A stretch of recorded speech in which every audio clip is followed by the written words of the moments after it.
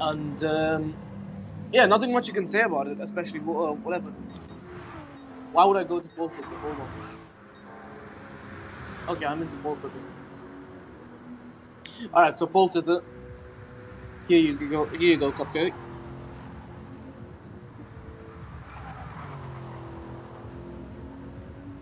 Okay. Looks like both of us lost a bit of time. No, it looks like he's lost about just a bit of 2 seconds. Gap is now 7.3, 7.3. So almost close to 6 now. It's for McNally. Okay. My bad. So sorry for not doing that earlier. But here he is, positive.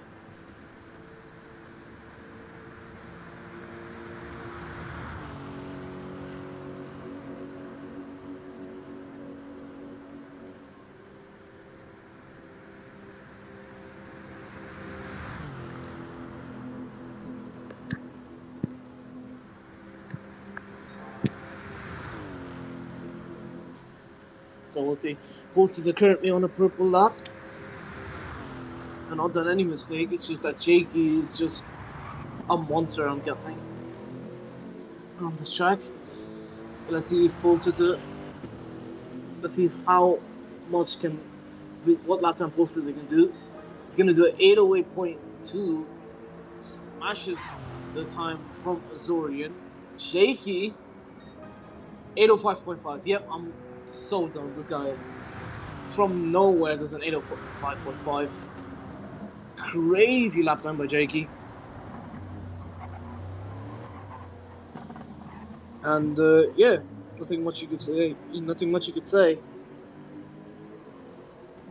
Oh yeah, we switched streams now. Great. Welcome to part two. Currently I think we've got about one more lap remaining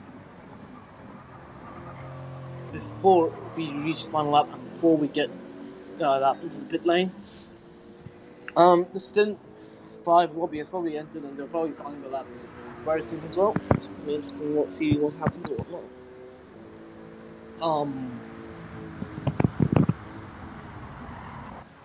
Let's go into the somewhere in the middle here. Let's go into here. I think the gap is still very close between Ismail and James. AHR and Loose not having the race he really wants to have. Especially Loose after having a very good race in Bathurst. And then, what were they in Rebel Ring? I think they had a decent race in Rebel Ring. I can't remember. But it's not where they want to be. And AHR themselves also very decent Bathurst and Rebel Ring. Hard to see where they are. But again, there is still a lot of time in this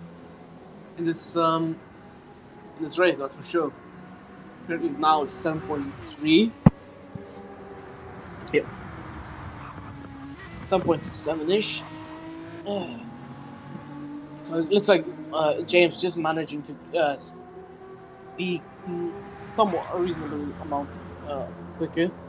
And I think James is just going to do laps as much as he can. And with the pace he has, if he is still gaining on Ismail, I think James can bring the car home in P11. And not much has to be said, except the fact that I can't see anything now because the game is completely pitch dark. Which is kind of relaxing, I should add. Late night stints are terrifying, but relaxing in a very weird way that I can't explain. It's hard to say for myself as well, but I don't know. There's an aesthetic about late night racing which you get the aesthetic from other types of stints that you just don't have, especially if you're in that range where you're at that like 2 a.m., 1 a.m. session, and you just even you're not in that very competitive zone and just having fun. That is probably the most fun time you're gonna have in an endurance race. Honor unlaps himself from RTR. That is very good to see. Let's go to Honor for a second. Honor doing very good for himself, and oh,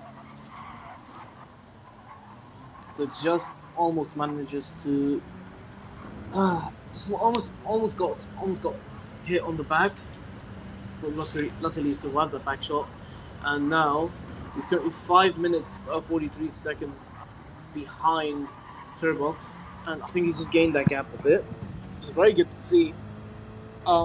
It's been a very mixed stint for Honor, but luckily he's definitely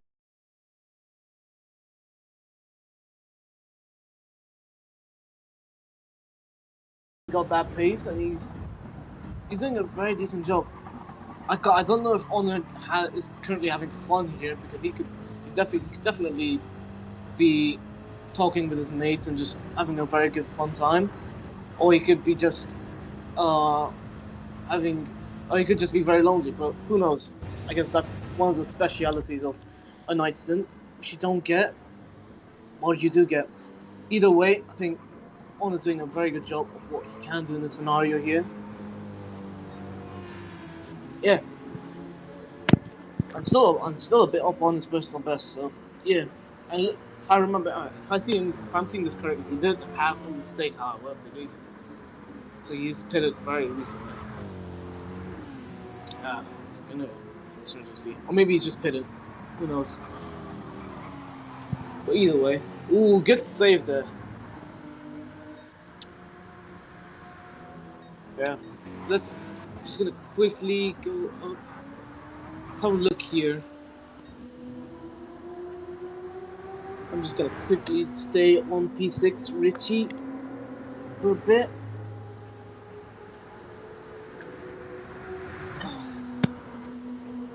And I'm just gonna go on board for a bit.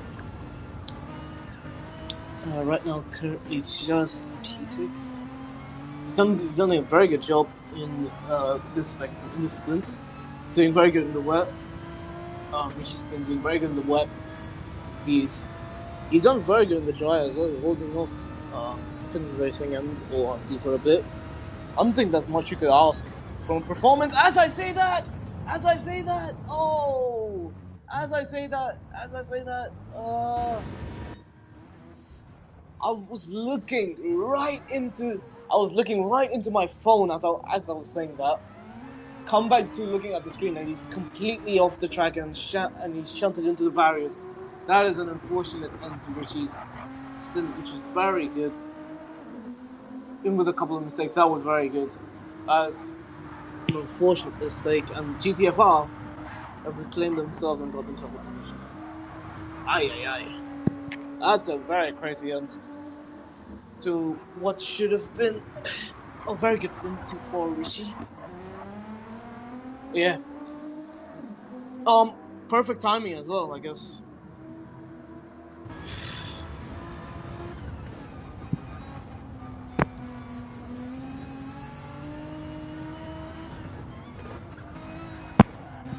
Currently, I think Richie's just gonna settle the car, and just bring it home now. Even with the damage, you've only got one more lap. I think last minute I've basically said, yeah, it's fine, drive the damage and bring it home. To the next guy ahead. They're still in contention here, so I think if last minute have definitely got an opportunity here in the next stint. They could get back P5. Who knows what type of driver they've got ahead. I think maybe they could bring Mahdi in for that stint, but who knows? Maybe Finalize could put up some way. There's many of the drivers that could definitely put up some way there. I'm not cursing him. That's just me being unlucky and seeing everybody crash in front of me. I'm not doing anything there. But yeah.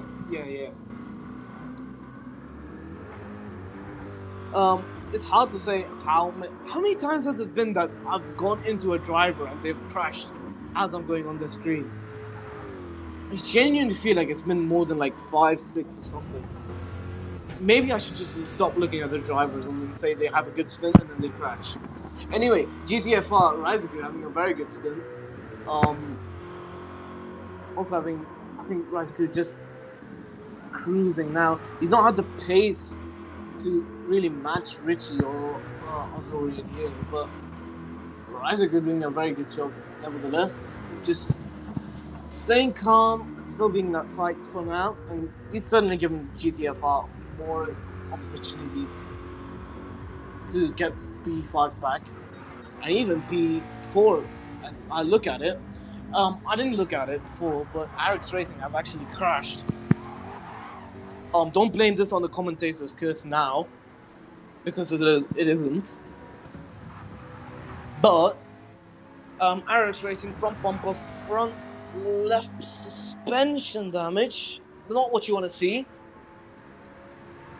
Ben is just gonna have to drive one lap as it is, even with that damage.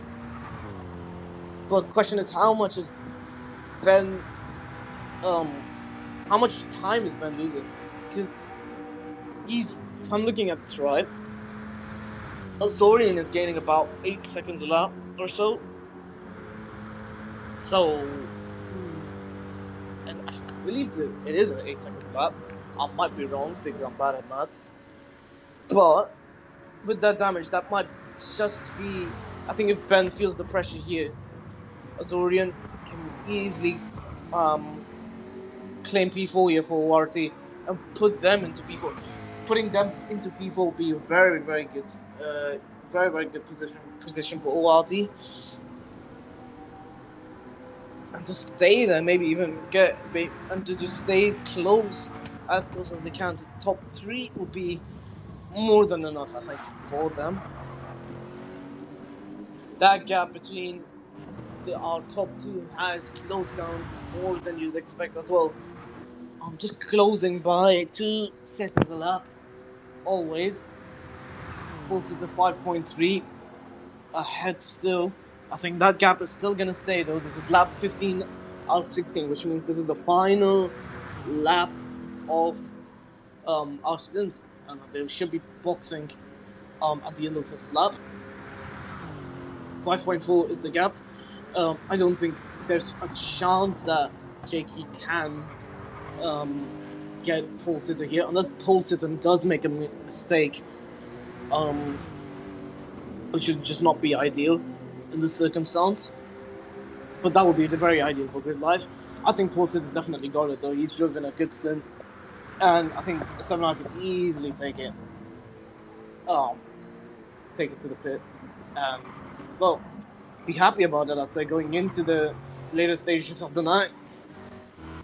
Richie, in goes new tires and fixing their damage, and obviously some fuel maybe, and it's just gonna be able to push it for one more final lap. I don't know why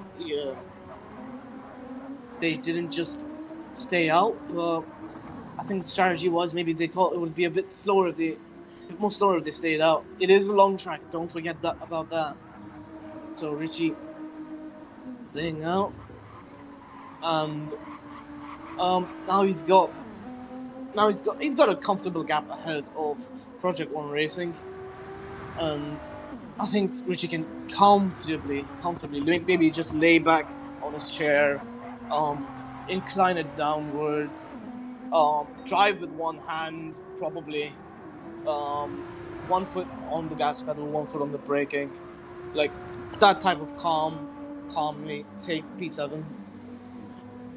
So yeah, not bad for last minute racing. Obviously that's not the mistake you want, but they are doing comfortably fine. S2C, I should say S2T Banana, good stint by Banana here. Good stint. Me Cougar team about a bit further back on the back row. Banana getting a mistake on the start, but then ever since that mistake, he's been flying, is an understatement. Like, he's been doing very good, and Banana has just been cooking, and he's been able to take apart and put a 7R back into the top 10, and now he's just gonna. I think the best case scenario is that he's just gonna hammer it, and he's just been hammering it, and now he's just gonna take back a comfortable P10 for me, for a 7R Mi Cougar. Again, I hope this is the Mi Cougar team. I hope I'm not getting this wrong. But I think this Banana should just I think Banana's teammate, whoever is in the next team, should have a very, very comfortable drive. If there's no rain, that is. Just have a very comfortable drive and I don't know, maybe make a coffee or something and have a good time. Same thing you could say for Zico, but Zico's has got a bit of damage. Obviously not fixed it yet, so he's still on the final lap. Zico currently just driving, and he'll just make it onto the pits easy enough. And yeah, not much. He's done a very good job for Platypus. Like Banana, he's gone from about a bit lower in the grid, made up some positions, and yeah, did very good for what he was with. Obviously, he did have some crashes. The one right now, and he's got damage, but he's put his teammate in a very good position, comfortably. I think many of these guys have put their teammates in a very comfortable position. Maybe not these top two, though. Maybe not these top two, because these top two are gonna have a very, very interesting battle going into Stint 5. Gap is now 4.4 something seconds in going into the final. So it was.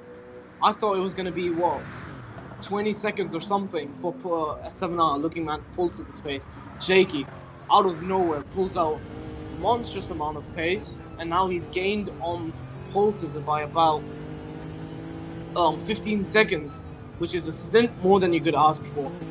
You could put it into theory and wonder if he didn't have that spin into starting his stint, maybe he could have been right on the back of pulses, but you never know. And as I say that, Jakey almost crashes it. So, I mean, I'm gonna stop talking about Jakey then. Yeah. Let's go to pole sitter.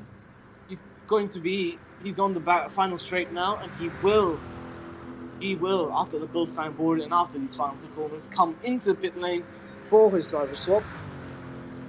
And a very comfortable, a very flawless stint by pole sitter. He's just going to come into pit lane and hand the car over. And he goes. There he is. And Jakey also, again, coming. Oh, okay. This is why I said I should stop talking. That's insanely unlucky. That's insanely unlucky. He's crashed and got damaged right at the end of it. In what looked like an almost flawless stint for Jakey. That's unfortunate for him. Regardless, that was a very good stint for Jakey into P2. Let's stop this Kaza, which, well, he's already on the back straight, so it's not going to take too long. Just gonna drive in. He's gonna drive soon into the pit lane and hand the car over.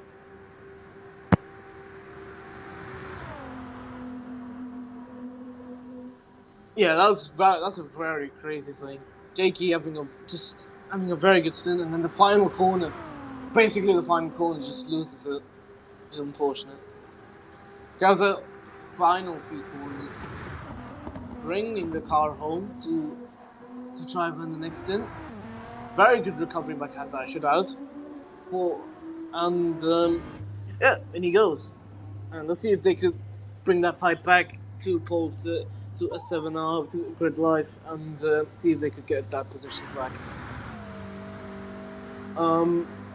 Ben just manages to hold on. Looks like Azorian didn't have enough pace, and Ben is just gonna hold off just a bit more, and that's gonna cause RX Racing to bring the car home in P4.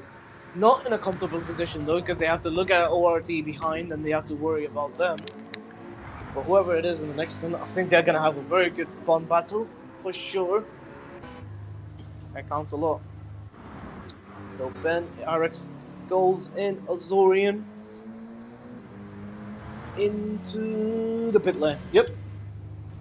Let's see what happens here. Raizuku now also on the final straight here, coming in. And I think we should swap over to Cupcake. If Cupcake isn't this shot, we should swap over to Cupcake. And yeah. And I don't know why, but oh yeah, Raizuku's run out of fuel. That's good to see. That's very, very good to see. Just what on earth, man? How that is crazy thing, and that's very unlucky for GTFR. Oh.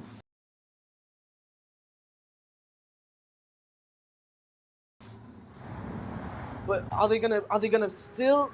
This is gonna be a bit close to the line though, if I may add. But I think GTFR are just gonna enter it. They drag that Corvette into the pit lane.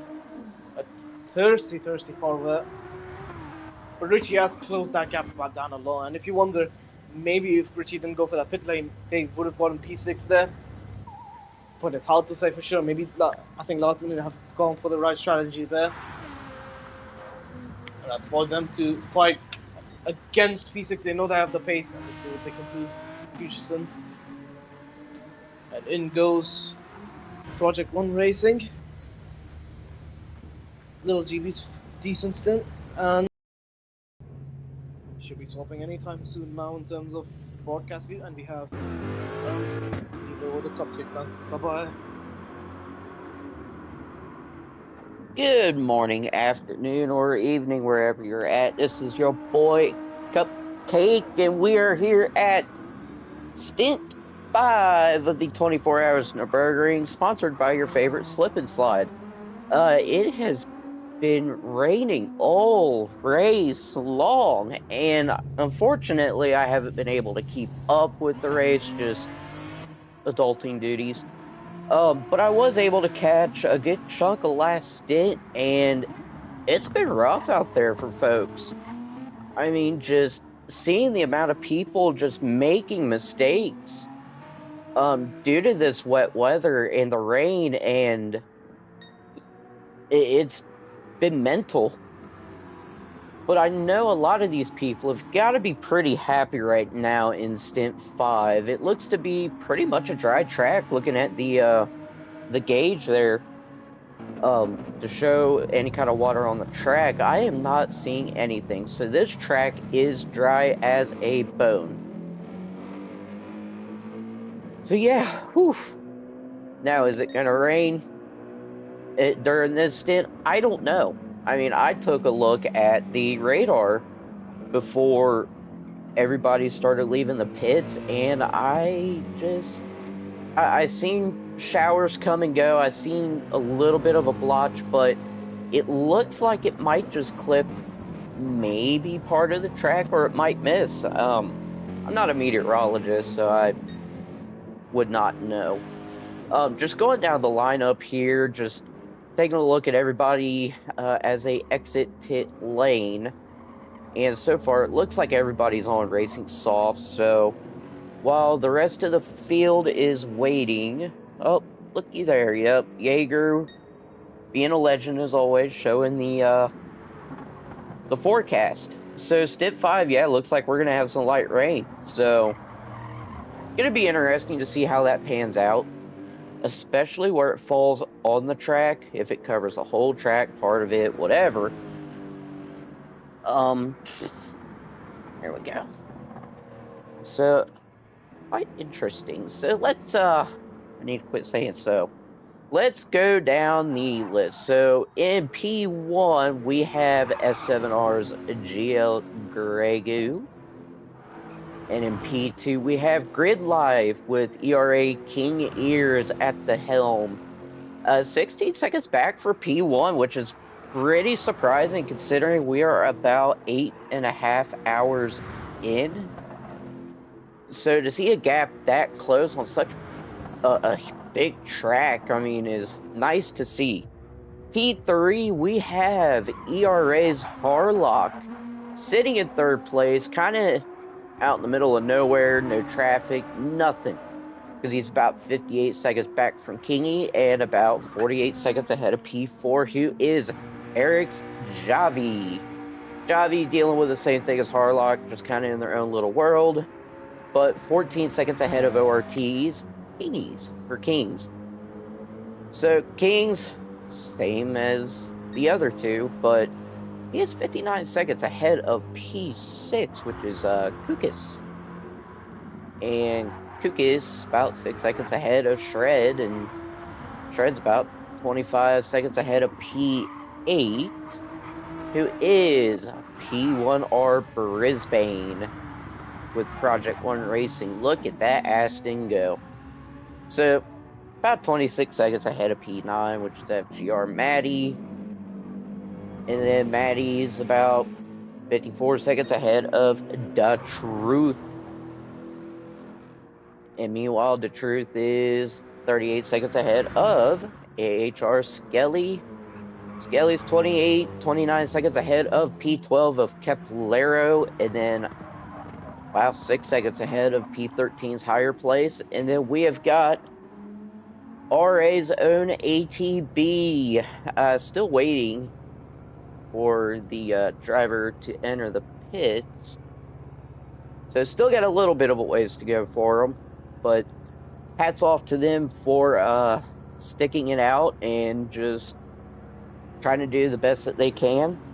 And let's give a shout out to Loogie. Doing a wonderful job with commentary in Stint 4, so huge props to him. But that is our current grid here. We're on board with GL Gregu on lap 3 of 16. Let's see if I can get a good view there. And yep, we are in the cockpit. Let's see here. River Ruckus Racing saying, great stint, Richie. Now let it rip, Shredinator. Yeah, I tell you what, Shred is one fast cat.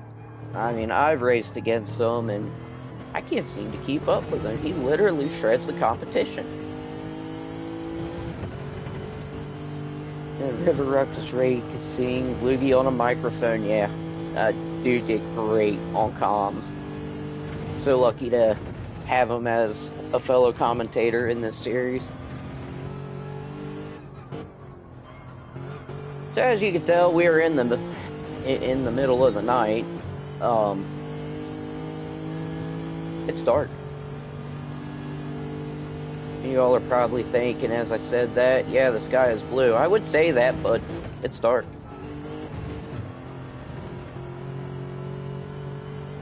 Look at the track. This track is just beyond challenging. I mean, it's long, it's technical. I mean, the different kinds of freaking turns that you have to deal with is just insane. But I tell you what, man, everybody is doing a great job.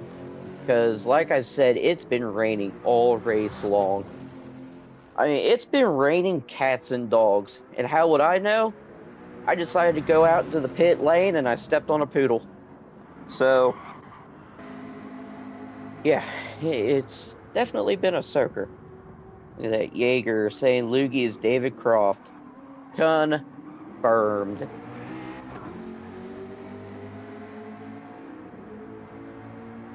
I've always wondered, though, like, what goes on, like, behind the scenes of all these teams, especially if you have people driving at night. Because that's gotta get, like, just boring, because if I could pull up hood cam... Nope. There we go, hood cam. Let's go to the eeny, meeny, miny, mo. This'll work, right? Go back a little bit more. There is absolutely really no kind of lighting on the track. So I imagine these drivers do get a sense of kind of like a tunnel vision where they're just so focused on looking ahead that it's just kind of like hypnotizing. So I've always wondered that. Like, do y'all sing to each other? Do y'all, like, talk shop? Try to keep the driver, like, mentally there, in a sense? Make sure they don't develop that kind of tunnel vision? Streeter Tom, hi Cupcake, hi JP. How's it going, No Comp Tom? JP, you hear the party music at YouTube Corner. I know I've always, like, wanted to stop at that corner and just listen to what those people are blaring. Because it sounds like one heck of a rave that goes on.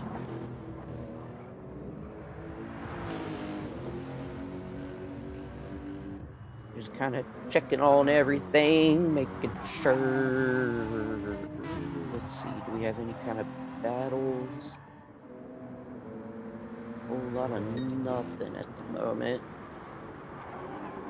But I will say this is interesting here. The gap between P1 and P2. The gap has went down.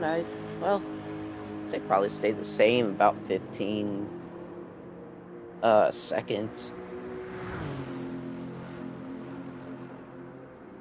And I'm kind of curious because I have heard through the grapevine that old Kingy here has a lot of experience at this track. River Ruckus Racing saying real good Deutsch techno. Anyway, I'm a sucker for techno, I will say. You catch me blaring that stuff in my truck.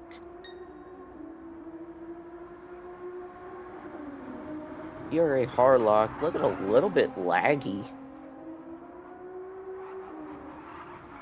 But as you can tell, sparks are flying, which is such a nice sight to see at night. Really fits the vibe. Penalty. Oof. Hate to hear that, JP. That is no bueno.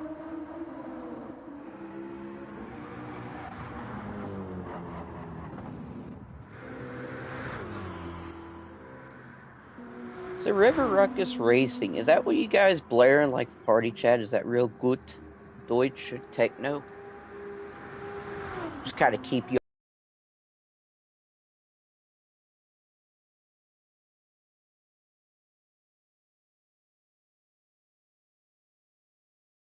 all up, vibing, jamming, whatever you want to call it.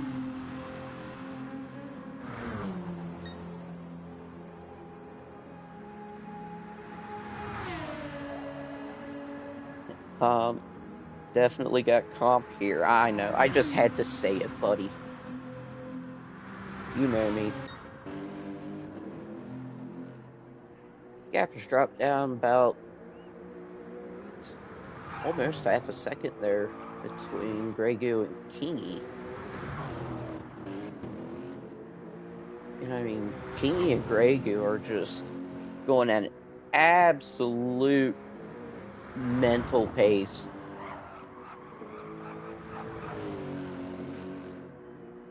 It's quite insane. Let's get a hood cam. And I mean, what a view. What a view. You are taking those turns flat out, 150, 160 miles an hour, in the pitch black. Luckily, it's dry.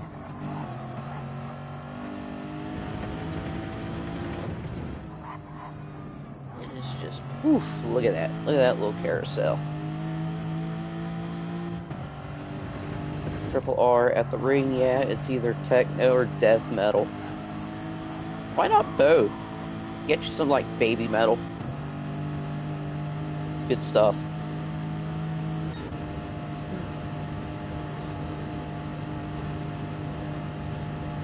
GT45. What's up, buddy? How are you?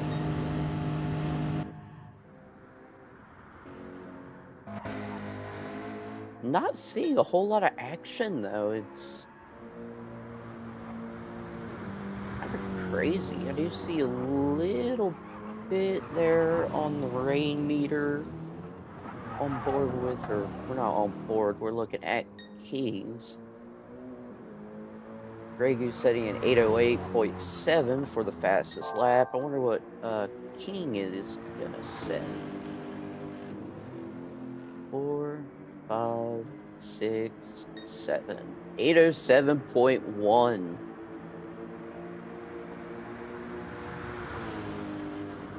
Just got up from a well-needed nap. 2 hours sleep before opening the race today. Not good. Oh no. Not good at all. And I do believe you have the later stints, don't you?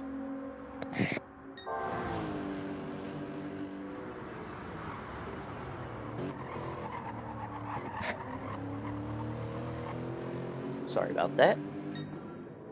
I had to get a drink of my coffee.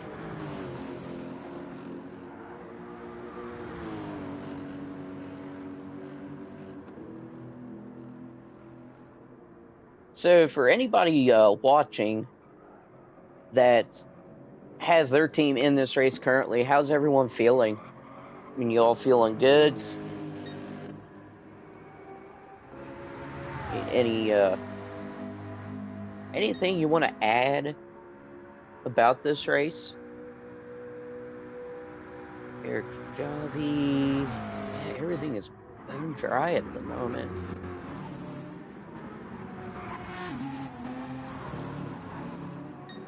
Looking at P1Rs for Brisbane, excuse me. And if I'm not mistaken, I think they're about to get lapped.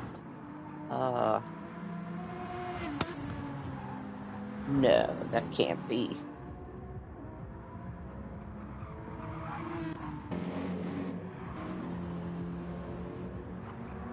Or they might have lapped someone. Okay. Yeah, that. I do believe that is going to be. Might have been a higher place.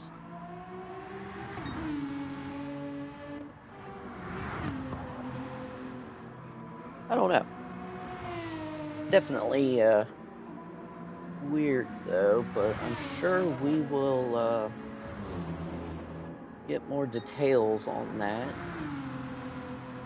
Let's get back to P1 and yeah, S7R doing a really good job at kind of keeping that 15-second gap to King Ears with Grid Life. Grid Life, I mean, I think they're just gridlocked as far as trying to gain on P1's S7R, GL Grey Goose.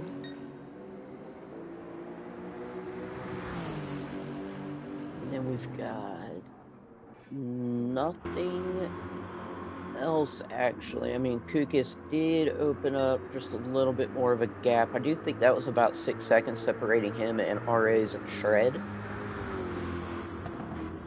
So doing a pretty good job with that Corvette, actually.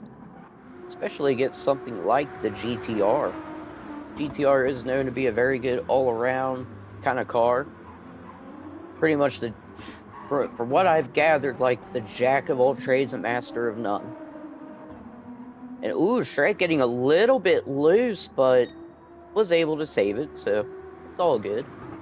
ERA's Harlock, I did miss that, did set the fastest lap of the race so far at a blistering 805.3.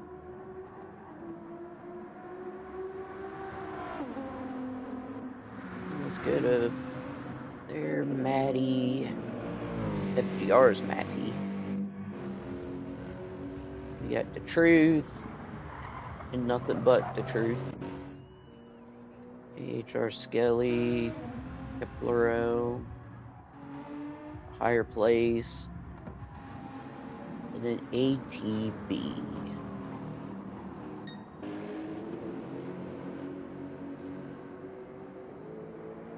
Streeter Tom saying third closed about 5 seconds on second. Yeah, I didn't even think of that. I mean, Harlock is on a roll. I mean, oof.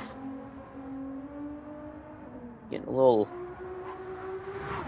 close to that barrier there. Let's take a look at his hook cam.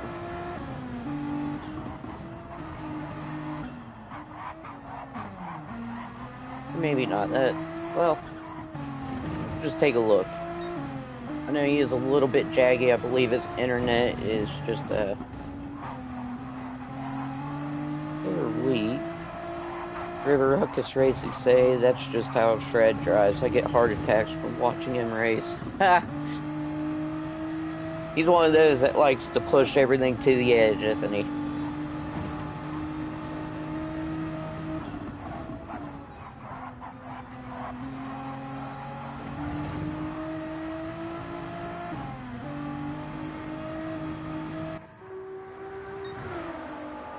Speaking of which, let's look at Shred. Still about 7.8 seconds back. Lucas, I don't see any sort of damage really from both cars. GTR is just doing a little bit better on fuel and tires, not a whole lot. P1R petrol, huge respect to all drivers taking part of this race. Yeah. Like I said earlier, it's a long track, it's very technical. It really takes guts to tackle a course as daunting as what they call Nürburgring, aka the Green Hell. Beautiful angle there on Shred. Look at that. GTR just getting it. So speaking of P1R, let's go to P1R's Brisbane. Show this dude some love. He is running the Aston and seems to be pretty well acclimated to it. I mean, just throwing that car into the corners. He's still holding a pretty good gap on FGR's Matty at 11.5, 11.5 seconds, and is currently on a personal best for the lap times. He did set an 8:14.7 last lap.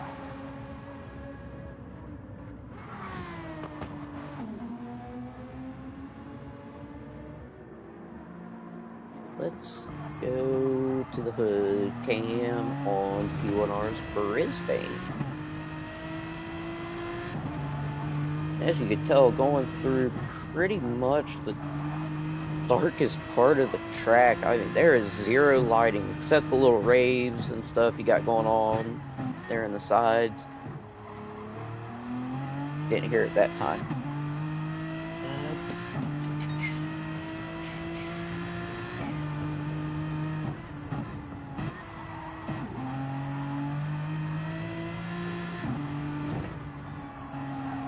So I do have some updates here. I don't know if it was mentioned earlier in the race or not, but Project 1 Racing P1R, we are currently on board with, they were formerly known as RTR Raw Talent Racing. They have changed their name to Project 1 Racing.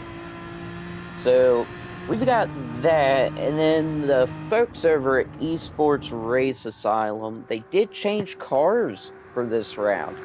So they ditched the Vet, picked up the GTR, and what I am seeing here, we do have another car change from Eric's. Looks to be Eric's Javi that is currently racing. They changed from the Nissan to the McLaren, so a very interesting change there. That is one car I haven't really heard kind of get talked about since this latest update. So I'd really like to know kind of the whole thought process behind that, because I've always been hearing like GTR, Aston Martin, Lexus, maybe the Mercedes. Like the McLaren's been, from what I've noticed, kind of put on the back burner. And then there's special liveries for this weekend's race with ERA Grid Life Loose Moose, AHRA Black. So if there's any like significance behind those liveries, like, guys, let me know, because I would love to kind of read the comments and see why people are running special liveries. And look at that, Eric's setting a really good lap, man. 806.5. That is some good stuff. Meanwhile, King Ears has gained about a second on Grey Goo. It is now 14.6 seconds, separating P1 and P2. We do have some blue flags. Looks to be between ATV and FGR Maddie. Let's go to the hood cam on Maddie. I do want to see how this kind of lays out.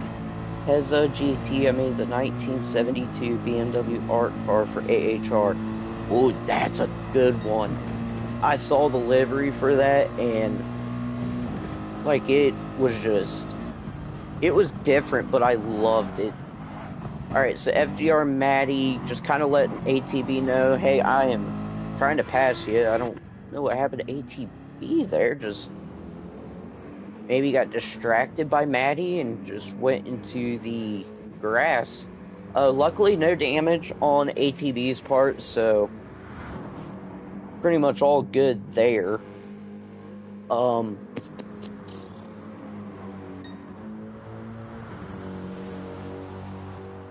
we're P9, that's Maddie. Yeah, no damage on Maddie's part either, so good deal. Not the best way you want to get around someone, and not the best way to let someone pass you, but it's one of those things, like, it is what it is. I mean, what are you going to do?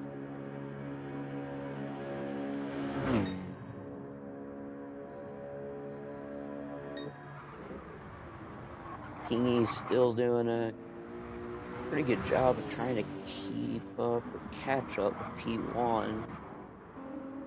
And I'm still not seeing any kind of battles. Sure, it has gained a little bit on Lucas. And I mean, powers of fuel are about the same.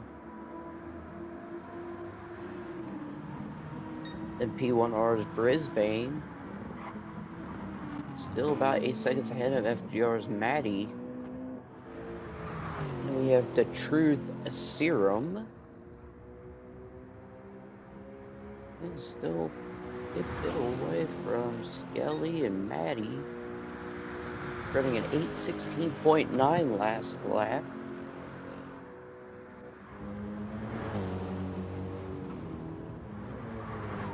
What's this car would like? Oh, wait, we got some glimpses. Because I really love this livery. I mean, Pezza, you did a really good job on it, dude. It just, like, stands out and it pops.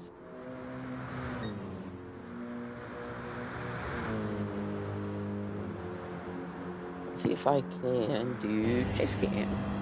Here we go. Let's see. That one.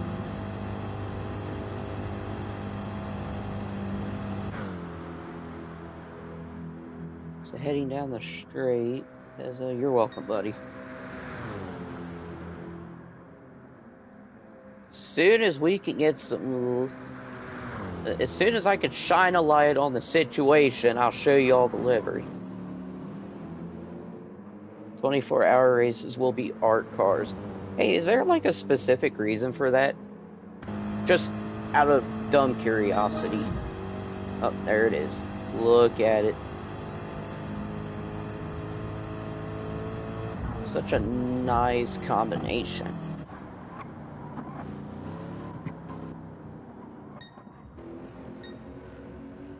Grey Goose still holding steady, 14.6.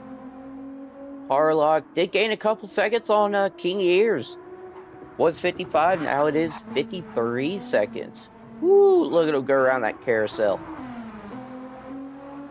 Sparks flying, cars jumping everywhere. But that felt good. James wanted to do something special. Oh, that's cool.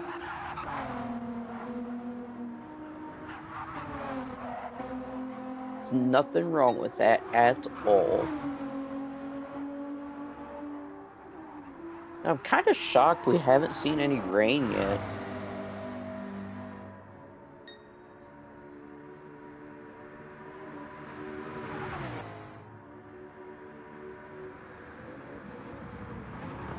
And I bet Ray's probably in the chat right now doing the rain dance.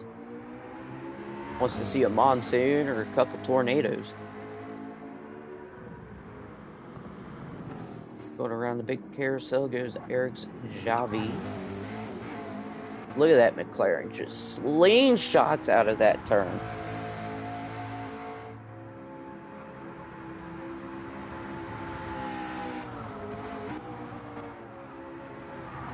Think about nerves, time could be made up. Makes this a very unique race. It does. Because like I sit here and I go, oh yeah, Eric's Javi's 2 minutes and 3 seconds back. And people will probably think, well, oh no, that's 2 minutes and 3 seconds. Well, you look at the lap times, you're doing an 8-minute lap. So it's really, like, yeah, it's a lot, but at the same time, you can still make it up. I mean, we have 15 hours and 11 minutes left of the race. GL Gregu going into the pits, followed by King Ears. Also saying maybe snow. I would love to see that. I can see it now. IRO presents 6 hours in Nürburgring with snow and pickup trucks. Alright, so Gregu out. Took about half a tank of fuel. Let's see what Kingy does here in that beautiful Grid Life Racing livery. Tom, if you are watching, what is the significance behind this livery? Like, what makes it special?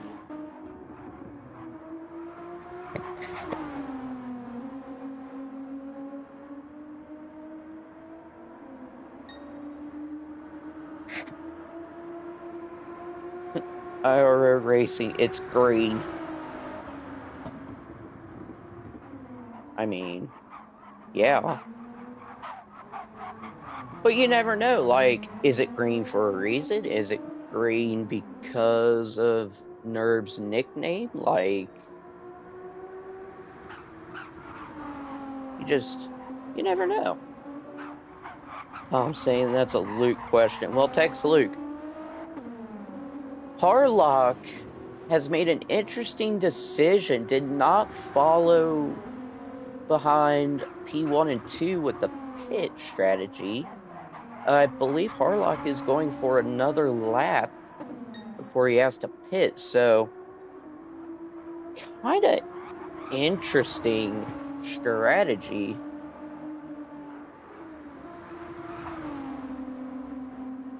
Kind of curious as to why they didn't pit. Let's take a look at Eric's. Eric's didn't pit either. But I say that ORT Kings gets in or goes into pit.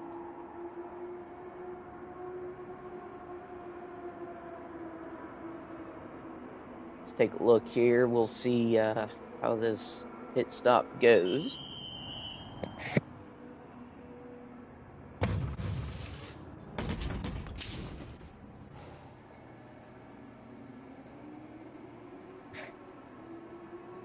Looks to me like he's got another set of softs on, so Tim Bennett saying softs will last 5 laps.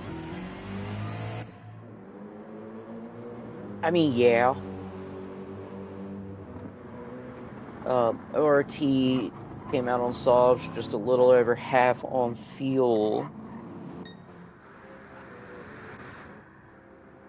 So Harlock must be seeing something that maybe the rest of the field isn't, as well as Eric's. They might know that rain's possibly coming. If they can see it on the radar, if it even shows up on the radar. Unfortunately, I do not have access to that. It'd be nice to have it pop up, say like, maybe below the fastest lap. That'd be kind of cool. And then we've got Peyton Money Jackson in the chat. What's up, buddy?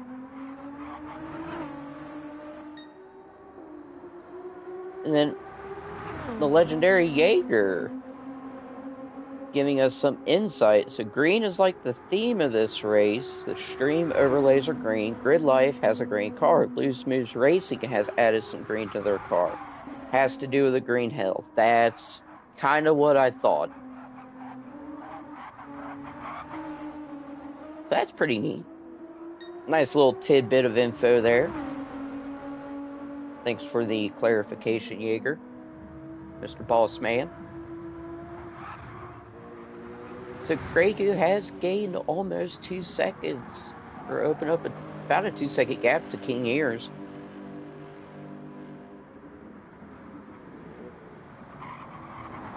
And GT45 chiming in as well. Looks like fastest lap currently is possibly an 8:01.3. Sheesh. And these folks are running at a relatively dry Nürburgring this stint, which is shocking. And the fastest lap so far is an 8:05.3. Leo saying Muffin. Hi, Leo. Good to see you in here, buddy.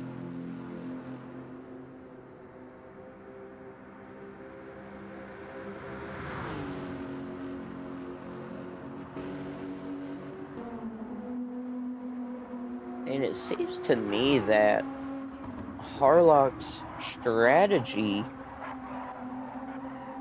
is kind of backfiring because he was like 16 seconds behind King Ears and is now went up to 18, almost 18 and a half seconds. Evo, no, Harlock hasn't stopped. So, kind of a risky pit strategy, unless, like I said, maybe they saw something that nobody else has seen. Ooh, getting into the grass a little. Ooh, them tires are definitely showing signs that they're about gone. I mean, just to give you kind of a little insight, I mean, the front tires, they're almost 75% worn on Harlock's car and about half worn in the rear.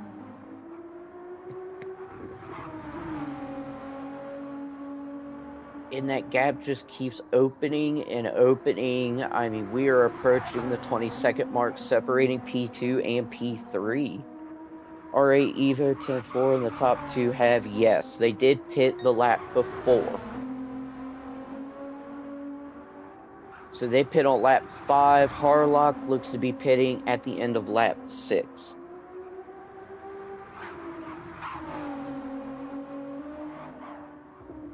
Thanks for that message, Leo. I do appreciate that, buddy. Tell you what, it's our commentating alone. 2 hours, really not a whole lot going on. I mean, Gregu just doing a stellar job of maintaining that gap between himself and King Ears. Was as low as like 14 and a half seconds. Now it's currently, I'm going to call it 17 seconds.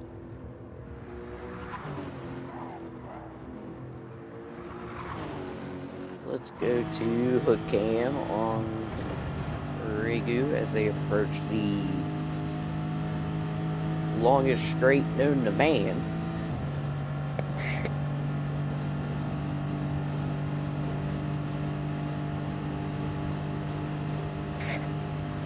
Thanks for the love, Peyton and GT. Evo. Thanks for the message there. Hopefully your night shift goes well. I think it'll go great. It'll go wonderful. Just for you, buddy.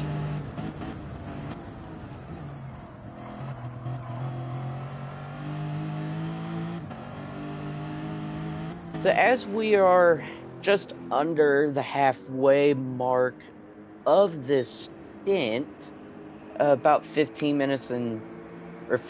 hours and 3 minutes left. getting ahead of myself. My apologies.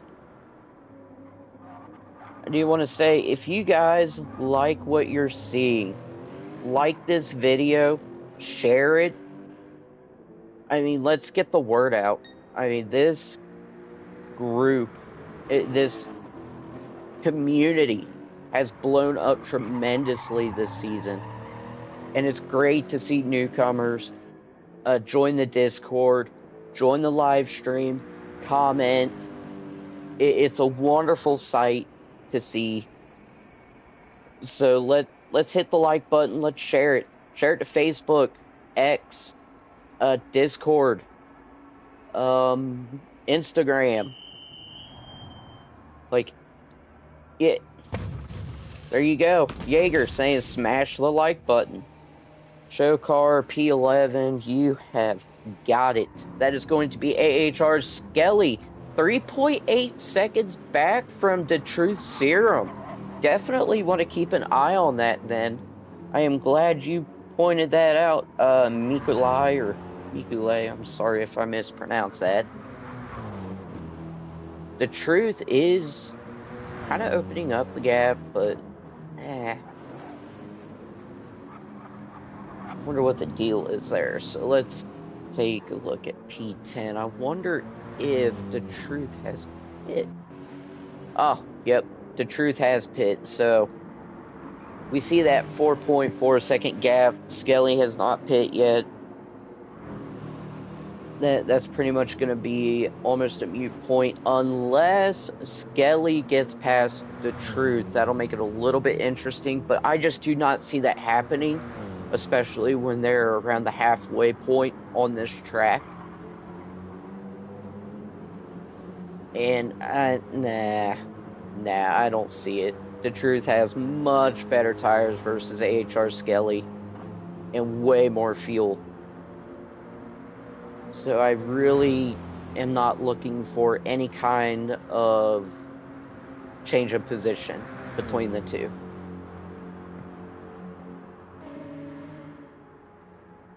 But we'll take a look at these others. So Keplero hasn't pit either.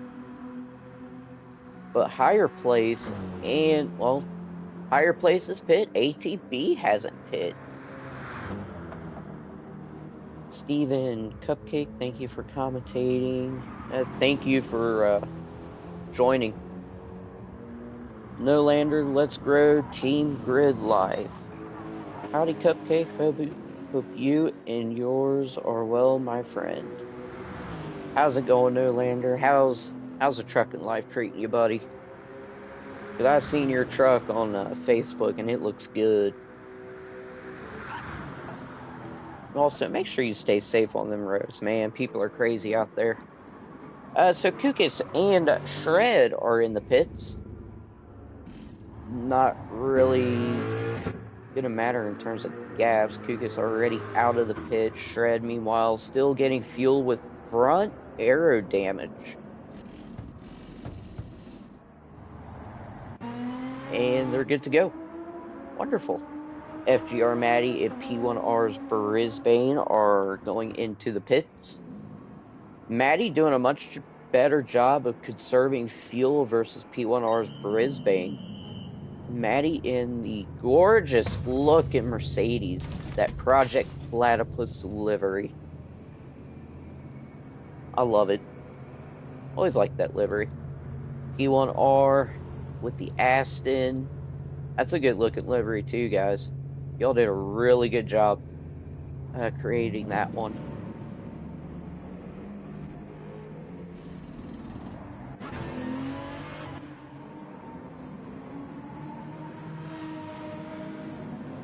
FGR Maddie is about 6 seconds ahead of P1R's Brisbane. And oh, you guys see that? We have got rain. Rain, make it stay. Let it last the rest of the way, because this is when things are going to get interesting. Because, oh no, they even went out and got softs. So, FGR Matty with the racing soft, P1R Brisbane was softs. It's not enough rain to cause trouble just yet. But I tell you what, if they hit any sort of downpour, it's not gonna be fun. GT45 Ray's dance worked. It sure did.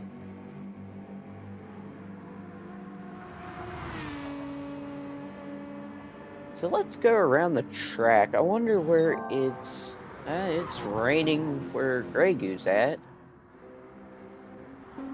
Harlock did pit. Good deal. Raining there. Okay, so it's raining like the first half of the track. Let's see if I can get kind of a better... Actually, let's see what these guys are gonna do. They know it's raining. So are they gonna switch to softs or are they gonna switch to intermediates? I'm kind of curious.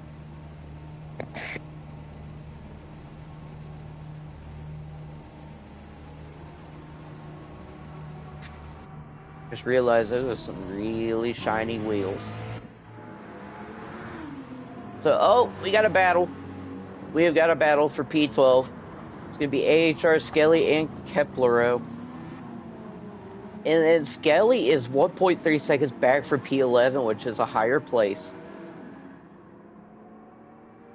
Oh, this is going to be good. Let's go on board with Keplero. Let's see if I can get a hood cam view. I believe that is hood cam.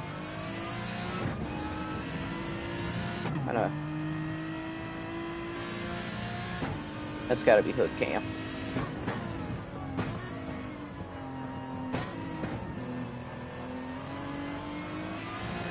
So, ooh! Keplero! Get a little loose there. Going into the Schumacher S's. Still kind of holding steady, trying to catch up to Skelly.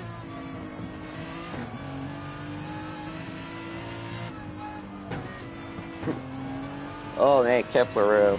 Alright, let's go to chase cam. Let's see if we can maybe capture some of this action here. Keplero going on the inside, heading into the curbs.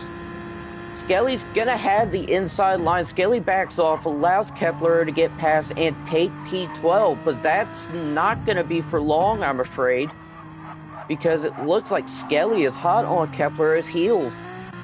So Skelly is going to really put the pressure on Keplero.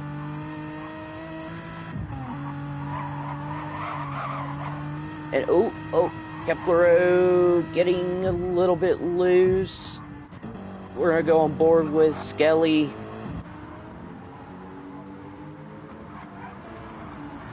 Jaeger donating 12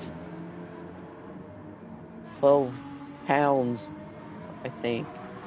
$12 here. So huge thank you to Jaeger for that. Mr. Boss Man of the Stream Team.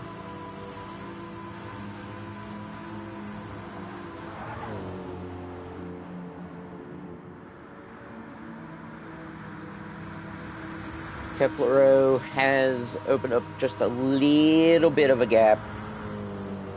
Not a lot, but just a little. Looks to be about 0.6 of a second. Look at these two guys just duking it out. This is what I wanted to see. This is what I have been waiting for. Maybe I could go into a cockpit view, get a better look. There we go. We're on board with Skelly. Wipers are going. It is raining. Both of them are on soft tires, so this is going to be a very, very technical battle, intricate battle. Rose is saying it's euros. I'm sorry. So, 12 euros has been donated to this stream by the legendary Jaeger, so thank you so much. Guys, let's give some love to Jaeger. He is the mastermind behind the streaming side of things. I mean, the dude's a legend. And it is an absolute honor to be commentating with the likes of him and everybody else. So Kepler are doing a much better job in this rain. Ooh, we got a downpour. Downpour, soft tires, that is not a good combo. Look at that rain.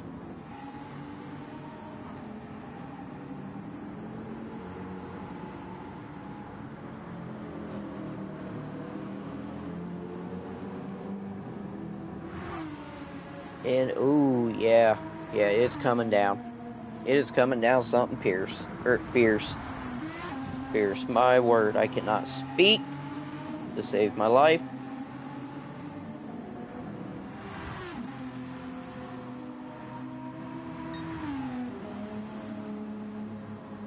Skelly must have made a mistake or is playing it safe because that gap has opened up to 4.2 seconds.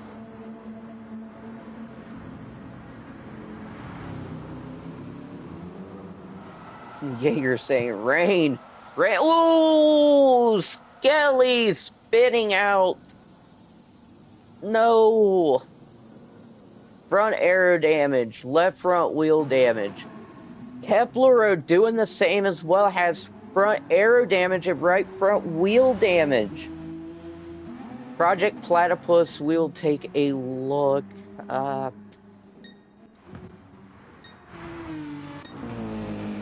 Currently in P8. Now, this reminds me, because it's raining. And Grey Goo is 31 seconds ahead of King Ears. Something must have happened. Because look at that rain on the track. See, I know we're not supposed to use this view, but it'll give us a good idea. Bumper cane. I mean, that track is soaked.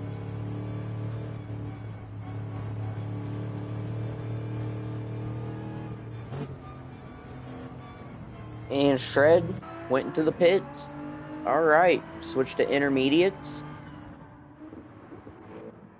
Kind of curious to see. Oh, the True spinning out as well. Has front and rear aero damage. FGR Matty is going into the pits.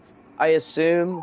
Oh, they got damage to the rear downforce and the left rear wheel. I assume they're going to be changing to intermediates. Ray saying no, he's just being careful. Well, that is a very smart move on King Ear's part. Especially when you kind of get a sudden downpour of rain like this. Call it Ohio weather. I mean, the last thing you want to do is just to be hammering down, just getting it. And then you're just caught off guard. So, speaking of which, Grey Goo clearly not taking my advice. And is killing it. Going down the track. But Kingy doing a really good job managing the car, managing everything that he needs to do to make sure that car does stay in one piece. They don't get any kind of damage. Let's run down the list real quick. See if we have anybody with damage. Harlock taking it pretty easy as well. No damage for Harlock. Javi, Kings. Kings is on intermediate tires and is gaining on Javi. So, wow, gaining quick. It was 5 seconds, like 10 seconds ago, if that. Now it's down to 1.8 seconds. So ORT with a brilliant strategy, able to get around Eric's Javi with zero issues and take P4.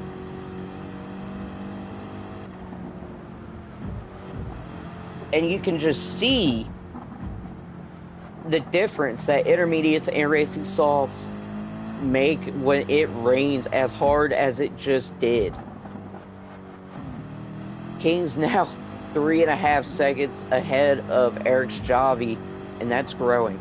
That's growing real quick. And if you take a look, the gap to P3 is now going down big time. We're now at a minute 22, minute 21. Let's take a look at Harlock. Harlock yet just having to play it safe. But Kings, brilliant pit strategy on their part, putting intermediates on. Maybe they were at the right place at the right time. Kind of looks like it. And now that gap is down to a minute 15, minute 14. That is just huge for the folks at ORT. Let's go down to P6. P6 running softs. Shred, meanwhile, on intermediates. And I'm willing to bet they are going to catch Kukis before the end of this lap. FGR Maddie on intermediates. Still, well, ooh, wow, okay. Brisbane racing softs. Okay, so Maddie moves, I would assume Maddie moved up into P8. P1R's Brisbane still on racing softs. The Truth Serum on racing softs as well. Keplero on racing soft. Skelly on racing soft. Still with that front air, left front. Oh, spin out. Turn one. Hello.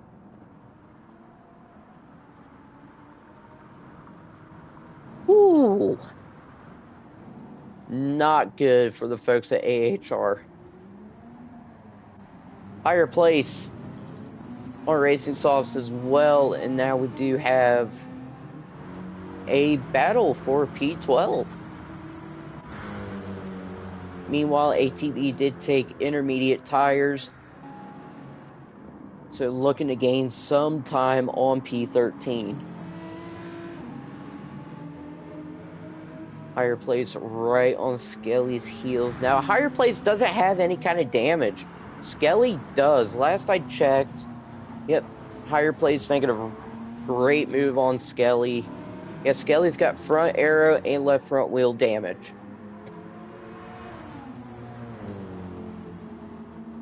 Wow, wow, wow. Meanwhile, Grey Goo, King Ears still running P1 and 2, and Kingy going into the pits. Interesting. Grey Goo, meanwhile, has not entered the pits, has racing softs on still, about 25% worn in the front, and Kingy was about the same. P3's Harlock. Wonder if they're gonna pit. Let's kind of stay focused on them for a sec.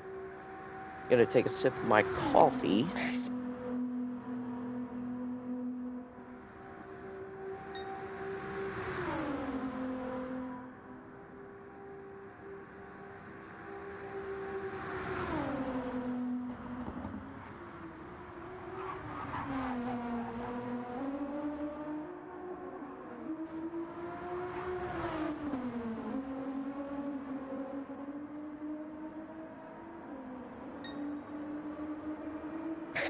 Alright, and we're back. So Harlock did not pit.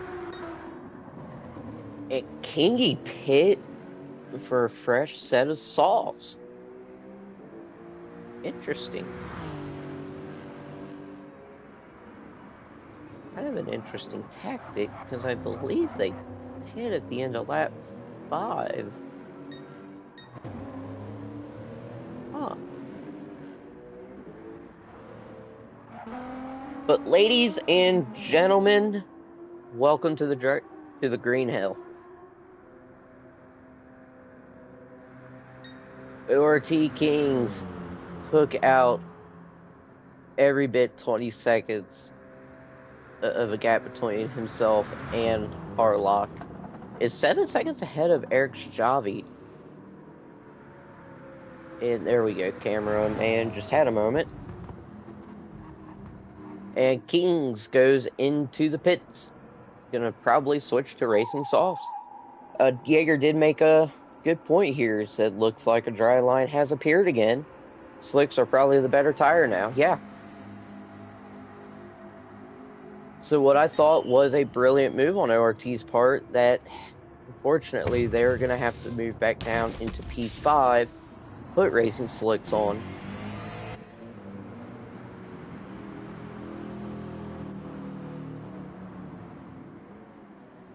Now let's go to some kind of cam. Maybe we could find the dry line. Yep, there we go. So as you can clearly tell, there is a dry line that has formed around the track.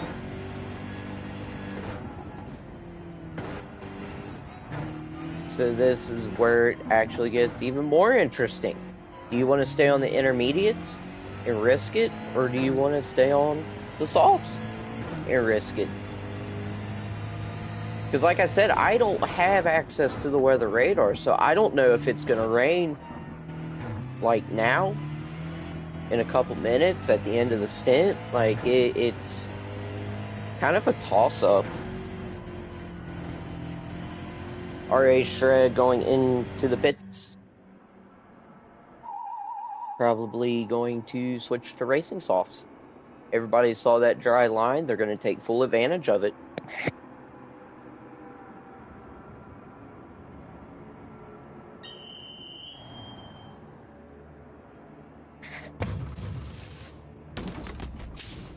GT45 bringing up a good point. The dry line is tough to see in the dark conditions.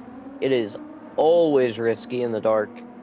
It is, especially a track like this where it's not really well lit. So you're kind of like flying by the seat of your pants. And this is when track memorization really comes into play.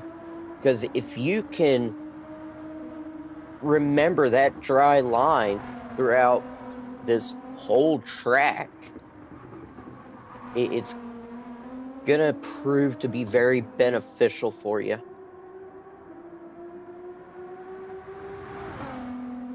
Let's take a look. Gregu lost about a couple seconds or so on King Ears. King Ears did pit and put on a fresh set of softs. Nay Bother saying happy Star Wars Day, everyone. May the 4th be with you, Nay. Maybe the 4th four-wheel drive be with you. Yeah, Kingy is gaining on Gregu, just taking little bites out of him. Was 51 seconds, now is 49.8. Harlock is 24 seconds back from King Ears. Ooh, King Ears getting a little squirrely. Harlock, I don't believe they pit for softs the last lap. They might have. I could be mistaken. No, they did not.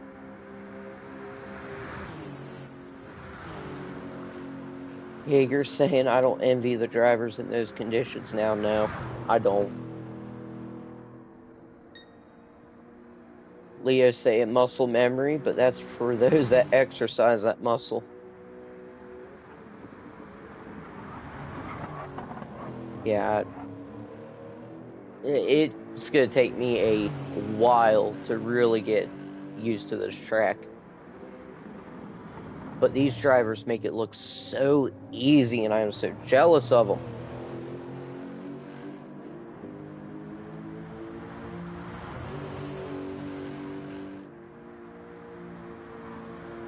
And let's get a hood cam, just for kicks and giggles.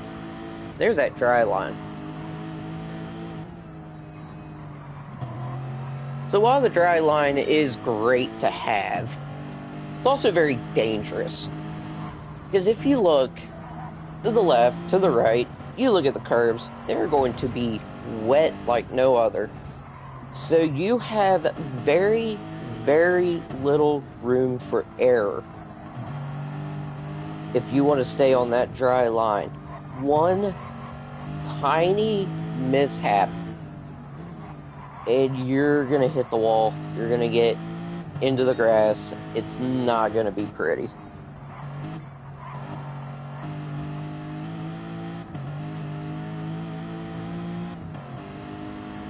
Nay saying I'm banned from driving four-wheel drive. Perry the Platypus saying don't worry, next stint I'll make you feel very well represented.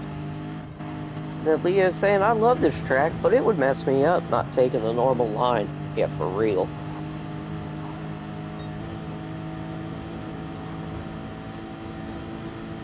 Kingy making it look easy. And then Grey Goo kind of having half the car on the dry line, half of it on the wet line, I'm just gonna say. Try to cool them tires down. Don't want to keep wearing them down in a sense. I wonder if Grey Goo, though, is going to pit, and they are not. Yeah, so as you see, Grey Goo is not sticking to that dry line for now. Wants to cool the tires down, kind of reduce the wear of those racing softs. Let's see what happens. Ooh. Talk about a tight line. Ooh, ooh, ooh. Little bit squirrely.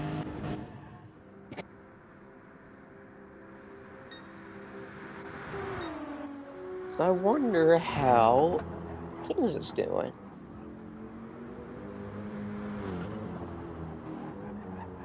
Kings had that very gutsy strategy of switching to the intermediates early. Looked like it had worked out great until the rain stopped. Was running as high as P4, was taking a huge chunk of time out of P3, took about 20 seconds off. And now, since that dry line appeared, Kings had no choice but to pit and to go back on racing softs.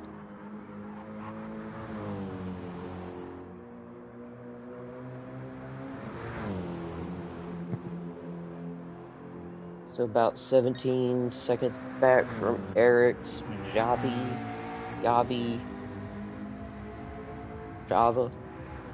I'm sorry if I mispronounced that. And then Shred in a world of their own, as well as P1R. Ooh! Let's see what we got. We got a battle. Got a battle for P8. That's going to be between P1R's Brisbane and FGR Maddie. Gap currently 1.2 seconds separating the two.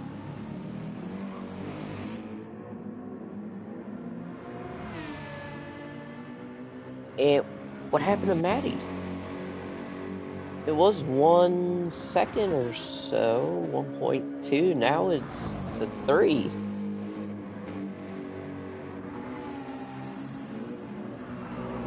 The Jaeger with a great point. ORT also running the yellow endurance lights. Looks nice, but you have much less visibility with those.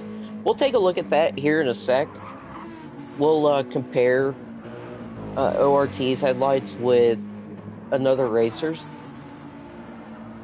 just to kind of show people the difference in visibility. FGR Maddie getting up on that curb.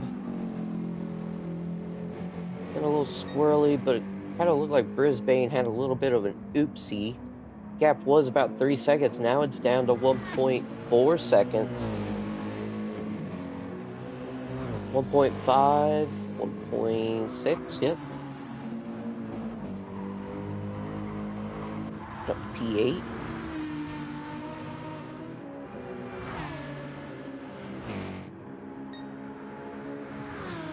Perry saying, and Maddie, we trust, my goat. Bro's driving wheels off of that Mercedes, dude. I mean, doing a really good job of just handling it. I mean, look at that. Maddie gaining every bit a second on Brisbane. What's going to happen here? We are coming onto the long straight. Who's going to have the better launch? Or the better exit, I should say. So we'll go to Chase Cam. And we will go to Team Platypus here. Oh yeah, Maddie with one heck of a run on P1R's Brisbane. So, with that draft, that allowed Maddie to get around Brisbane and take P8.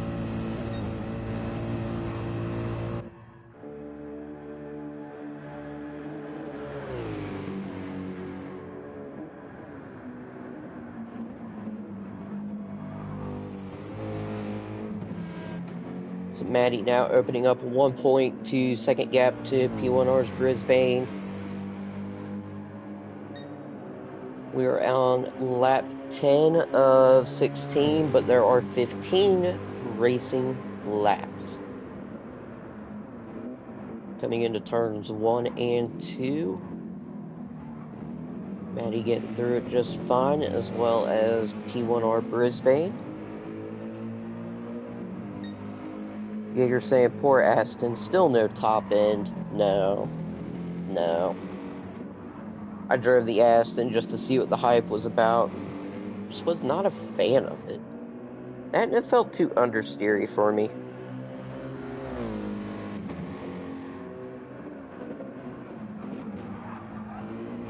Felt like I was trying to steer like a barge or cargo ship.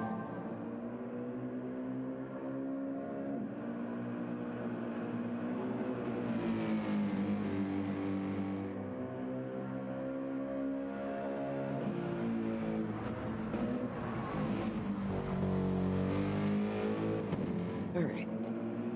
Just making sure everything's good on my end. So Maddie opening up 3.3 seconds. So good job with Project Platypus passing P1R for that P8.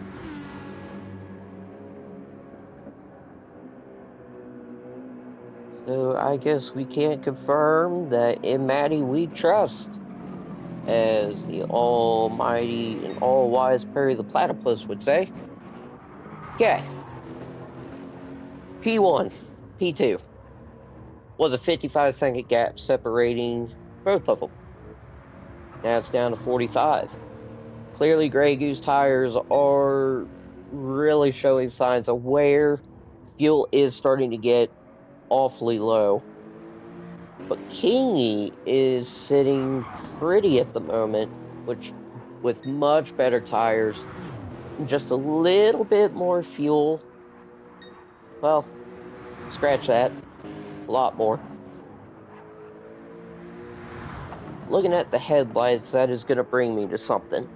I did say we would talk about this, so here we are with Kings. We're on a hood cam. As you can see, they do have the fancy yellow lights, which look great. I'm a sucker for them. But where they look good, they do have one glaring issue, and that's the visibility. Look at how much visibility they have using those yellow headlights. It's not a lot. I mean, I do see a car behind them coming up to the same section. We'll try and get a look at them. But yeah, yellow headlights are no bueno at a track like this, let me tell you. Let's go to P6. It's got to be P6. Yeah, so take a look at Kukas in the Corvette. Look at the headlights they have. Much brighter, way more visible. You can see a lot more. You can really see that dry line too. And that's just, I mean, look how much of a difference that makes. Choosing the yellow headlights between the more traditional ones. Grey Goo going into the pit. Let's take a look at them, but figure I'd just kind of share that with everybody and give y'all a proper comparison and show people why everybody was saying what they were saying in the chat. Grey Goo, fresh set of tires, and some much needed fuel. Kingy, let's take a look at Kingy. What are they gonna do? What's he gonna do?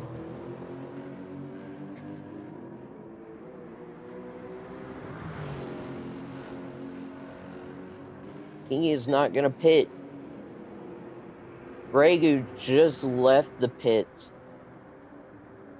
GT45 Gaming, the race car drivers have color visors with their helmets that allow them to brighten their field of vision, so the yellow headlights in real life aren't a disadvantage at all. Right. But I'm just talking in this game.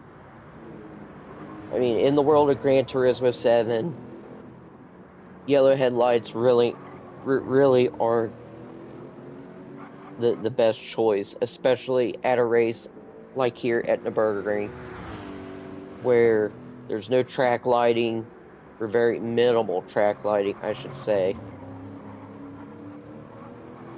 Whew, 3 seconds separating Gregu and King Ears. S7R Mazda, what does the yellow versus white headlights look like on max exposure? I'd show you, but I'm not going to. We're deep into this race. Oh. Uh-oh. Guess what? Blame Ray. She did the rain dance again, and it is raining. Kingy clearly taking notice. Look like he's starting to drop back.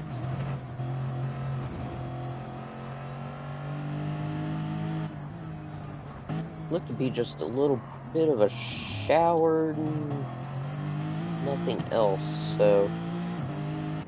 Oh.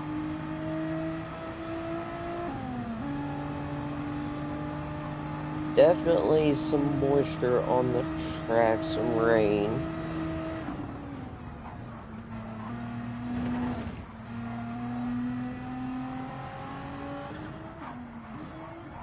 You did bring up a good point there, GT.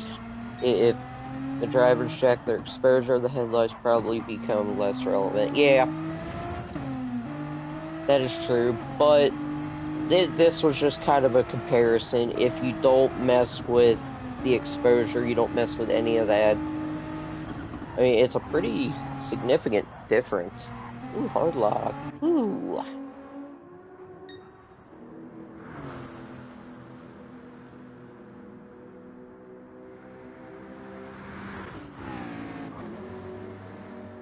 It looked to be mainly just the GP part of the track that received rain. No. It rained all over. Yep. Sure did. Skelly. Switched to intermediates. Oh. Meanwhile, ATB still racing softs.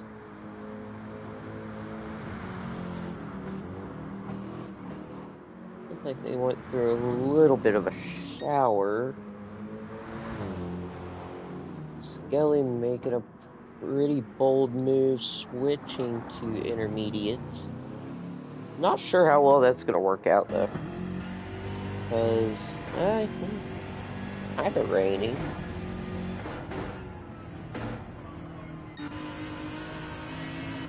We'll have to check back with them.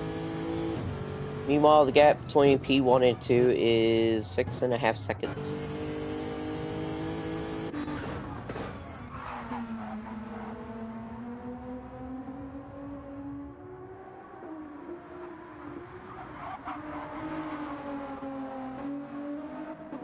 And ERA Harlock still holding the fastest lap of the race at an 8:05.3.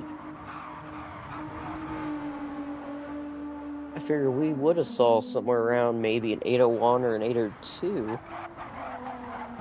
You're saying people are staying out? Yeah, the only one that came in was Skelly and put intermediates on. And then Mazda, I've never considered the difference between yellow and white before. Like I said, that was just like a simple comparison. If you don't mess with exposure and all that, and you like to try to keep it realistic, in a sense. Definitely a huge difference.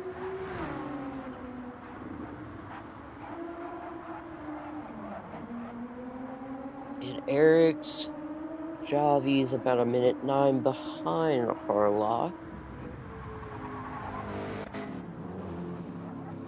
Now what's interesting, there's a 20-second gap separating Eric's and ORT. But ORT has way more fuel than Eric's and just a little bit better on the tires than Eric's Javi. So I wonder if we're going to see some kind of position change. Maybe a change of position.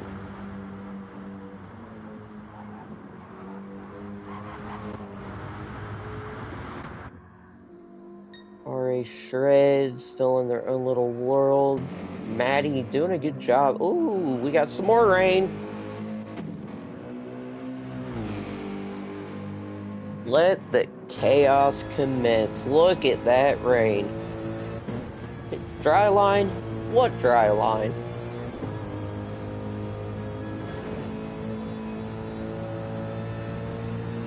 I mean, it soaked the track pretty good, and yeah, you start to see some of the dry line.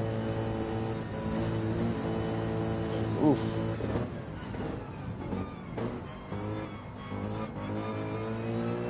Nice footwork there by Maddie. See him just kind of flipping that throttle, not getting too aggressive with it. Definitely don't want to floor it in these conditions. And turns the brights off. And they're back on.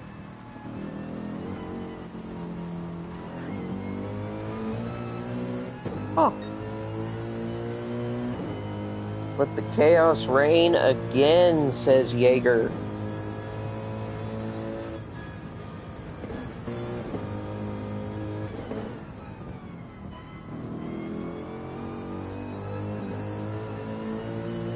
Oof.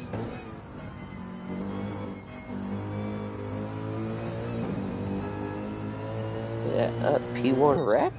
No, P1 did not wreck. They went into the pits. King Ears did pit a little, about a lap or two earlier than Grego. P1 did not crash. I do not see any signs of damage.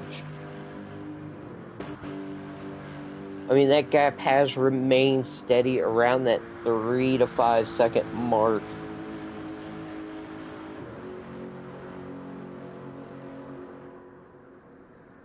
But I'll tell you who did wreck, and it looked to be King Ears.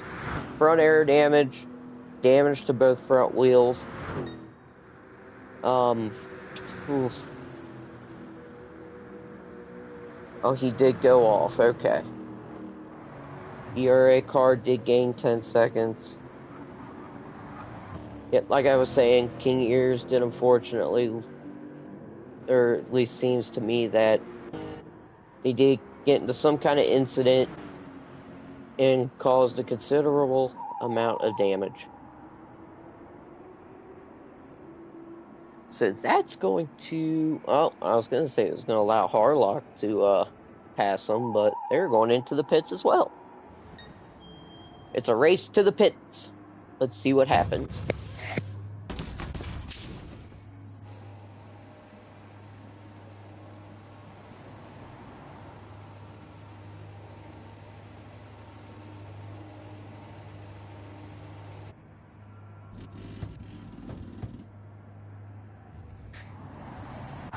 Evo, you're back. Welcome back, buddies. So the situation right now is King Ears did pit a little bit earlier than Grey Goo. I'd say about a lap or two. Allowed him to get within 3 to 5 seconds of P1. Did have an issue. Must have hit the track or the wall. Did end up with front aero and both front wheel damage. That allowed ERA's Harlock to catch up and was potentially within striking distance of King Ears of Grid Life Racing. They were 10 seconds. Now it's down to 8.3. King Ear's making a very interesting move, switching to intermediate tires, while Grey Goo is still on the softs. And if we take a look at Kutkin, there seems to be some kind of line, some kind of dry line that's starting to show. But I don't know if it's going to be good enough. Well, it potentially could be good enough, actually. There is still some rain on the track. Oh! Yeah, you could definitely tell. Kingy is gaining a little bit on Grey Goo, not much. So, King Ears is on intermediates. Harlock is on racing softs. ORT Kings is going to make that move into P4. Jay said no. Well, good news is King Ears is still doing good. The folks at Grid Life, the folks at ERA, they are still in a very great position. As well as pretty much everyone else on the field. This is still anyone's game, people. This is anyone's race. We are nearing the 10-hour mark of the race, so we're just before halfway. And, I mean, it can go pretty much any way that it can. I mean, on a track like this, you just never know.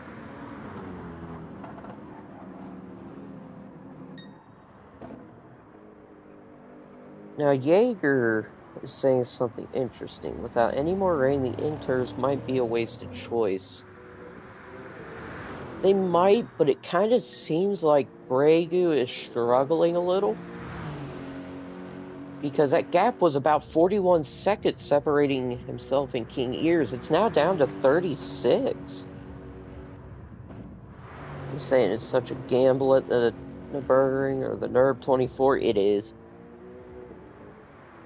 I believe Perry mentioned something about that. It's like a catch-22. The lap is long enough that if you don't throw on inners, you're screwed, but you have no way of knowing if the rain will last long enough or not. Oh, speaking of rain, just went through, oh, yep, there it is. So we do have some rain on track. Let's go to cockpit view. Let's ride on board.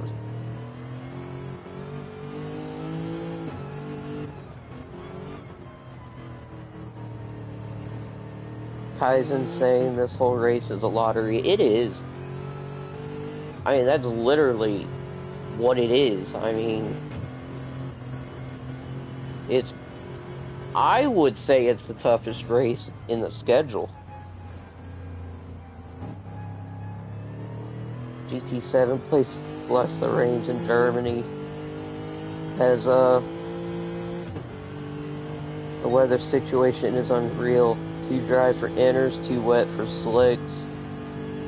Jaeger saying the race went totally loco. It has. It has, like, its part about this. Because it's not all dry, balls to the walls, hammer down, let's chase each other. This is where a lot of strategy and a lot of thinking really comes into play. This becomes really like a game of chess. BT45, I think Le Mans is equally as challenging. So what tires are the top 3 on? I will tell you after these brief commercial messages. Just kidding. Grey Goo running racing slicks, so soft tires. Kingy on intermediates, and Harlock is on racing softs. But it looks to me like Harlock is gaining big time on King Ears. King Ears has gained a lot of time on Regu. Digger saying it's so much fun for the viewers and he's loving it. Oh, dude, this is so exciting.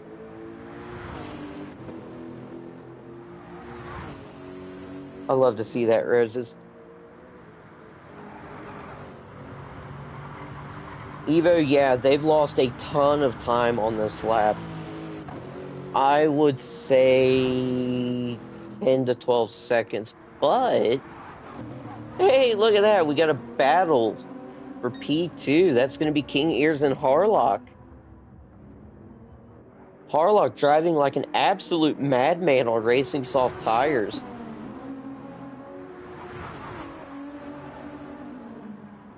Let's go to my favorite cam, chase cam.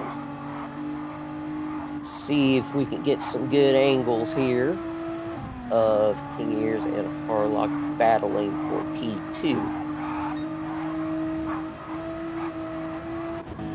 So we'll go on board with King Ears of Grid Life. The gap is 0.2.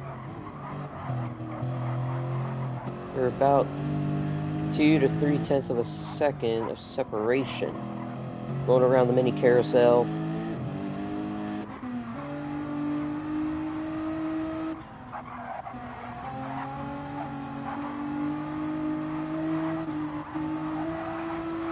Who's gonna get the better exit? Kingy taking the wet line.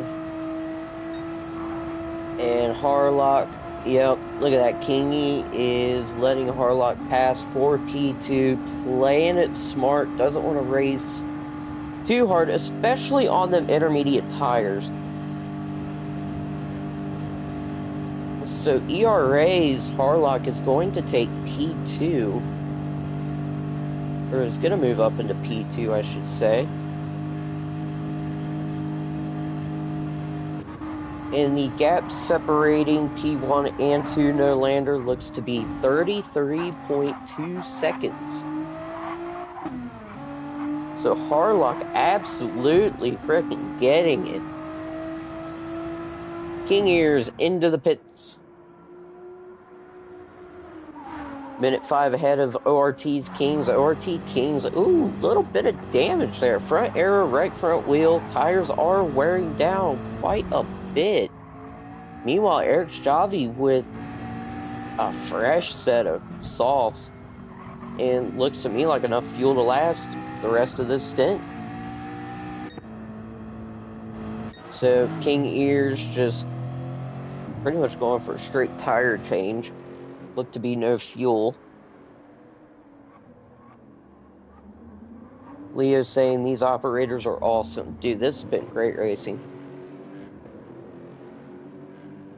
There's a reason why they're in split 1.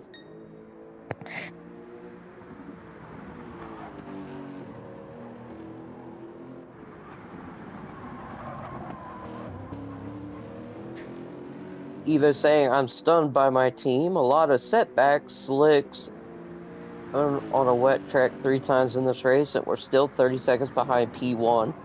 They have kept on pushing and are doing such a great job. Dude, everybody's doing a great job.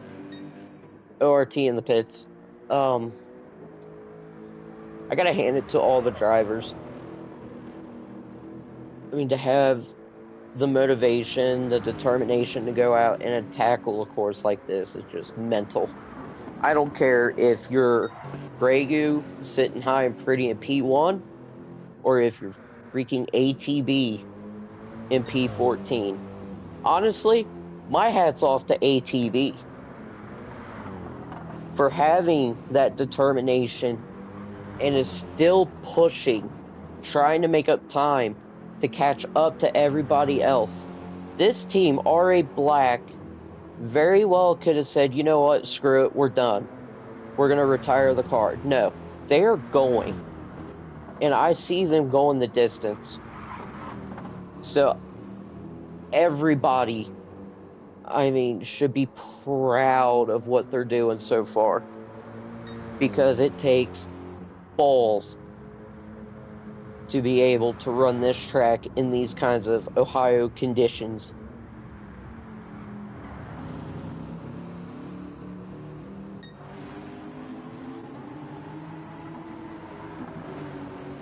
But yeah, I want to show some love there to ATB. I really haven't focused on them too much, man. ATB, a fellow Academy driver, and this dude is mental.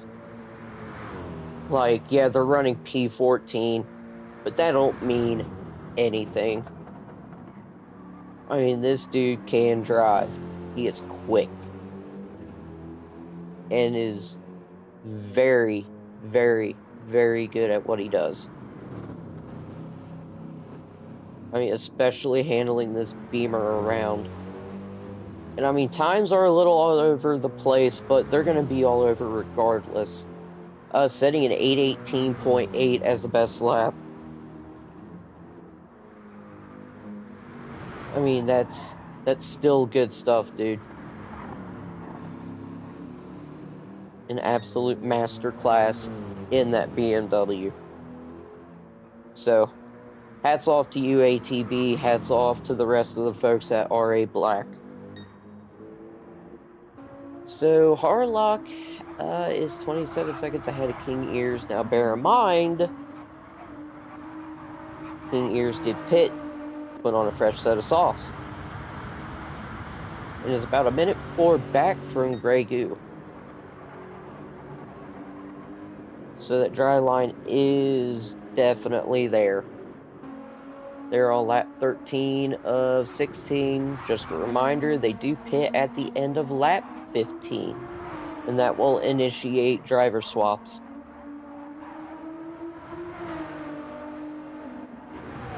And then Javi getting around ORT Kings. ORT Kings did have to pit, so that pretty much gave P4 back to the folks over at Eric's.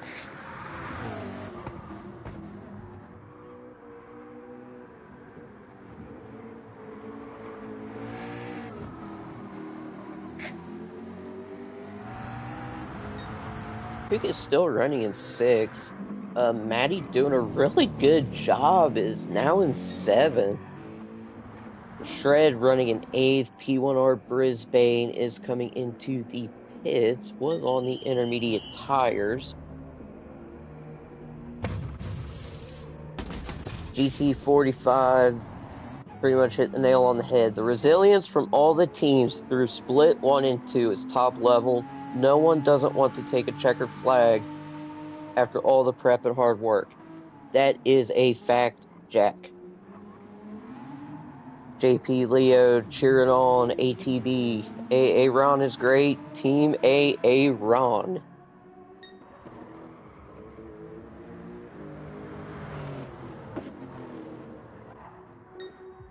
Oh man, the sportsmanship between everybody, it's wonderful. This is a really great community we have, guys. I mean, like, yeah, ultimately we are racing against each other, but you gotta have fun doing it.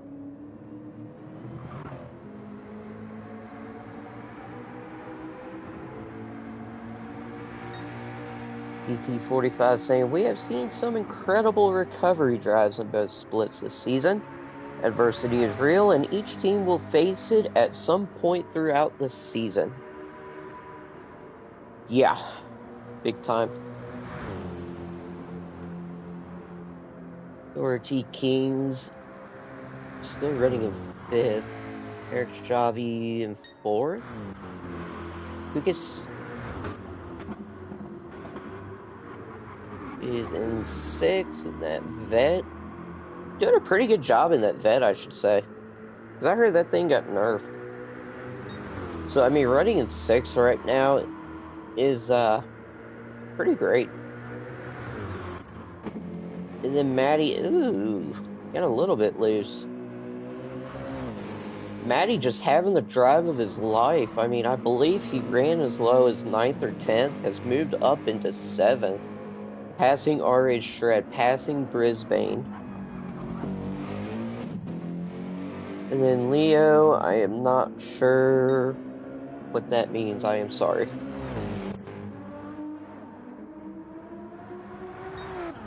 Tandem so Team Tugas.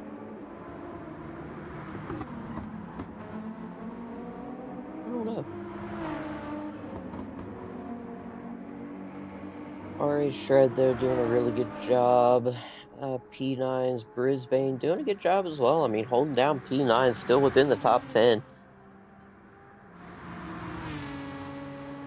Higher place running in P10. About 7 minutes back, and then we're going to have the Truth and nothing but the Truth. 5 seconds back from a higher place.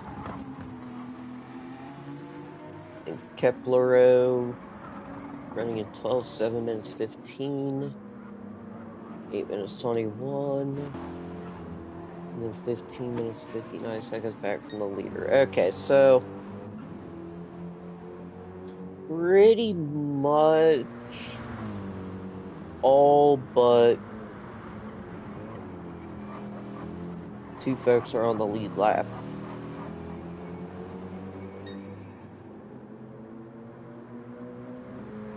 But like I said, still anybody's game, or anybody's race. You never know what's gonna happen.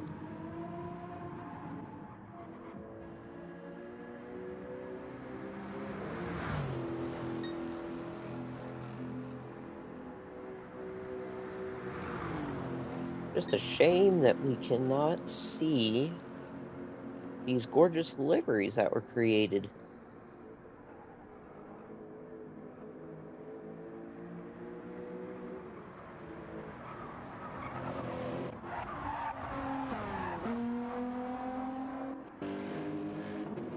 The P1 through 3, they're still holding steady with each other, really. Nothing to kind of report on. Eric's and Kings still separated. Because and the rest.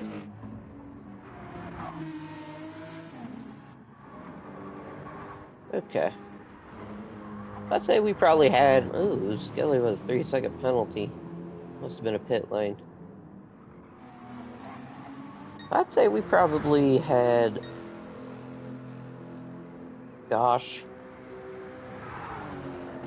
I'd say 30 to 45 minutes of just pure insanity. All thanks to rain.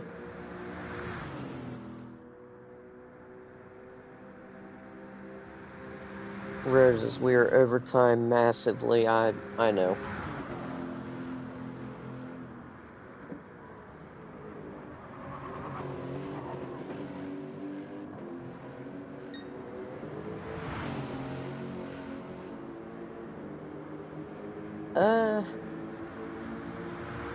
If it was, he followed the dry line.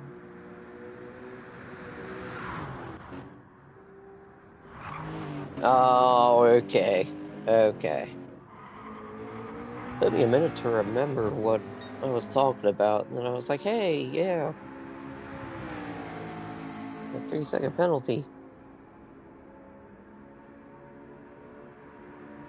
They're just talking technicalities in the chat. So what do you guys think of this race so far? Like, just this stint, not overall. I mean, I thought it was pretty insane, but it was so entertaining.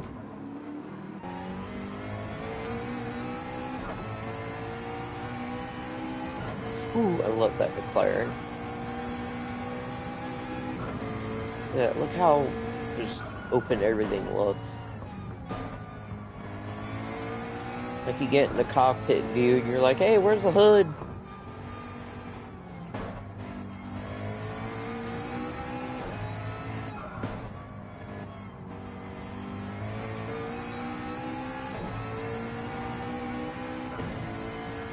Oh, okay.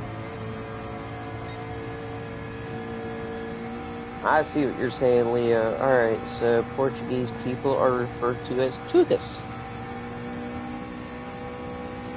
That's a good bit of info. I did not know that. You learn something new every day.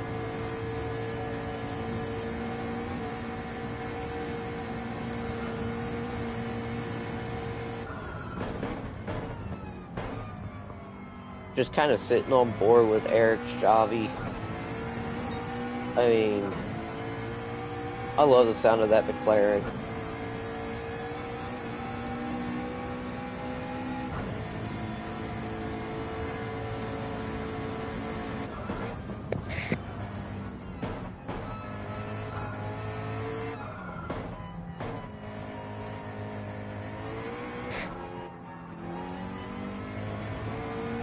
Alright, enough of that.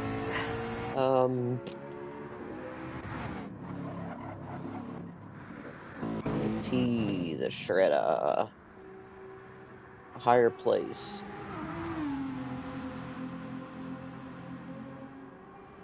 Now, if memory serves me correct, I think higher place was in P12. And they're now in the top 10. I guess you could say that they were moving on up.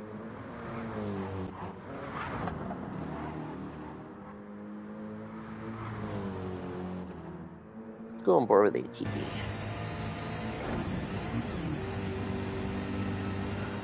Oh. Ah, good thing we did. Look at the wipers.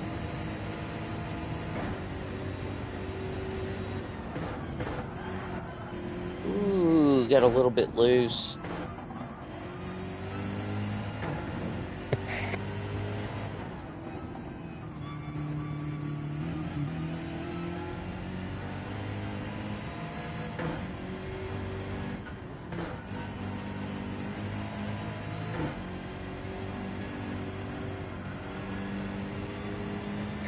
Could be just a little bit of a rain shower, but nothing too terrible. Listen to that beamer just scream down that straight. Just a great job.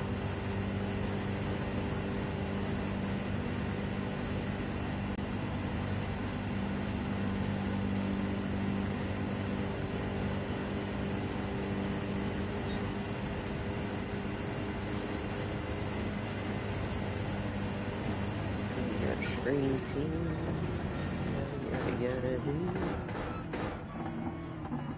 And look at that. Windshield wipers back on. So it must be just a little tiny shower. Not a whole lot to really mess things up.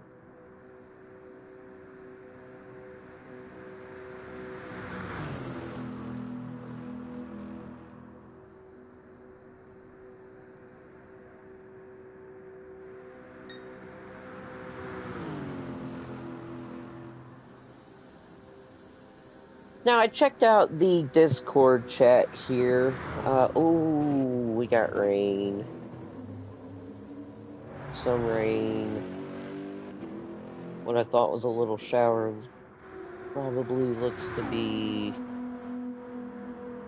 deceiving. Roses did a little test for us about the yellow and white headlights. So if you change the settings to max exposure, there is zero difference between the yellow and the white lights. So, Roses, thanks for the research there. I shall call you Professor. Or IRO's scientist or field test.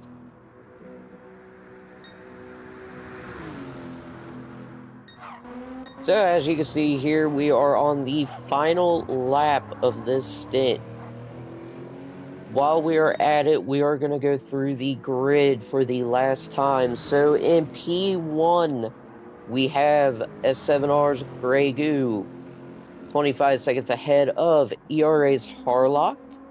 Harlock is in P2, but is 36 seconds ahead of P3, which is Grid Life's King Ears.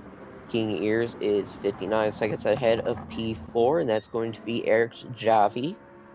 And Eric's Javi is 9.5 seconds ahead of P5's ORT Kings.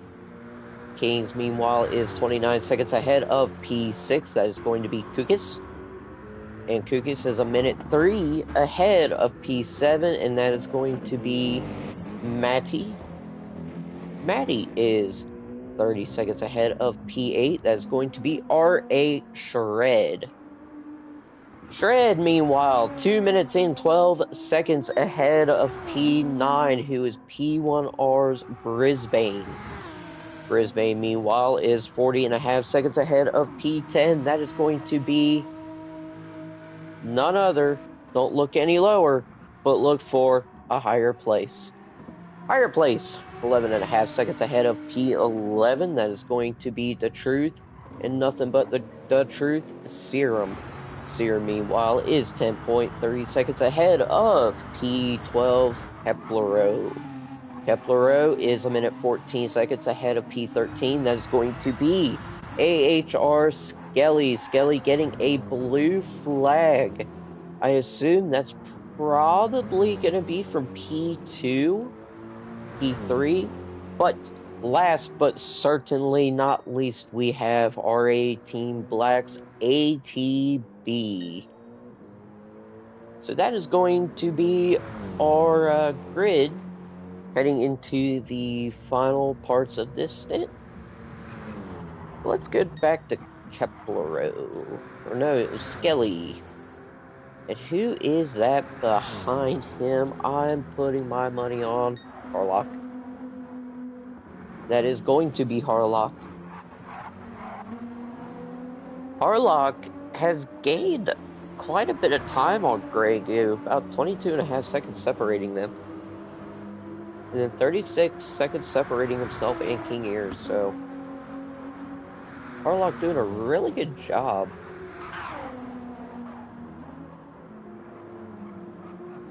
That tire strat clearly worked out for them.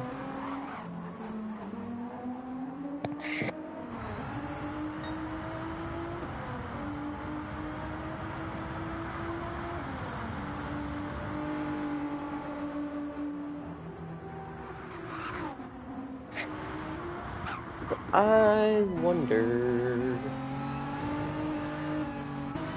is he gonna be able to get past AHR's Skelly? Let's ride on board with Harlock.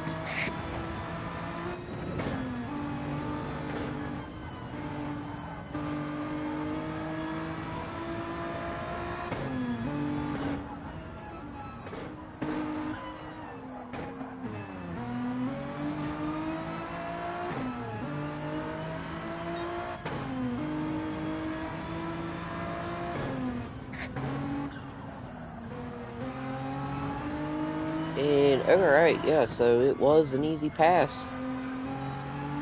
Nothing too bad, too terrible. Yep, Skelly letting Harlock through with 0 issues.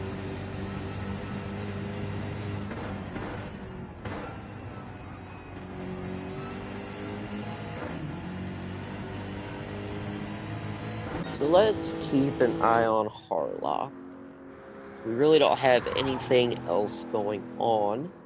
We are on the final lap of the stint. And that gap's dropped down to 20 seconds. I think it's going to go, yeah, it's going to go under 20 seconds, separating P1 and 2.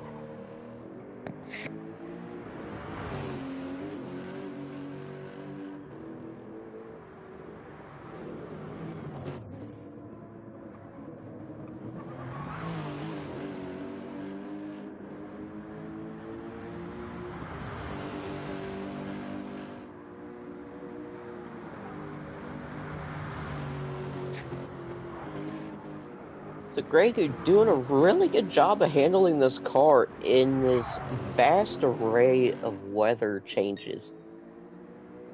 We have not seen a change in leadership all stint long.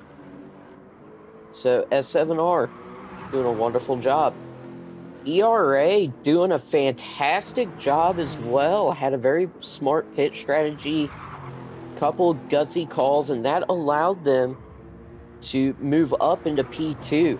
Kingy had a couple questionable calls overall, just mainly with the tires, having that little incident too, where you have front aero and both front wheels damaged. But they are still holding on strong to P3. Meanwhile, like Eric's and ORT, they were pretty much swapping back and forth. It looked like it just really came down to pit strategy. We do have some rain. Don't know if that's gonna affect anything. Kinda, definitely till the track's getting wet. GT45 saying great comms in the booth, Cupcake. I appreciate it. Definitely a very fun race to commentate in. Especially when you add in weather. Because it creates a lot of things to talk about. You get a lot of good talking points. And then the interaction from you guys on the live chat definitely help. So don't be afraid to comment. All we ask, keep it civil, keep it PG. Rain on the end lap? Sure is. But looks to be dry going down the straight. See if anybody else encountered any kind of issues. No. Alright. Grey Goo coming down the straight for the last time in this stint. Should be entering pits here momentarily.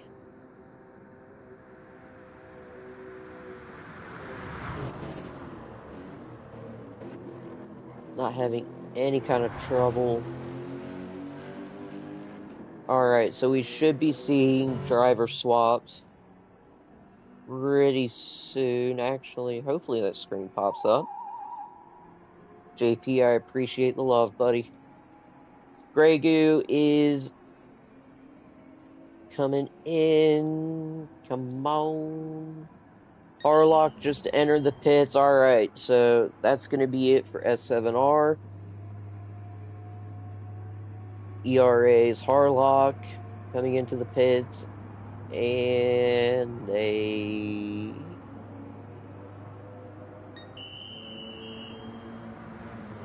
are stopped. Alright, so that's going to put Kingy still holding on to third place. A very respectable third place, too, coming into stint 6. We're about at the halfway point, folks. So there's King Ears. Alright, yep, and we do have the screen, so wonderful.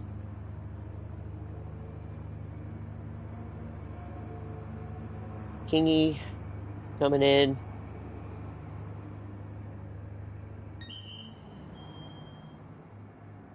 And they are officially in the pits. Eric's going down the long straight.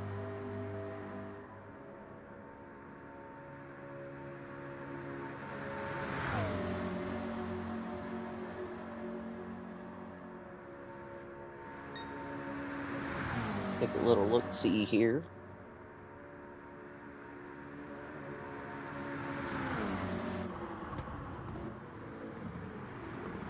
Take a little look-see and pretty much gives us all the info that we need to determine gaps and what have you.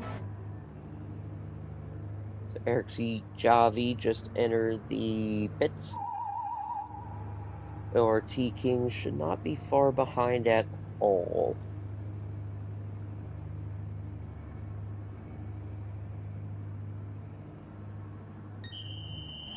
Yep, so there's Eric's.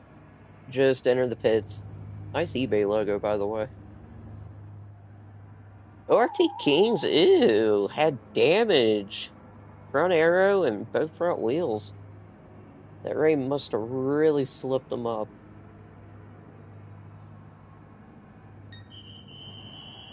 And there's Kukis. Just now going into the pits.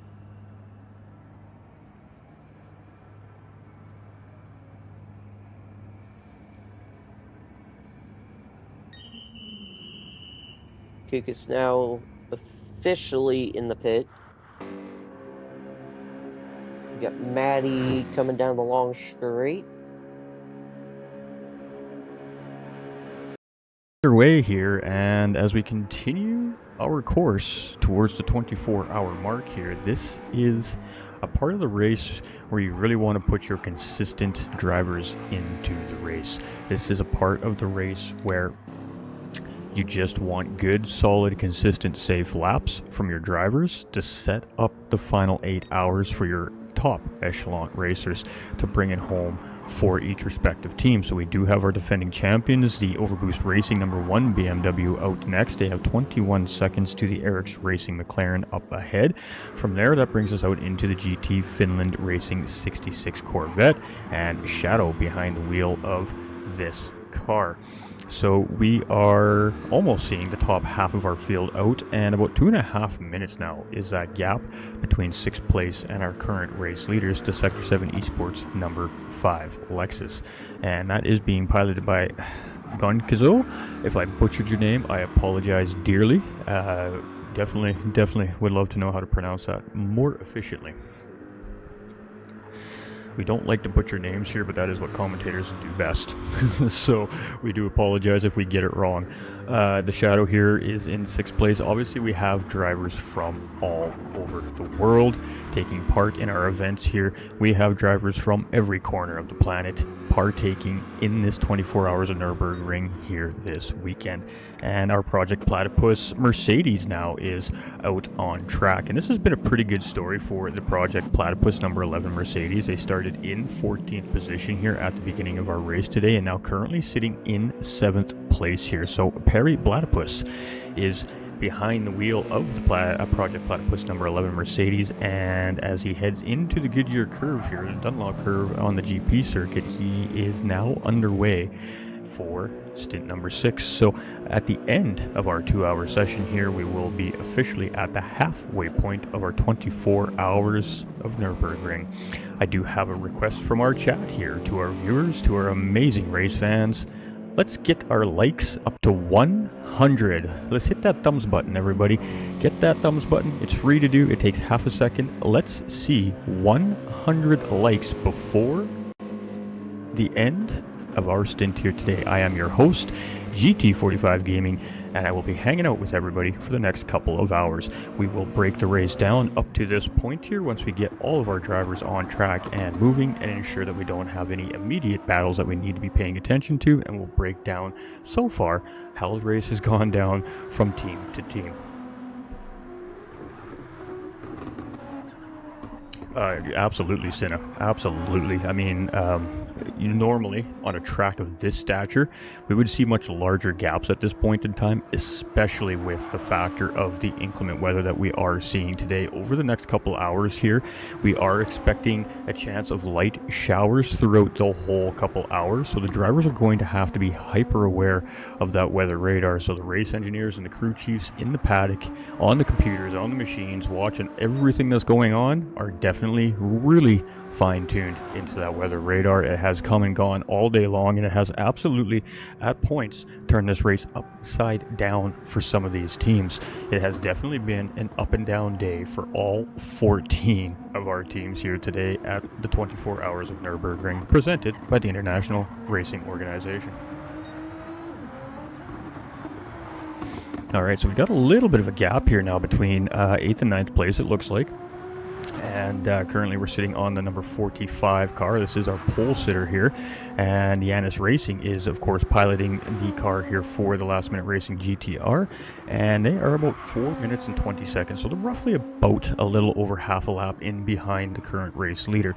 Now, on any normal racing track, that seems like a absolute massive mountain to climb, and most likely you're probably not going to make that 4 minutes up on a much shorter form of racetrack. But this is the NURB, this is the green hell, and the NURB decides how well you're going to get around this racetrack. One little mistake, one little miscue, one touch on a curb, one braking with a tire in the grass, and it could be game over for any one of our racers here today. We have seen some hard hits, we have seen some good crashes, and we have seen some amazing battles here so far on our racetrack in this very short 10-hour event here already. So we do appreciate everybody staying tuned in, and let us know in the chat where you're watching from here. All right, we got our next driver out. The Project 1 Racing Aston Martin, our number 20 car here, is now out on track, and they're about 7 minutes almost in behind the current race leader, so still currently running on the lead lap. They have 2 minutes and 20 seconds in behind the 45 Last Minute Racing GTR, and are sitting X amount of time ahead of the next driver that is going to come out. So as the drivers continue to finish up and hand their cars over to their respective teammates, we will get get stint number 6 underway, and the 64 Sector 7 Racing Me Cougar car is out on track. The gap is 35.6 seconds to Project 1 Racing teammate. Sister car, the Sector 7 Boomers, the 764 Aston Martin here, has come out and only 5.6 seconds in behind its sister car here. So we do have 3 Sector 7 cars here in Split 1 on track, and we also have 3 Race Asylum teams here in Split 1 as well. So we do have some sister cars, in a sense, on the track from the majority of our from a couple of our racing teams provided here, and these teams also have sister teams in Split 2 as well. So very, very large interest coming from the Race Asylum and the Sector 7 racing teams respectively here in the International Racing Organization this season. It has been a great addition to the driver lineup here as well. Alright, so speaking of Toto, we got a fan here from Loose Moose Racing in the chat going, let's go Toto. So as we're talking about that, we got the 35 Loose Moose Racing Aston Martin out, and this car has been as high up as second place, even in the race lead temporarily early on in this race. So it has been an up and down race for the 35 Loose Moose Racing Aston Martin here, but there is still plenty of racing left, and anything can happen here still. We do have a blue flag coming out, so just on the cusp of going down a lap here to the race leader is Total Wolf. But again, this is a NURB. Anything can really happen. We've got our 69 BMW Apex Hunting Racer team out, and it is Slider Rules behind the wheel there. And you can see him just allowing a race leader or lead lap traffic to get through there. And that was the number 3 Grid Life car, our third place team there, just navigating around our AHR BMW here. So Slider Rules in behind the BMW here, and an absolute beautiful BMW. And I believe we're going to be very close to out of the dark here by the end of this 2-hour run. We have been in dark conditions for about 5 hours now, so the drivers are going to, at some point here over the next 2 to 3 hours, start to see the conditions change here on the racetrack, going from night to day. Now, how that changes the racetrack is hard to say. If the sun comes out, it will heat that racetrack up, and it will give the drivers some really optimal racing conditions. However, the weather has been slightly different than that today. We have seen a lot of overcast conditions, which is allowing the racetrack to stay quite cool. It does make the racetrack a little bit slick, but that does, in a sense, help with tire conditioning, and race cars do like cooler temperatures. It does help keep the airflow and the temperature of the engine and all the vital parts that keep these cars moving at such an intense pace, moving more efficiently as well. So it is kind of, in a sense, an advantage for our racers to have these cooler conditions, but they're definitely navigating some very difficult weather conditions on one of the most difficult racetracks in the world here today. Oh no, and we have a mechanical failure. We have a car that has just gone in behind pit wall here.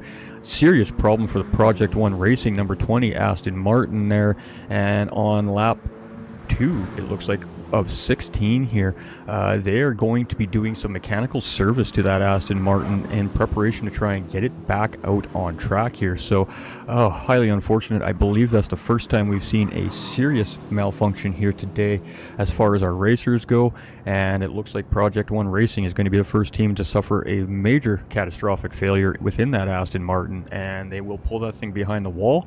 They will get it in the garage. The mechanics will do what the mechanics do best. They will pull those wrenches, assess, and get that car fixed to get it back out on track. So you hate to see it, but that's NURB racing at its finest. And NURB, like I've said it a dozen times here today, the NURB decides who wins and who loses.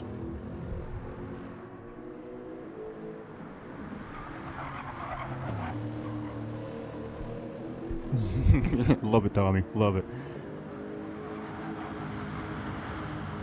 That's right. So I'm on point there. I said next 2 or 3 hours. Alright, so let's get through the field here. Let's talk about the race for the teams here. We don't have any immediate battling going on, so this is a good opportunity for us to kind of break everything down for everybody and give us a starting position to comparison of where our racers are today, or currently right now on the racetrack. So the Sector 7 Esports Racing team came in second on the grid here after qualifying on Friday morning and are currently sitting in the race lead with a 7.5 second gap over the Esports Race Asylum 44 GTR. Now, the Sector 7 Esports Racing team is our current championship points leaders. It isn't a large margin, but it is a margin nonetheless, and with them now leading this race currently, and for a large part of the race so far, again, looking very strong to potentially bring another podium home here in round number 4. That takes us to the 44 GTR of Esports Race Asylum, being piloted currently by Candyman, and you can see he is just navigating around the 35 Loose Moose Aston Martin. You can see a little flash of the lights to say thank you, mate, appreciate that, and they will continue on. So now the Aston Martin, if he can stay in the tow of the ERA's 44 GTR here, that is going to potentially benefit him in catching up to the car up in front, maybe help him close that gap a little bit, so a little bit of strategy could be being played out here. So Candyman and the Esports Race Asylum team started in number 3 on the grid after qualifying here on Friday morning and are currently sitting in second place here in our race as it stands right now. And ironically, the Esports Race Asylum team is overall second in our points standings.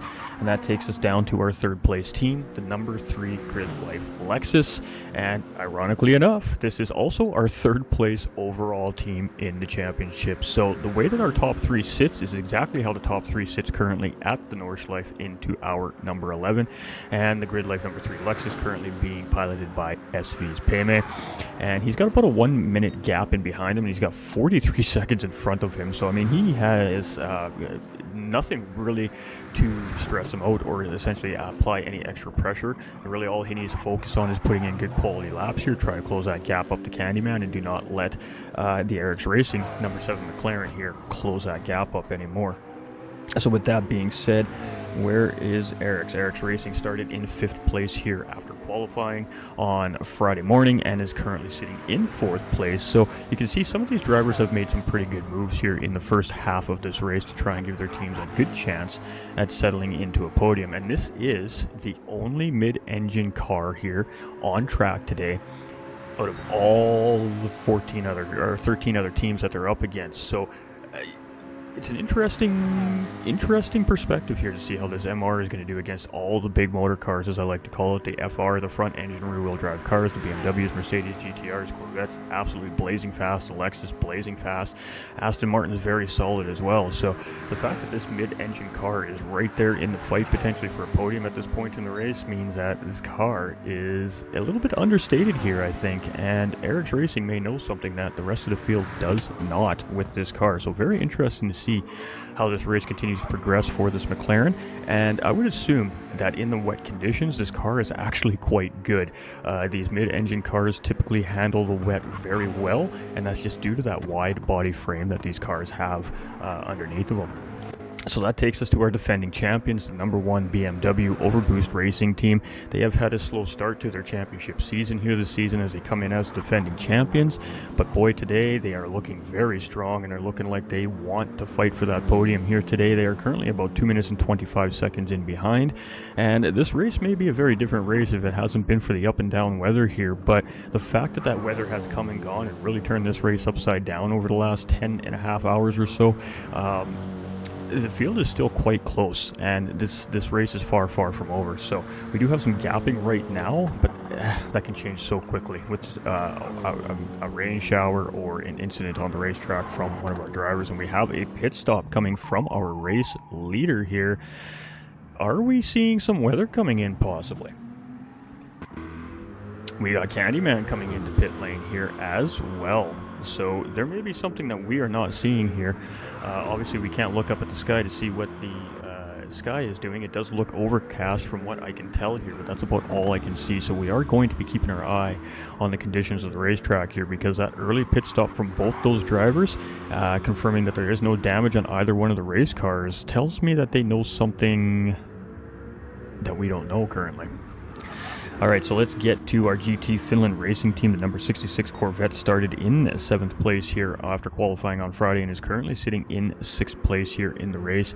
And it's been a fairly stable race for them. They haven't had too much drama so far, and they've kind kind of just been in their place. They've been doing their thing, and as I say that, there we go. We got the rain starting to drop here, so we did see our race leaders come into pit lane, and I was assuming that meant we had some weather coming in. So now the back half of the field has to navigate the remainder of their lap here to get around to pit lane to potentially stop and take on wet tires. Moving down to Project Platypus Racing, the number 11 Mercedes, our second biggest mover of the day here. They started in 14th position and are currently sitting up into 7th place. Going back to the number 3 Grid Life car, they did start in 13th position, currently sitting in 3rd place. They are currently our biggest movers here in the race today. We've got the 45 Last Minute Racing GTR. This is our pole sitter after qualifying on Friday. Mehdi putting this car in top position in qualifying, had a pretty good run himself at the beginning of the race, and now they're just kind of managing the race here. They got about 4.5 minutes to the race leader currently, and have 43 seconds in behind that number 11 Project Platypus Mercedes. And right now they got a little bit to deal with that rain coming down. It is a pretty steady rain and a little bit of damage here on the Last Minute Racing car as well. So that takes us down into S7 hovercraft for the 64 Mini Cougar Sector 7 Lexus. They started in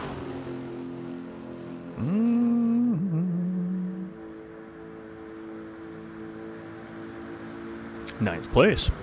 Currently sitting in ninth place. So this car has been up the field and a little bit down the field, and currently back in its starting position. Has 3.5 minutes to Yanis Racing in the 45 GTR up ahead, and has about 20 seconds to the sister car of Stig in behind with that 764 Aston Martin, which we're going to go jump to here right now.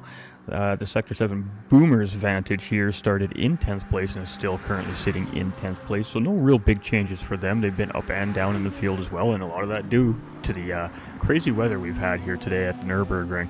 So that takes us to Loose Moose Racing, number 35 Aston Martin, and these guys started in 6th place, currently sitting in 11th, but as I said, they have been as far up as leading this race at one point in the race when Mr. SBS was behind the wheel of this car. So there must have been a couple of moments on the racetrack that have caused this team to lose a little bit of time here, but have now fallen off the lead lap here as well. That takes us down to GT Sliders and the number 69 AHR BMW, and Apex Hunter Racing did qualify in 8th place. They are currently sitting in 12th place, and the inclement weather is really kind of the wild card factor here for these racers today. Even some of the best racers in dry conditions may not necessarily race well in wet conditions, and some of the drivers that struggle in dry may excel in wet, right? So wet condition racing can really equalize the field in a sense, and I think that's why we're seeing such a close race here after all this crazy weather that's happened here. And we do have a lead change here. We do have Esports Race Asylum's Candyman has taken the lead over the Lexus Sector 7 Esports number 5 team here, and it is a 10.5 second gap. So I am not sure what had happened there. They pit, and there's no damage on either car. So maybe just a moment there from our race leader that caused him to give up that gap, and now has 10 seconds in behind the race leader, and that has allowed Paymay to close up into the 30-second range here of second place, and they were roughly about 50 seconds in behind. So definitely something happening to the race leader there, and Candyman is now going to lead the charge here as the rain continues to pour down here at the Nürb. We got some blue flag traffic there. You can see the number 5 car getting around there, and that was a great job. Alright, so let's get over to Kaizen here. This is the number 77 Esports Black BMW, and currently sitting in 13th position. They're about 17 minutes in behind the race leader here, but this team is facing a little adversity here today, and you know what? Every team is going to face adversity this season, and I'm going to tell you what, not one of these teams in this championship this season does not want to finish a race here. These teams have gone through some pretty tough times, some of these teams already this season, and they still keep those cars on the racetrack, and they still take that checkered flag. Resilience is everything, and we got some resilient teams here this season at IRO. So that is the big thing. These drivers, after all the hard work, weeks of testing, weeks of practice, weeks of exchanging information between teammates, your pit crew, your engineers, having discussions with your team owners, there is so much work that goes into an event like this. For the racers, the last thing that these teams want to have happen is have their car retired for the day. They want to see a checkered flag, irregardless of where they are on the racetrack. That is the most important thing here for each of the pilots and the teams on track here today. So that is the main goal, is to take that checkered flag after 24 hours. And if you do that here at the Nürburgring, that is a feat. That is something you put on your resume as a racer. I conquered the green hell, 24 hours of Nürburgring, and that is very, very important here. So, and we're just going to make note to our Project 1 Racing number 20 Aston Martin, who's currently got their car in behind pit wall doing some work on it. They did start in 11th place. They did have an issue early on in the race here from mid-pack that is going to set them back. They will receive a time penalty for the time that they are off track doing those mechanical repairs, and when they are ready to get back out on track, race officials will designate that time gap to them, and they will continue on with their race here in a couple of hours. And oh boy, Kai is in there just trying to hold it together here. He's just trying to keep that thing out of the wall, and he felt like the top of the carousel, I think, might have been a better option there perhaps, because that's where the wet is for those tires. And just a slow spin there as he just lost a little bit of the back end of the car in that heavy water on the top of the carousel there. And unfortunately for him, just had a very slow spin there, but thankfully no damage picked up from the race car, and he gets to continue on without too much complication here, just a little bit of time loss. It's a very tough race. So Candyman in the lead, 9.8 seconds, and the Sector 7 number 5 Lexus is not having any of this. They are peeling that time down slowly but surely. It was a little over 10 seconds. Now got this timer down to under 10 seconds for Team Grid Life and Race Asylum. Full fuel at the pit stop. Could be. I did not see what had happened during the pit stops there, so that's very possible. I did definitely miss what had happened there, so I'm going to have to take the chat's word on that, because, well, you guys are watching. You guys see what's going on just as much as I do. Alright, so the number 3 Grid Life Lexus here now 28.7 seconds in behind the Sector 7 Esports Lexus, and continuing to gain time as well. So the number 5 Lexus here struggling a little bit, it seems like, early on in our stint number 6, and as Payme continues to move on down the racetrack here, looking to try and gain as much of that time back as he can. That takes us to the Eric's Racing number 7 McLaren, and about a minute 26 in behind the podium here right now. He's literally in the middle of no man's land. There's not a whole lot going on there, but it is slightly getting a little bit lighter in the skies, it looks like, as we can kind of start to see the outlines of these liveries a little bit. So maybe potentially we're going to see the cloud cover dissipate slightly here in a little bit, but it does seem like that the natural lighting on the racetrack has gotten a little bit better here for some reason, even though it is raining. Alright, so we got Shadow here from GT Finland Racers, and we've got Team ORT here. They are nose to tail. So ORT was up in 5th place, so GT Finland Racers have taken that position from them, whether it be in pit lane or a battle on the racetrack. We're not entirely sure, but we are going to stick with this here, as these are really the two closest cars to each other on track currently here. And the 66 Corvette now trying to hold off the number 1 BMW here as we continue around the Nordschleifer, and it is wet out there. We're looking at almost heavy wet conditions here at the moment on the racetrack, getting very, very close to that 66% moisture mark. And boy, the late night weather here at the Nordschleifer is not looking like it is going to let up a whole lot here for our racers. It is wet. The fans have got the rain gear out. The kids have got the rubber duckies out. Get your shampoo and your soap. Let's get it cleaned up. All these racers, the fans at Nürburgring hardcore here. They are dedicated fans. Rain, shine, they are here, and they love every moment of watching these racers and these cars absolutely barrel and tackle the Nürburgring here. 15.7 miles of grueling racetrack, 97 left and right hand corners. Absolute monster. They don't call it the green hell for no reason. So ORT is starting to close in on that number 66 Corvette here, so the number 1 BMW is working on trying to catch up here to the GT Finland Corvette, and we do have all of our racers here on intermediate tires at this point. Obviously it is very wet on the racetrack. You can see the spray coming from the tires of that Corvette as they head through the mini carousel. You can see a little bit of a snap right there from the ORT BMW, and that may have cost him the distance in the run he needed on the Corvette to get the pass done here on the back straight. However, the Corvette got a little bit of a shaky final corner there. He had to check up a little bit as he just about overshot the curve at the apex there, and that may actually allow the ORT BMW to close back in here on the slip. But if he's going to get the move done, he needs to be on the rear bumper of Shadow by the time they get to this Bilstein Bridge, and I don't think it's going to happen here. I think that Corvette just has enough top end to hold off the number 1 BMW here for the time being. So it was a great attempt there from Fonseca, but unfortunately for him, he just was unable to get close enough, and it was the mini carousel there that cost him that precious time to get the run he needed on that Corvette leading into the long straight. But boy, under braking, does he close that gap.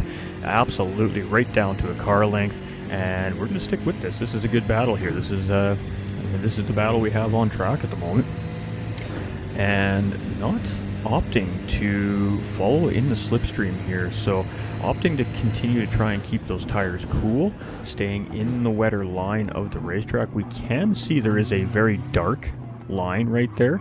That is what is the racing line, and it is starting to create a dry line. We no longer have movement in our windshield wipers, which means that the rain at this point of the racetrack has finally let up and stopped. So now we are going to start to see this racetrack slowly but surely dry up as our racers continue to move around it. Those races, obviously the rain tires and the slicks, they pick up that water and they throw it off to the edges of the racetrack, and that of course helps dry the racetrack out. So that does continue to create what we call a dry line, and you can see there the GT Finland Corvette struggling just a tiny little bit here through the GP circuit, and that's really allowing the number 1 BMW to continue to charge and continue to try and apply the pressure here to that Corvette up in front. So this is a active battle for 5th place here on the racetrack, and between our defending champions and the number 66 GT Finland Corvette. P8, we will go and take a look at P8 in just a moment here, my friend. Let's just stick with this battle here for a few more moments. I think once we get down into the Nordschleife, we're probably going to see these guys just chill in behind each other. They are on rain tires, however, so making a pass through the Nordschleife is not going to be impossible, as the drivers can take the risk of putting their cars in that wet part of the racetrack. Obviously with the wet tires, they should have the grip to make it happen. So as we enter the Nordschleife here right now, this is the entry into the Nordschleife part of the circuit, and this is officially turn 1 of the Nordschleife, and the gap is about a minute 17. So we're going to head to P8 by request here for Project Platypus Racing, the number 11 Mercedes here on track, and 44.6 seconds in behind Yanis Racing. So that gap was over a minute. So Perry Platypus is doing a fantastic job of continuing to try and close that gap up to 7th place, and in the process opening the gap up to 9th place in behind, which is S7 Hovercraft and the 64 S7R Lexus. Nerve at night with rain equals death. It can, absolutely. We have seen some pretty hard hits. We had a red flag earlier in the race. One of those hard hits had damaged one of the safety barriers here at the racetrack, and of course track officials had to get the maintenance crew out there to fix that safety barrier, and of course the red flag was called and the race came to an all stop at the 2-hour mark due to that safety infraction. The most important thing here at the International Racing Organization and the Nordschleife is safety of the drivers. It is a dangerous racetrack. It is a scary racetrack. It is always in the back of every driver's mind that you are potentially putting your life on the line racing here. It's the unfortunate reality of the green hell. Now, we are in a virtual world, so obviously that cannot happen to our drivers, thankfully, but the damage on these cars is still real, and you break your car, you are in for a lot of trouble here. So it is very important to keep it right and tight and just keep a cool, calm head. Try not to let all the thoughts in the back of your mind really overtake the focus of what you are doing here. We're in dark, it is wet, it is hard to see that dry line, and each driver is going to have their own struggle here. So we have a pit stop coming here from Perry Platypus, and I can confirm that that is going to be a damage-related issue for that racing car. They did pick up somewhere along the way some rear aero damage, and they're going to have to replace that rear clip there and get back out on track. Now, they are kind of within their pit stop sequence here, I think, as well, so we may see a full service in the process of replacing that rear clip. And I mean, it makes sense. You got to take the time to replace the rear fender on the race car anyways. You might as well throw some tires and some fuel in that car and try to extend it out a little bit so you can make some time back up. But unfortunate there for Project Platypus Racing Team. That is potentially going to cost them some time on the racetrack. So Candyman still leading with a 5.1 second gap over the Sector 7 Esports Racing number 5 Lexus, and I mean that gap is closing. It was 10 seconds just a couple of laps ago, and we're now down into 5 seconds. So whatever caused the position change, which I believe, based off of the information we're receiving, was just a pit stop sequence and leapfrog position in pit lane, is now closing that gap back up to try and re-engage the battle for the lead. That brings Paymay into the equation here for the number 3 Grid Life team as well, and of course that has brought them in closer. They were about 50 seconds in behind second place at the start of the driver swaps here, and now has that gap down into 26 seconds. So Paymay is definitely got his head down, and he is putting in some good solid laps here for the number 3 Grid Life team, trying to close the gap up to battle for a better podium position. We've got the Eric's Racing McLaren, the only mid-engine car here in the field today, and currently sitting in 4th place, a minute and a half in behind Paymay, and has about half a minute gap to the GT Finland Corvette in 5th place and behind. So again, kind of a comfortable position, but very easy to get complacent when you have gaps like that. The one thing we don't want to see from our racers as a team is complacency. Complacency is dangerous. So it's a little bit tough to stay focused when you're in this position on the racetrack at this point in the race. You have large gaps in front and in behind, and you're just out there driving by yourself. So what I like to do is just try to run qualifying laps in this position, really try to optimize the fact that I have got clean racing air in front of me. So we do have a race leader coming into pit lane, and a second place is going to follow suit here, so they must feel that that racetrack has dried up enough that they can come off of those intermediate tires here. Let us see what the number 3 Grid Life car is going to do here, and we will get into the bottom half of our field here and show some love to the bottom half of our field here very shortly. We're just trying to keep up with things that are happening as they're happening here.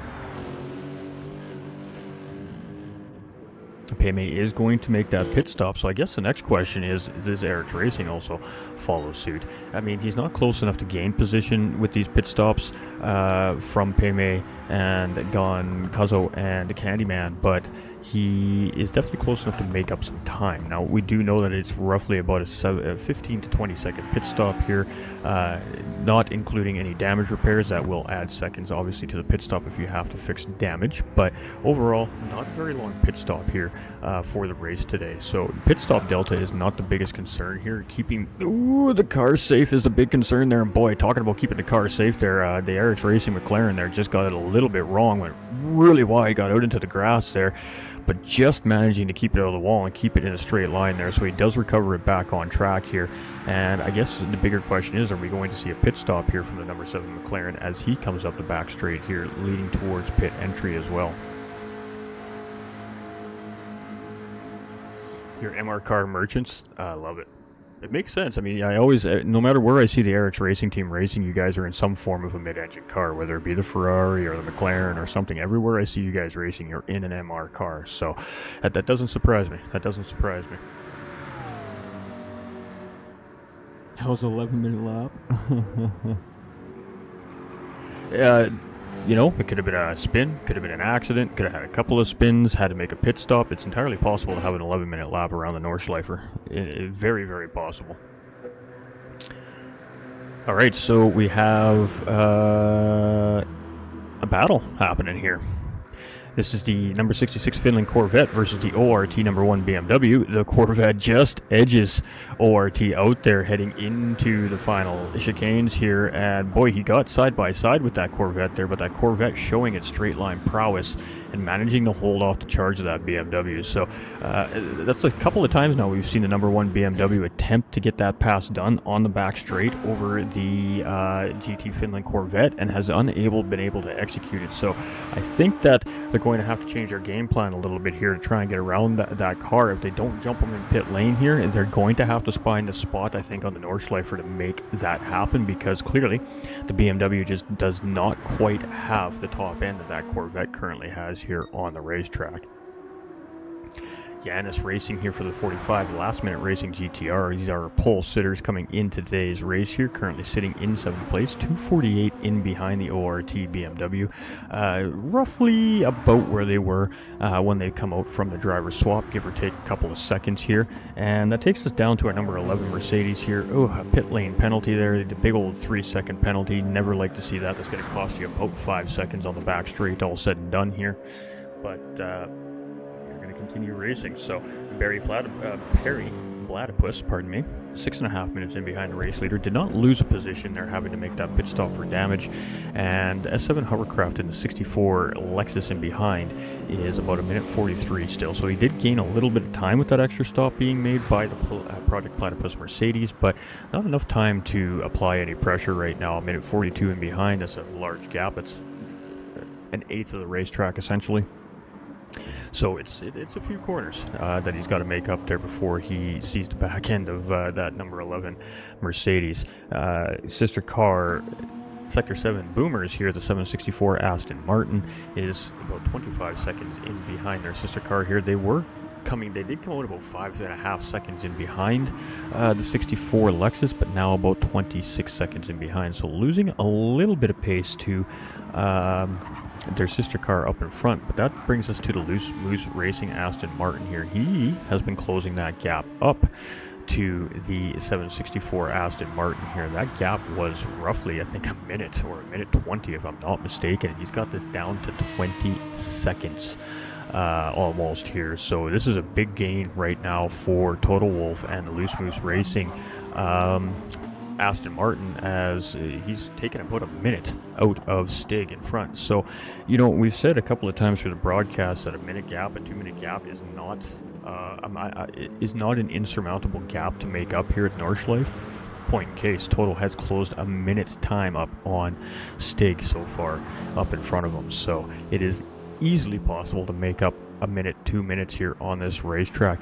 Every mistake you make in a corner here costs you anywhere from 1/10 of a second to 0.5 of a second. If it's just a small mistake, big mistakes cost 10, 15, 20 seconds here. It is that easy to give that time up to the driver that is chasing you. So being on point, staying very consistent, just keeping it between the lines is super important here for all of our teams today.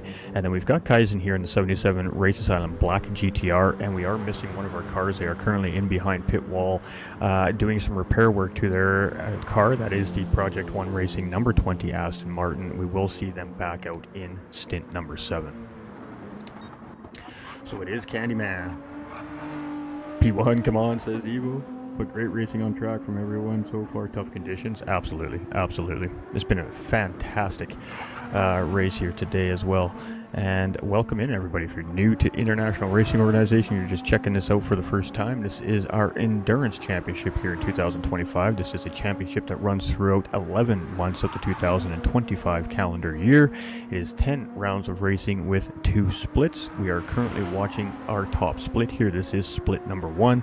This is the top dogs here at IRO this season, and this has been a doozy of a race here. We have seen plenty of lead changes, we have seen plenty of battles, and we have seen plenty of heartbreak on the green hell here so far today. We appreciate your viewership and your support if you're new here, and do us a favor, hit that like button, share it out to all your friends, get them in here, get them to come check out what we're doing. And if you're not a subscriber, if you're not a member of our channel, do us a favor, hit that sub button. It's free, costs you nothing, and every time that the International Racing Organization has another one of our great endurance races, as you can see the schedule on screen in front of us, Monza will be in a month's time from now.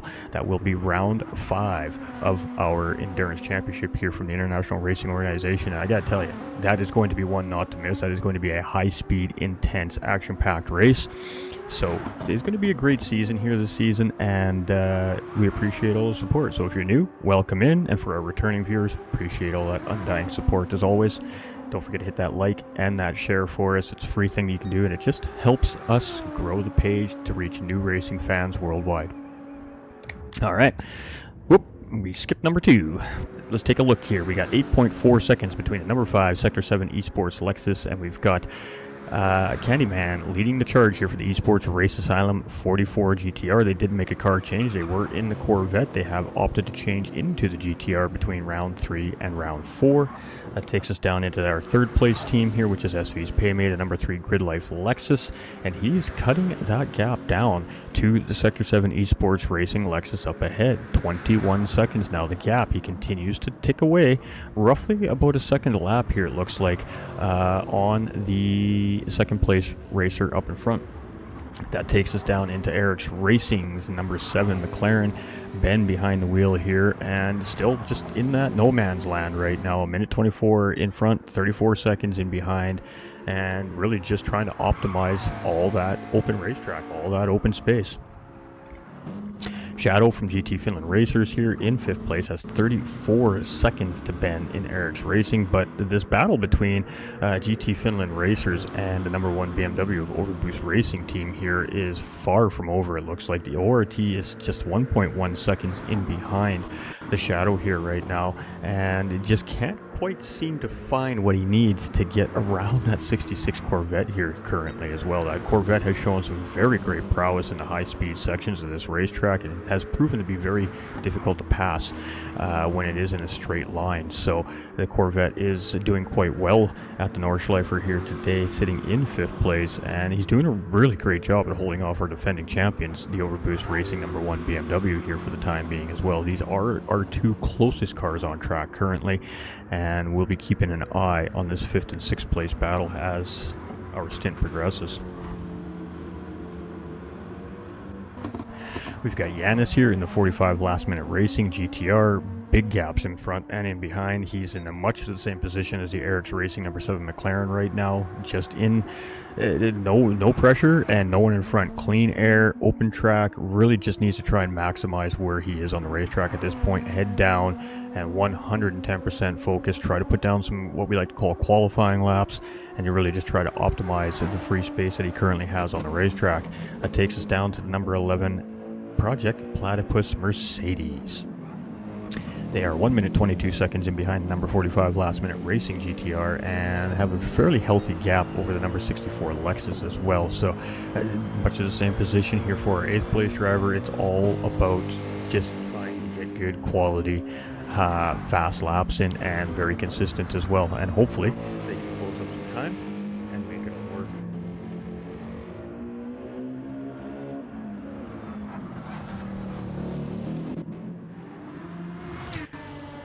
Oh, we do have a position change here. So our 764 Aston Martin, our 7 sector Boomer team, has gotten ahead of sister team Hovercraft here. So I'm not sure what has happened there, but it is a pretty significant gap between the two of them. It was 26 seconds between the Aston Martin and the Sector 7 Lexus last time we were here, and now it's the other way around. We have had a pit stop sequence happen, so it may have had something to do with pit stops perhaps, but it is reversed now. Now the gap is 24 seconds to the good for Stegen 764 Aston Martin Boomer car over sister car, the Meat Cougar 64 Lexus, who is being hounded right now by Total Wolf and the number 35 Loose Moose Racing Aston Martin. So that is exactly what we've seen here. We have an undercut. It looks like Stig had undercut sister team there by a lap, and must have worked out really well for him there. Great racing over the last 11 hours from everyone. Absolutely.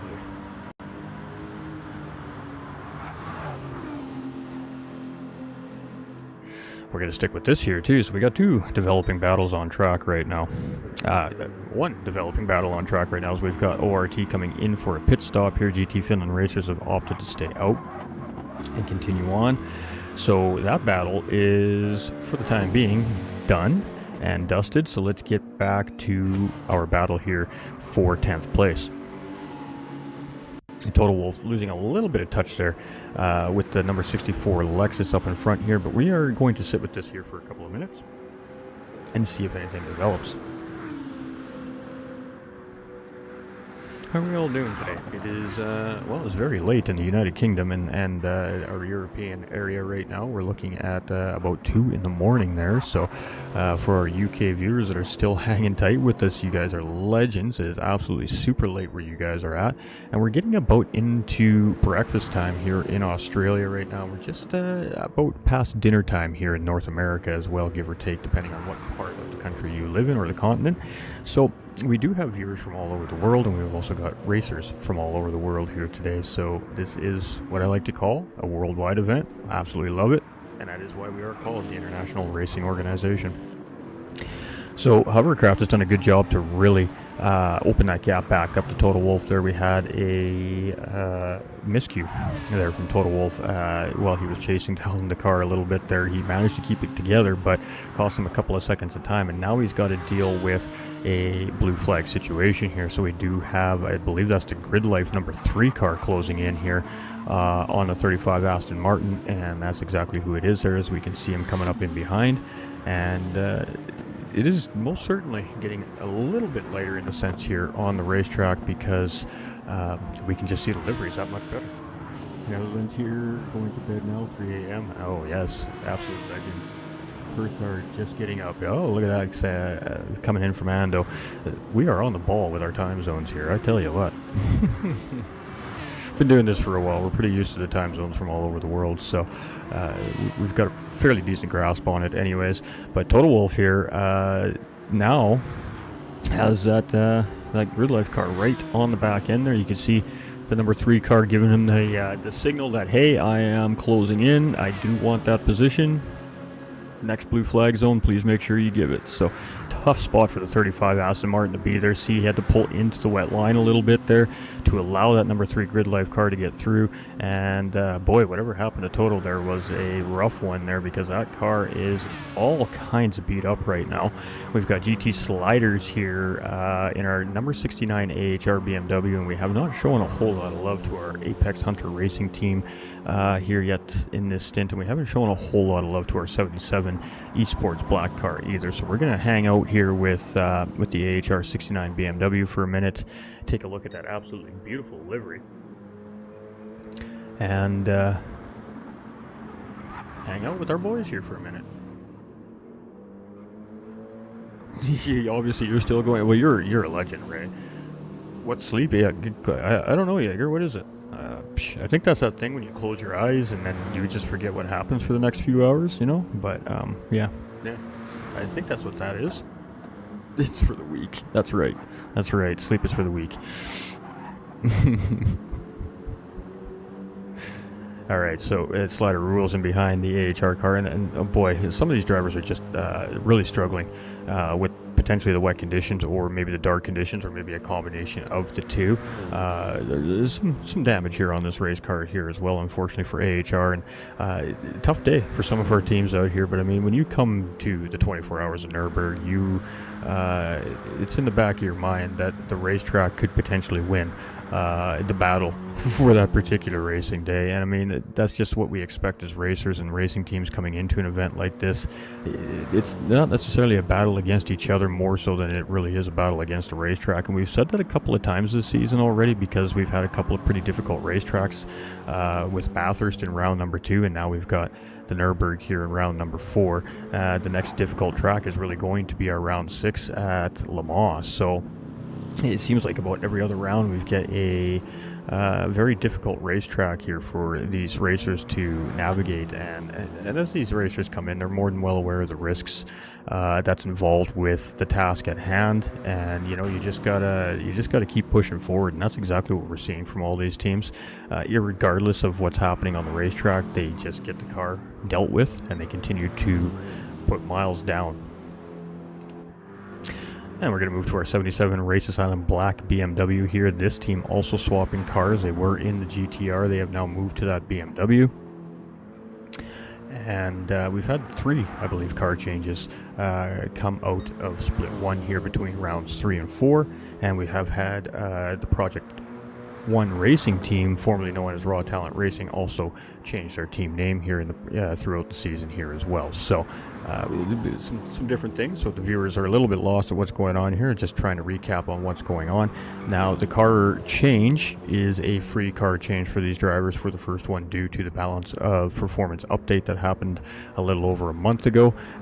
If the drivers now opt to change that car again, I believe that is met with some kind of points deduction or something along those lines. I believe that there is a procedure in place for any extra additional car swaps will cost the team points or something along those lines now.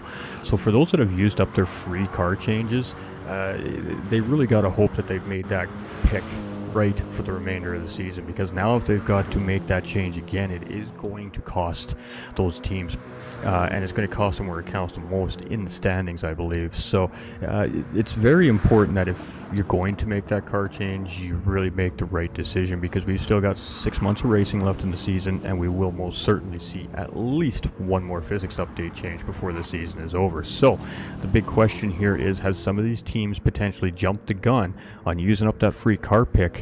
And how is it going to play out for the rest of the season for some of these teams that have used up that free pass, so to speak?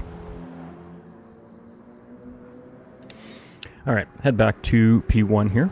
I'm not seeing a whole lot of changes happening right now, but this battle for P1 is definitely still close. I mean, 7 seconds separating first and second place right now after 11 hours of racing. That's very close, very, very close. So we've had weather, we've had crashes, we've had battles, we've had a red flag situation where track officials had to do some repair work to the safety barriers here on the racetrack. It has been a very crazy race here so far, and we're not even halfway through yet, and we've literally got 7.2 seconds separating first and second place still at this point. So a pretty incredible racing here by these teams, and it so happens that our top 3 are the top 3 currently in the championship point standings as well, so kind of fitting, I suppose. The number 3 Grid Life Lexus here is really making up time here in this stint. Peimay's been doing a fantastic job here over the first half of stint number 6 here in the first hour, and has taken a 50-second gap and shut it down to 19 seconds at this point here. So Peimay's doing a really great job here trying to get that number 3 car in a better position here on the racetrack, having a fantastic drive here in this 2-hour run. That leaves Ben from Eric's Racing, and not a lot has changed for this poor McLaren. They are just stuck in no man's land right now. A minute and a half in behind the podium and about 30 seconds ahead of Shadow. That has been going up and down, give or take a couple of seconds throughout the whole stint. But Purple, as he comes through the sector there, Peimay is holding fastest lap of the session so far, which is an 8:15.624. We haven't seen a whole lot of optimal racing condition for these racers yet, so the times are definitely going to be a little down, and I believe that the current fastest lap of the race is an 8:01.350, currently held by the Sector 7 Esports number 5 Lexus driver Antonio, and that was done in the first stint. Shadow in the GT Finland Corvette here, 28 seconds in behind Eric's Racing. Now, it is noted that the GT Finland number 66 Corvette is peeling time out of that number 7 McLaren up in front of them as they progress, and in the process of closing up that gap between themselves and fourth place, they were also battling with the defending champions, the Overboost Racing number 1 BMW, for about 3 or 4 laps here until Fonseca had finally opted to make his pit stop there, and that has now opened up the gap to about 44 seconds between the two drivers. So maybe a potential mistake made there by Fonseca at some point there as well, but still sitting in 6th place here. And it has not been an ideal start for our defending champions. They are sitting currently 10th, 9th overall, I think, in the point standings, if I'm not mistaken. I have to go look. And doing really well here today. They were fighting as far up as for the race lead at some points in the race here today, so they definitely got the pace for the race. And it's been the weather that's kind of really been the deciding factor here, I think, for some of the positions of some of our racers. Having to make that decision when the rain comes, depending where you are on the racetrack, sometimes you have to make that decision in a split second. So it's been some tough decision making for all of our racing teams here today, and that has really added to the complexity of our 24-hour event here for sure. So I hope everybody's really been enjoying it.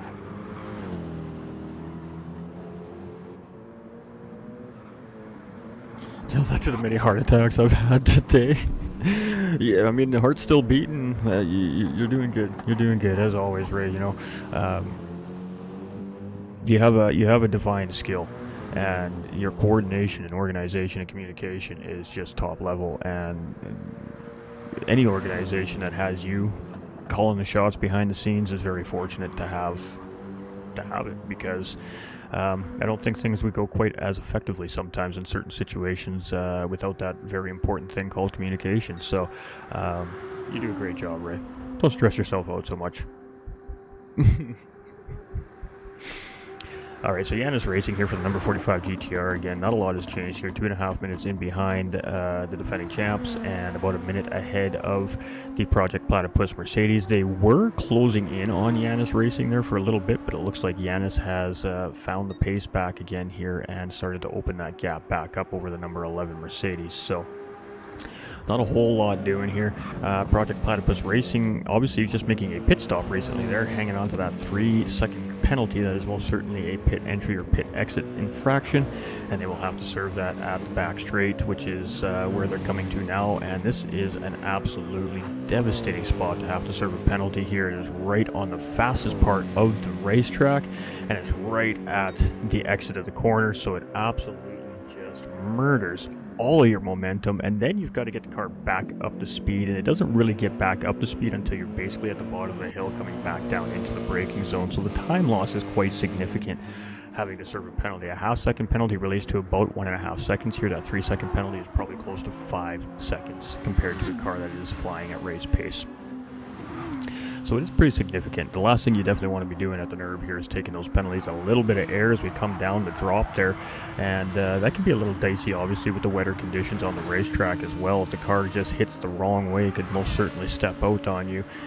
Physics is physics and momentum is momentum. So, but great job there from Stig. You can see that car just absolutely drop and sparks fly as the suspension bottoms out on these race cars. And of course, a lot of these cars here today are probably set up with very low front downforce, so they're very, very close to the ground here on the front end of these racing cars as well. The rear wing is hard to say, depending on the car. Probably depends on where the rear wing is sitting for these drivers. But a lot of downforce applied for the race here today, for the most part, I think, for the majority of our field. We've got Hovercraft here in the 64 Lexus, losing a little bit of time to the 764 Aston Martin sister team up in front there. It was 24, now it's down to 39, and Total Wolf is still trying to close back in on that 64 Lexus here for Loose Moose Racing 35 Aston Martin. The gap was as close as about a second to 0.6 seconds at one point in time there, and then there was a mistake made on the racetrack, and now he's about 6 seconds in behind. And considering seeing what I'm seeing, he's actually doing a really great job at managing his pace still in behind that number 64 Lexus. So interesting calls being made here by some of our drivers on the racetrack and the teams right now. Obviously, I don't want to give away too much information. We have plenty of teams in the chat watching, and we have friends and family of the drivers watching, and we're just trying not to give any advantage of information to one team over another. So you won't hear me talk too much about what tires that the drivers are on, what their fuel looks like, or what type of damage they're carrying. That's just how I roll. I believe in extreme fair play.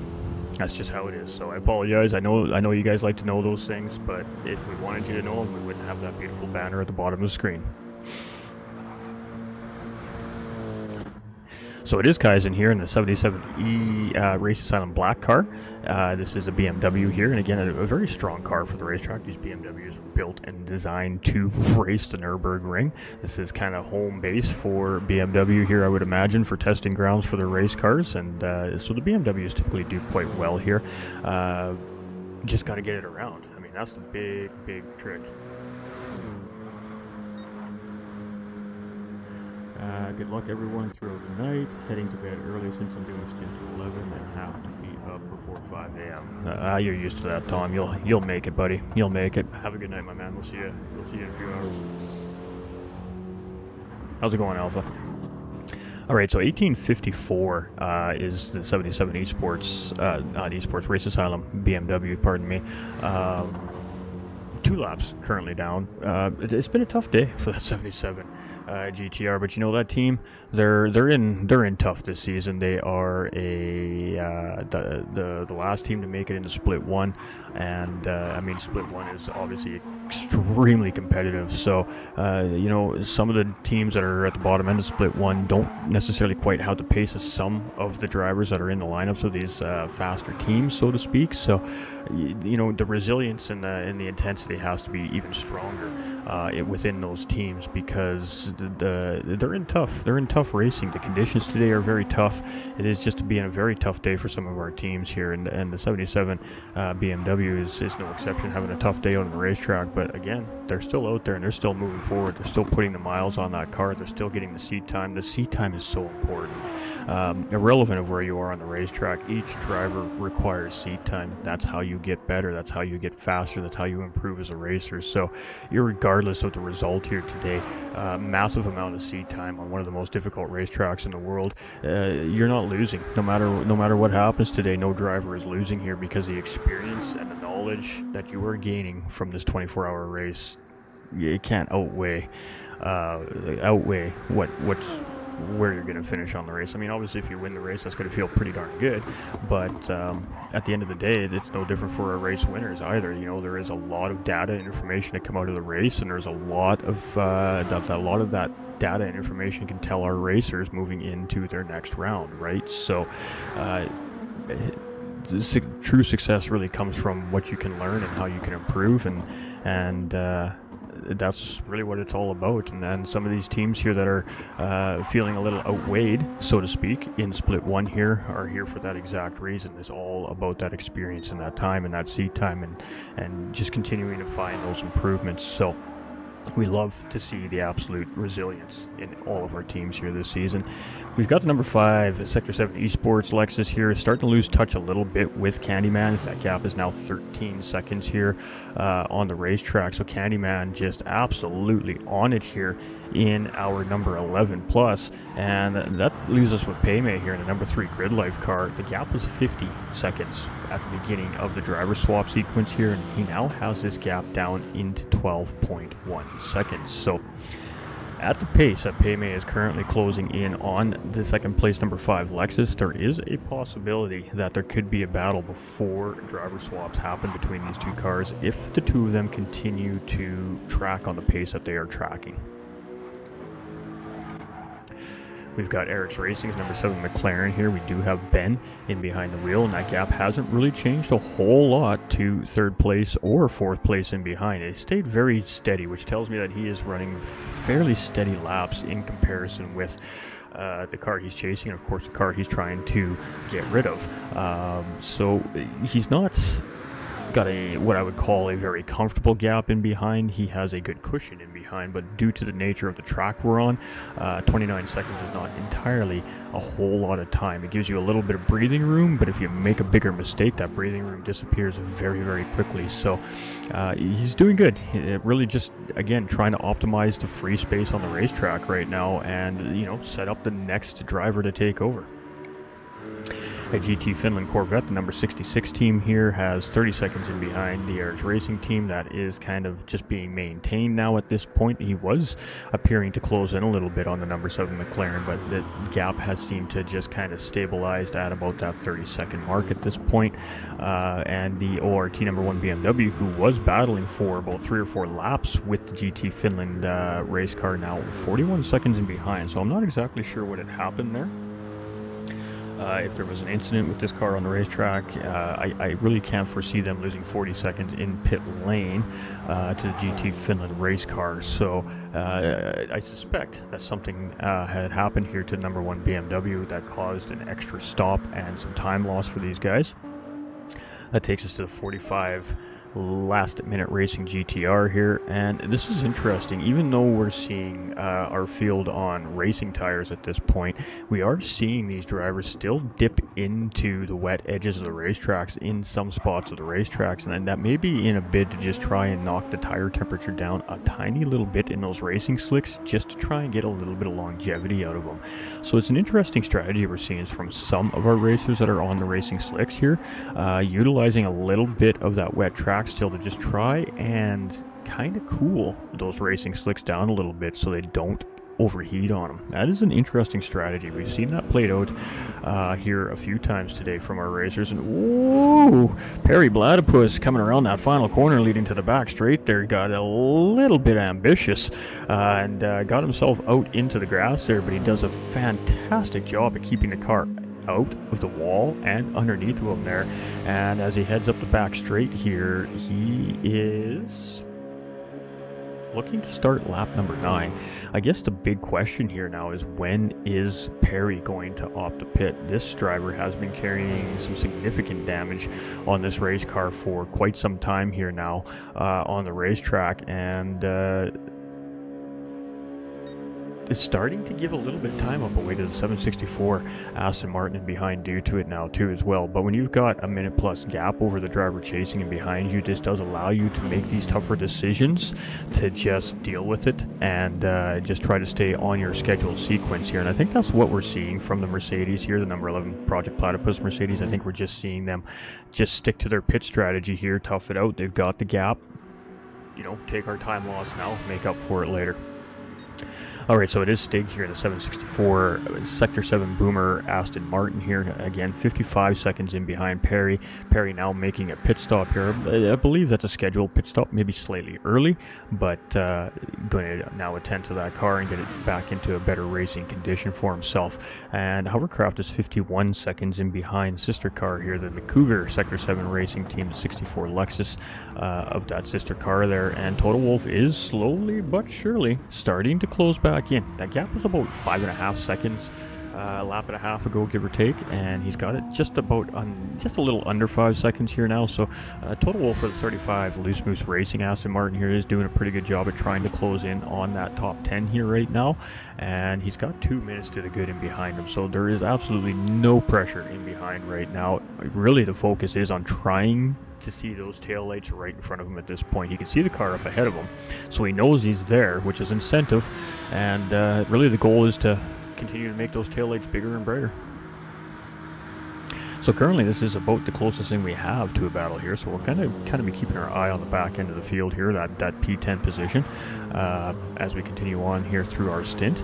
We have GT sliders here for the AHR 69 BMW, and it looks like he was just navigated around by, I believe that's the 764 Aston Martin. No, that is a BMW. I think that's the ORT BMW. Yes, yellow headlights. Just navigating around in a blue flag situation there as well. So tough racing out there for some of the guys today, that's for sure. And then we've got Kaizen here in the 77, races on a black car in the BMW here, 7.5 minutes in behind GT Sliders. These guys are kind of just in the race of their own right now, so to speak. But like I said earlier, really the big thing here for some of these teams is just that experience and that seat time in such a high level lobby. They don't see it now. I'm sure they don't see it now. As a racer, when you're up against a high stature lobby and you may not quite have the paces as the majority of the lobby, it really plays on you mentally. It plays on you physically. The one thing that the 77 Esport Races on Black team really needs to keep in mind here is that there's a bigger goal here. The bigger goal here is very valuable seat time, experience, and information in such a high caliber lobby. They don't see it now, but this will improve their overall quality of racing and their pace. They don't see it now, but by the end of the year, they will see it.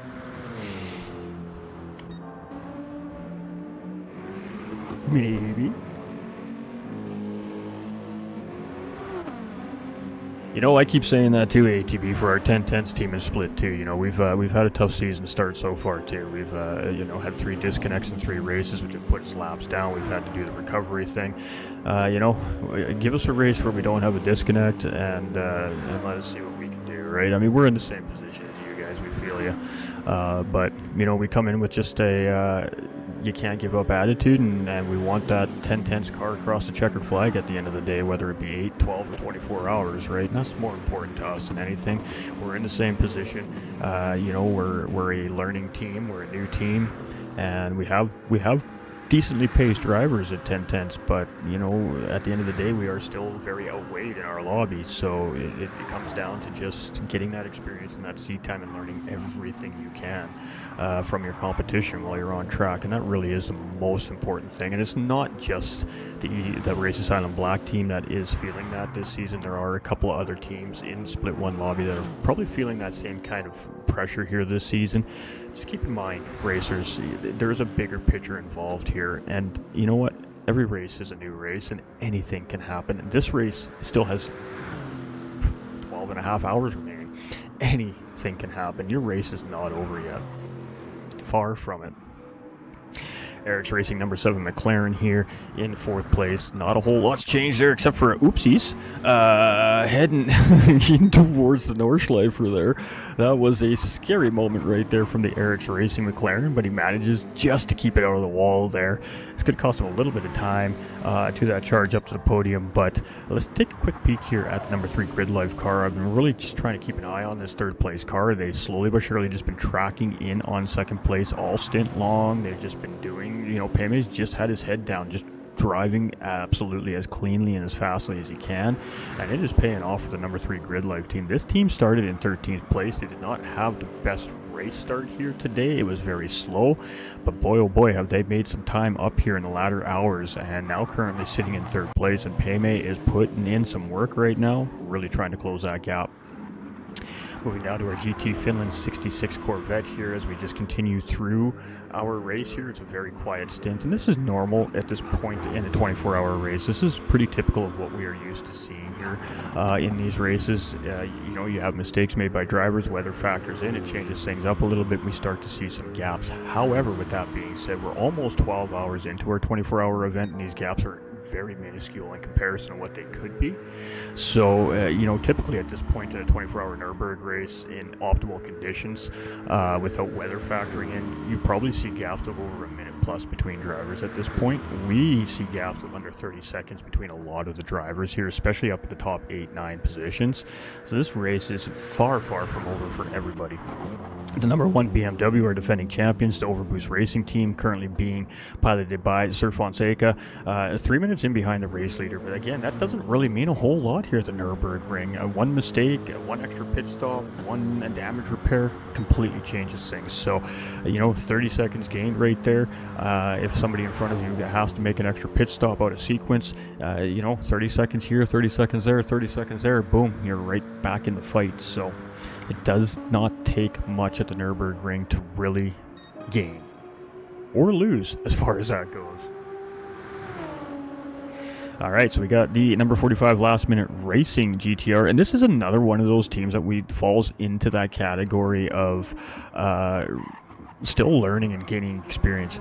They have good caliber drivers here. Obviously, they've got a ringer in the lineup with Mehdi in behind the wheel of this GTR here, which is a very obviously helpful to have a driver of that stature on the team helping close up gaps and everything. So, I mean, really the big thing for some of these teams with some of the non-top echelon drivers per se, that doesn't mean they're slow by any stretch of the imagination. Yanis is very quick.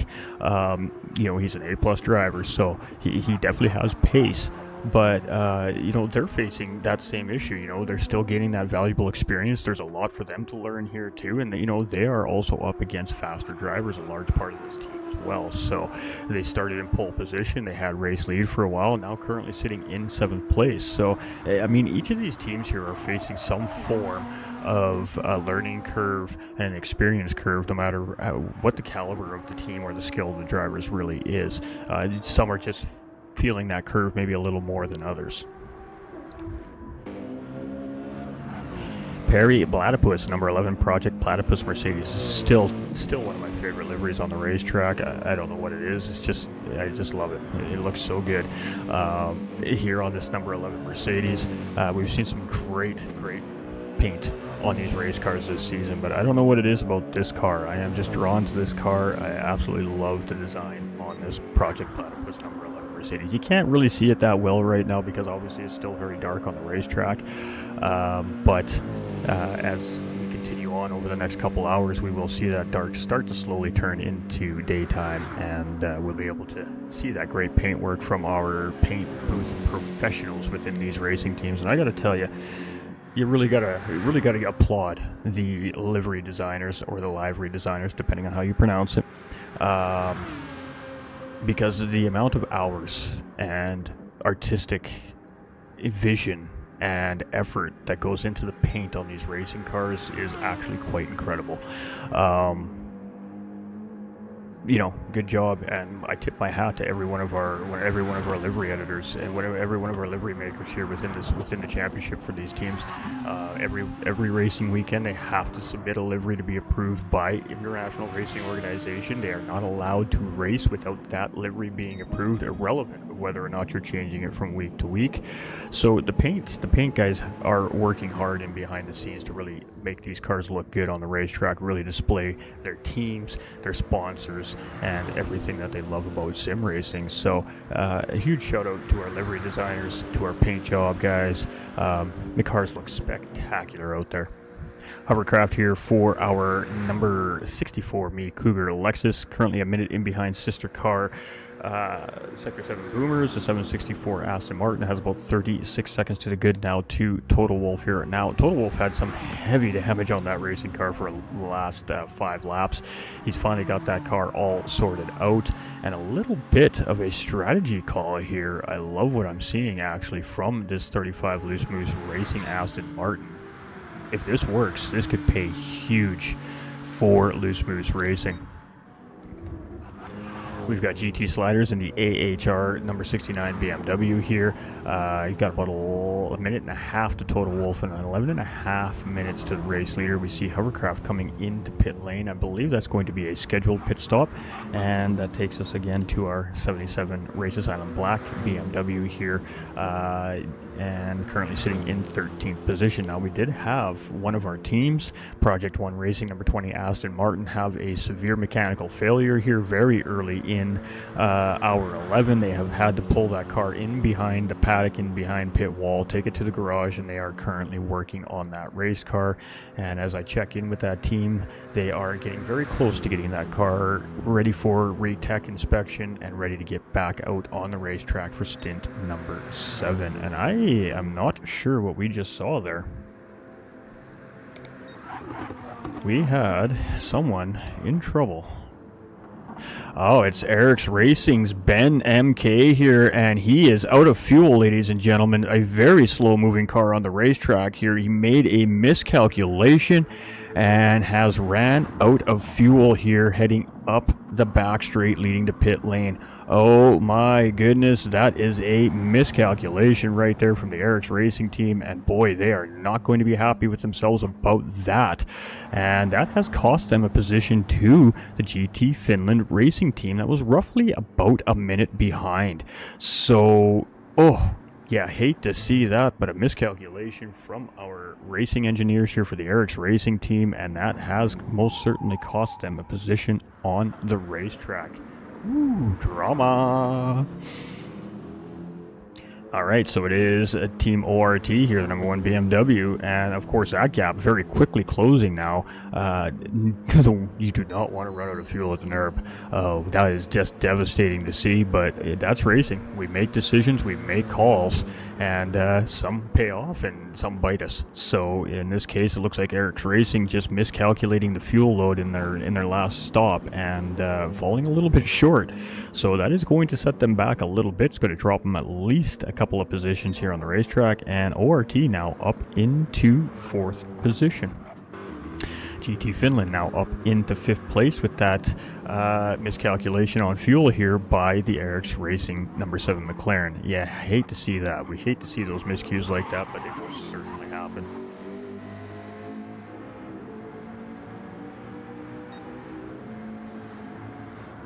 All right. I was not sure what was going on there. We've seen a car almost what looked like to be stopped on the racetrack there, so we definitely had to go see what was going on there.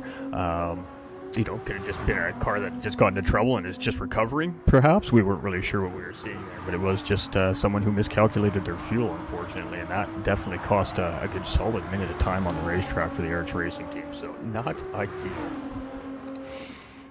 All right, Project Platypus number 11 Mercedes here is still 2.5 minutes in behind Yanis Racing, but the gap behind him is significantly changed.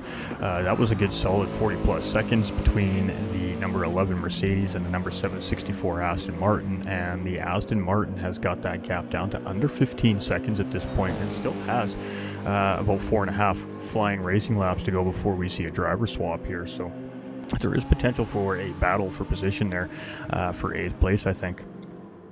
We've got Hovercraft in behind the wheel of the 64 Sector 7 Lexus, 1.5 minutes in behind sister car, and still managing that 5-second gap to Total Wolf. Now, Total Wolf was a little bit further behind there and has actually closed that gap back up because of a pit stop made by the 64 Lexus there. So we are kind of back to what that gap truly is between the two cars, and it is only 5.3 seconds. So Loose Moose Racing, 35 Aston Martin here, now trying to track back in on that 64 Lexus to try and grab that 10th place from them as well. So we do have potentially a couple of battles brewing here before the end of this stint, I think, which we love to see. 69 BMW here, absolutely moving and grooving. Has just come into the Nordschleifer here and is about 11 minutes in behind the race leader here so far today. And then, of course, our 77 BMW from Race Asylum Black sitting in 13th position, and one car currently in behind pit wall having mechanical repairs done to it so they can get that car back out on track. Alright, let's take a look at our gaps here. We got Candyman in the lead. Gap is now only 5 seconds. So that Sector 7 Esports number 5 Lexus is not letting Candyman get away at all. They have just continued to kind of maintain anywhere between 10 to 5 seconds to that race leader here, which is putting them in a pretty good position here at the midway point of the race. Number 3 Grid Life Lexus here was within 7 seconds at one point there, but after the pit stop sequence, now we see PMA roughly about 19.2 seconds in behind second place. But again, that gap itself was 50 seconds at driver swap. So PMA has done a great job at putting the number 3 car in a better position to continue to try and close that gap to the overall top of the podium. Essentially, 24 seconds is that overall gap to the race leader from our number 3 car. That puts our defending champions back up into P4 here. They got 2 minutes in behind the podium here. They got a little bit of hill to climb at the moment, but definitely not impossible due to the nature of the track we're racing here this weekend. So anything can and most certainly probably will still happen here today. That leaves the Shadow, and the Shadow is starting to close back in a little bit here as well. He's got 5.5 seconds in behind the ORT BMW, and the one thing we do know that between these two cars specifically, because we've watched them battle a fair bit here in the last couple of hours, is that Corvette has much better straight line speed than that BMW. So GT Finland 66 car can close in on that number 1 BMW and take advantage of that back straight. There's a very good possibility that we could see GT Finland racers here take over that P4 position. Eric's Racing's Ben here, obviously losing a position there to GT Finland racers, running out of fuel heading into their scheduled pit stop there. When they ran out of fuel, I'm a little unsure of, but they definitely lost some time there. So at least, probably at least at the start of the back straight, if I had to guess, depending on counting on the amount of time loss that they took there. But they're only 16 seconds in behind GT Finland Corvette. So I mean, there's definitely that position to get back. They just gotta close up that gap first a little bit, and obviously they've got pace. They were in 4th place for this entirety of this stint so far. That takes us over to the 45 last minute racing GTR. These are our pole sitters to start the race here today, currently sitting in 7th place, just about 6 minutes in behind the race leader here at the moment. But these guys have got some drivers in this team, so I mean that we could potentially see that change here over the next few hours as well. You think they short field? They were 20 seconds off the lead before the stop. It is entirely possible, Lucas. Yeah, it is most certainly possible. I'll take a little peek at the fuel loads when I come back around. We do have our Project Platypus number 11 Mercedes here, the number 11 car. I think I said that already, but hey, you know, we like to step on our own words sometimes. Is about a minute, almost 2 minutes now in behind that 45 GTR, but is trying to maintain the gap to Stig in behind. It was 48, now it's 44. Stig is slowly but surely closing up time on the car in front there, but we do have blue flag situation actually as we head to the 764 Sector 7 Boomer car. I have been jumbling that up all day long today with the Sector 7 team. I do apologize to my friends over at Sector 7. I'm not trying to butcher your team's name. For some reason, it's a tongue twister today. Just can't get it out of my head. But we do have the blue flag situation here. Stig obviously giving way there, but doing it very well too. You can see he really didn't give up anything as far as time goes around the racetrack there. He just kind of pulled out wide and didn't really give up a whole lot of speed in order to allow the Grid Life number 3 Lexus through. So that was good blue flag situation there, I think, for Stig, as it didn't really appear that cost him any time at all. So that leads us into 10th place, our 64 Sector 7 Me Cougar team, the 64 Lexus here, and we finally got it right without jumbling it. They're 57 seconds in behind their sister car Stig. They are closing that gap up to Stig. It was like a minute 20 not that long ago, so they've opened up about 30 seconds. That obviously pit stop sequence has probably changed that timing a little bit, and Total Wolf is closing in here. So the 35 Loose Moose Racing team, they have been chasing that 64 Lexus pretty much all stint long. They have been as close as battling with that car at some points in this stint, and now back to 3 seconds and closing here on the 64 Lexus. So potential battle for 10th place here yet before the end of our stint leading into driver swaps. There's a couple of potential good battles. Looks like that they could happen here yet. GT Sly Rules in our number 69 AHR BMW here has a minute 40 in behind Total Wolf and has about 7 minutes ahead of Kaizen. Now with that being said, that gap was quite a bit larger, so we'll have to wait and see what it is after the pit stop sequence, because that puts everybody back on that essentially sequentials the pit stops and puts everybody back on the same sequence. So we'll have to wait and see what that gap is here as it comes out. It should be roughly about 7:45 to 7:48 behind if they lose any time there, and they're about 7:58, so that very well just could have been a fuel load difference between the two drivers at their pit stops, but not a whole lot of time difference there right now. So the 77 Race Asylum BMW is really starting to settle into the race here, and it looks like they're really starting to put in some good, consistent, solid laps. They're not really giving up any more time and really just trying to work on closing those gaps up now, so they're doing a great job back there.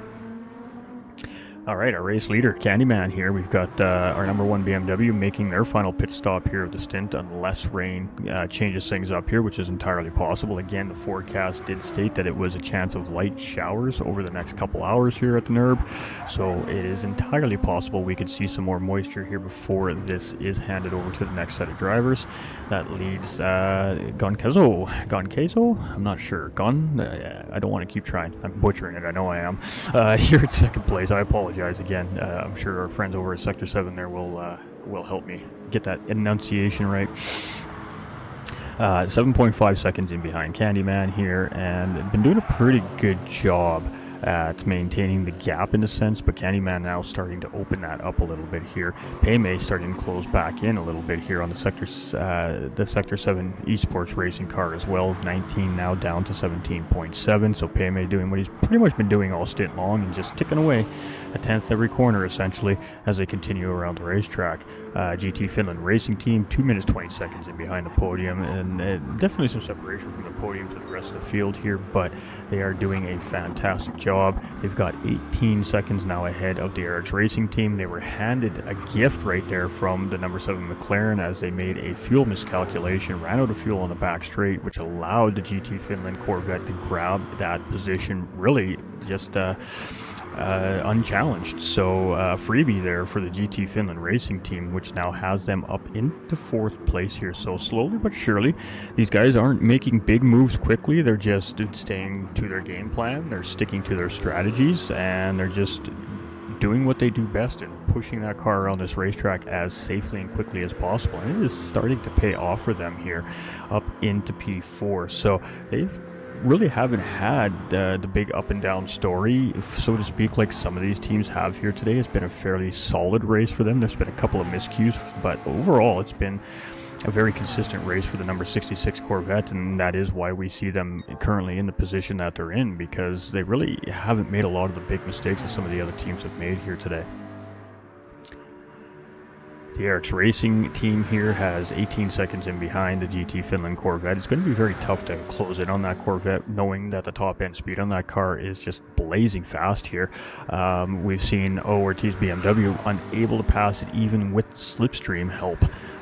So the McLaren has a challenge up ahead of it here, but the McLaren, again, is kind of a sleeper car here in GT7 right now. It was before the update, and it still seems to be here after the update, so I am happy to see that we do have one out on track here, because I think out of all the MR cars right now, McLaren potentially is one of the strongest in the Group 3 class, and they're definitely showing that here in the race today, currently holding down 5th place. They got 12.5 seconds to the defending champs right now, who are trying to close in.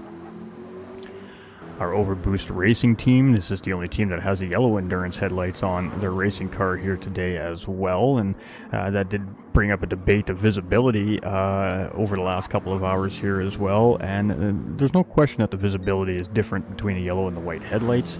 The one thing I also do know about the yellow and white headlights is that the yellow headlights for our VR drivers, so for our drivers that are using the VR2 headsets, those yellow headlights are blinding to the drivers in VR2. So the VR2 drivers are not big fans of racers with yellow headlights coming in behind in dark conditions, because they're actually extremely blinding for our VR2 racers. So we don't see a lot of yellow endurance racing headlights typically anymore in the game. It was something that was very popular in the early part of GT7 and the latter part of GT Sport, but that transition seems to have been changing to the clear headlights, because obviously visibility is just that much better with the clear headlights. Now, I mean, there's things that the racers can do to brighten their field of view, so to speak. In real life, the racers have visors, different colored visors for different conditions of the racetrack that they attach to their helmets before they get in the cars, and that does help their field of vision. You can help block the sun a little bit, or you can help brighten up the road around you based off your headlights. So yellow headlights in real life, not so much of a visual disadvantage necessarily, because obviously the racing teams have other accessories in a sense to add to the racers to help improve that vision quality. Obviously in GT7 we don't have racing visors that can improve that vision quality. With that being said though, that's not entirely true. If you were to wear a pair of yellow glasses, that would actually brighten up the field of view on your screen for you a little bit. So there is actually something you can in a sense kind of do to help that field of vision for yourself. But overall the trick really for the racers, if they choose to brighten up their field of vision, is just to turn their EV exposure up. The thing I don't like about that is it takes down the quality of the moving graphics, because of the size and amount of data that this racetrack provides in live time. Cranking your exposure up really could potentially make things worse in a sense visually. So each driver has a way that they like to run in the dark, and of course, you know, that is entirely up to them. They all have their preferred comfort zones, but definitely not a fan, myself anyways, personally, of the yellow endurance lights currently in the game due to that visibility factor.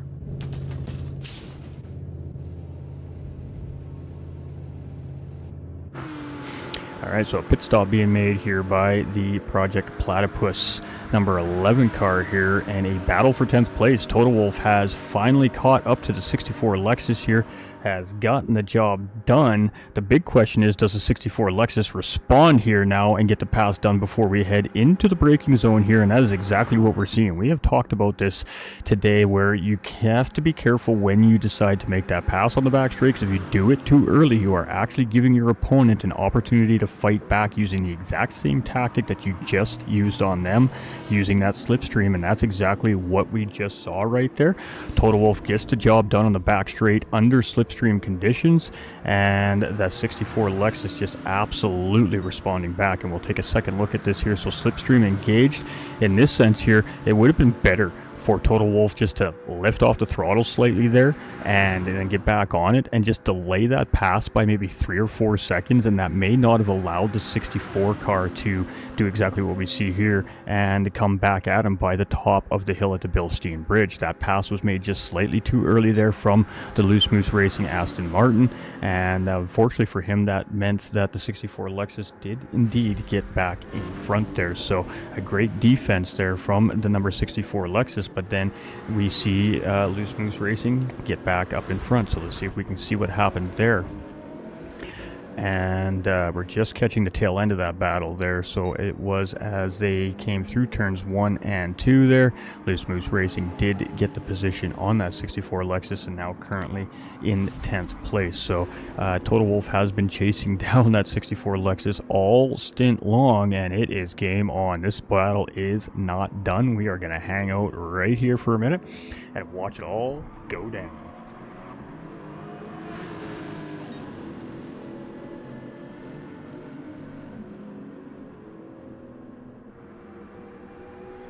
Some good intel there in the chat. We'll read through that here in just a moment as we continue to watch this battle here between the Sector 7 Me Cougar team and the Loose Moose Racing team here. These guys are nose to tail there, and potential contact I think there between the two drivers, and it looks like that the 64 car wants to redress the position there. Just obviously under a little bit of a dangerous spot there, and we do have Total going there, so that is highly unfortunate there.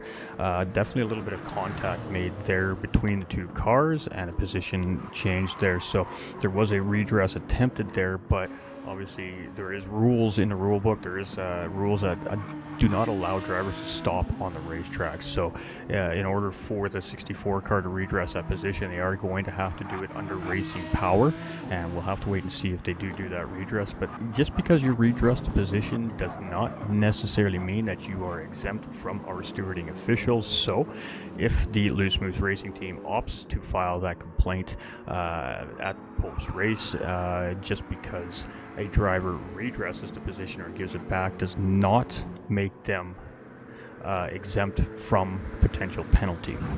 So we just want to make that very, very clear. Obviously, it is a respect and professional thing for our racers to redress the position. That is just something that happens in the sim racing world, and that is obviously what we just saw there. So, huge respect to the 64 car. Immediately realized they potentially made a mistake there and immediately tried to rectify the situation, but also have to follow still within the regulations of the championship as well, realizing that very quickly and again very quickly getting back up the road. So just because you make it right does not mean you're necessarily exempt from punishment. So just to verify that for our viewers at home, we have seen lots of redresses done this season, and we've still seen those incidents penalized. So that's just the way it works. It is that's just a respect thing on the racetrack between drivers when we see those redresses, but those redresses do not make you exempt from punishment if found guilty. If found guilty. Not saying they're guilty, just explaining what the process is. Alright, so Candyman is doing a great job here in the race lead near the end of the stint. We're going to have about 2.25 laps to go before we see driver swaps here. He has 10.9 seconds into good to the number 5 Lexus chasing right now, and he has 16 seconds to the good to number 3 Lexus chasing them. So the number 3 Lexus slowly but surely dipping that time away again. We've seen him knock about 4 seconds out since the pit stop sequence of the number 2 car, trying to really set up the next driver for the number 3 car to potentially be ahead of or ready to battle that car at the driver swap sequence.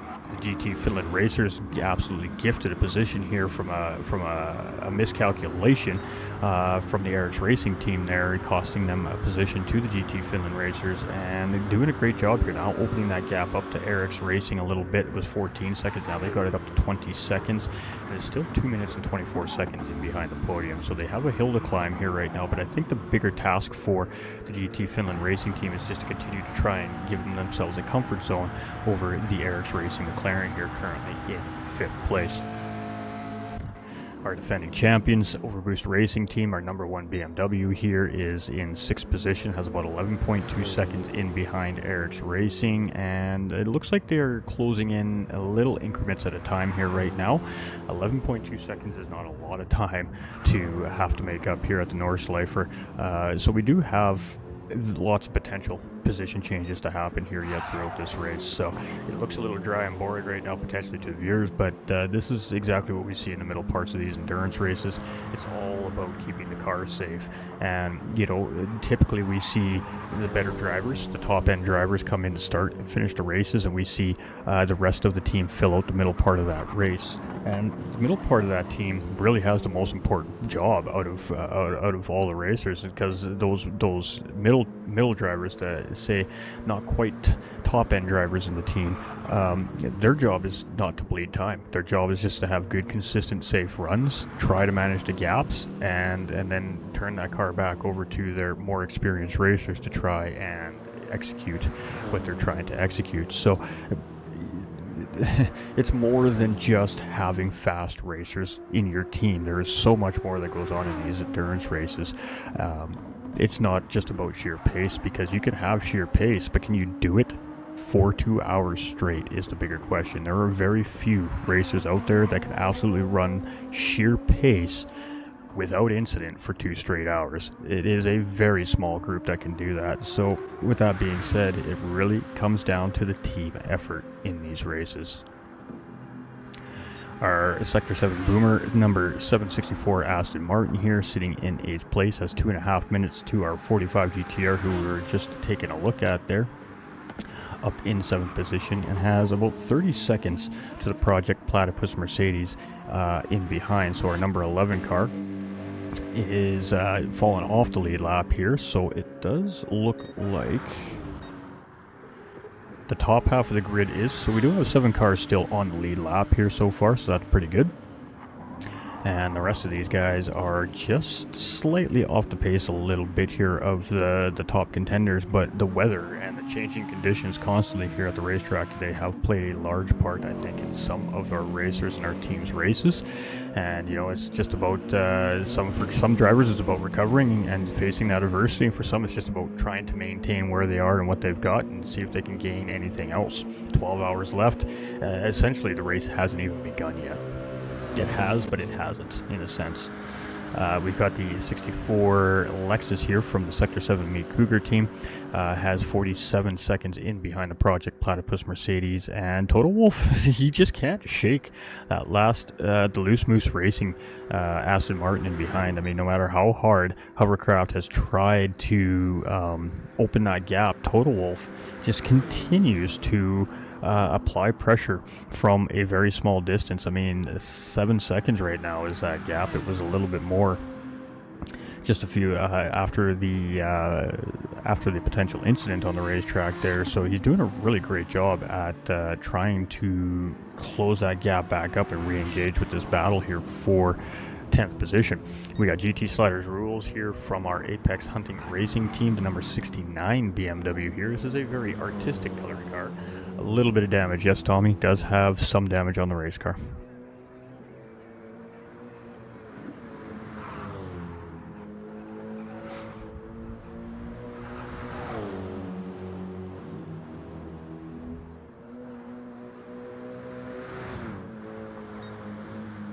Alright, so Slider rules here on a personal best lap right now too this time around, so that's got to feel good for him.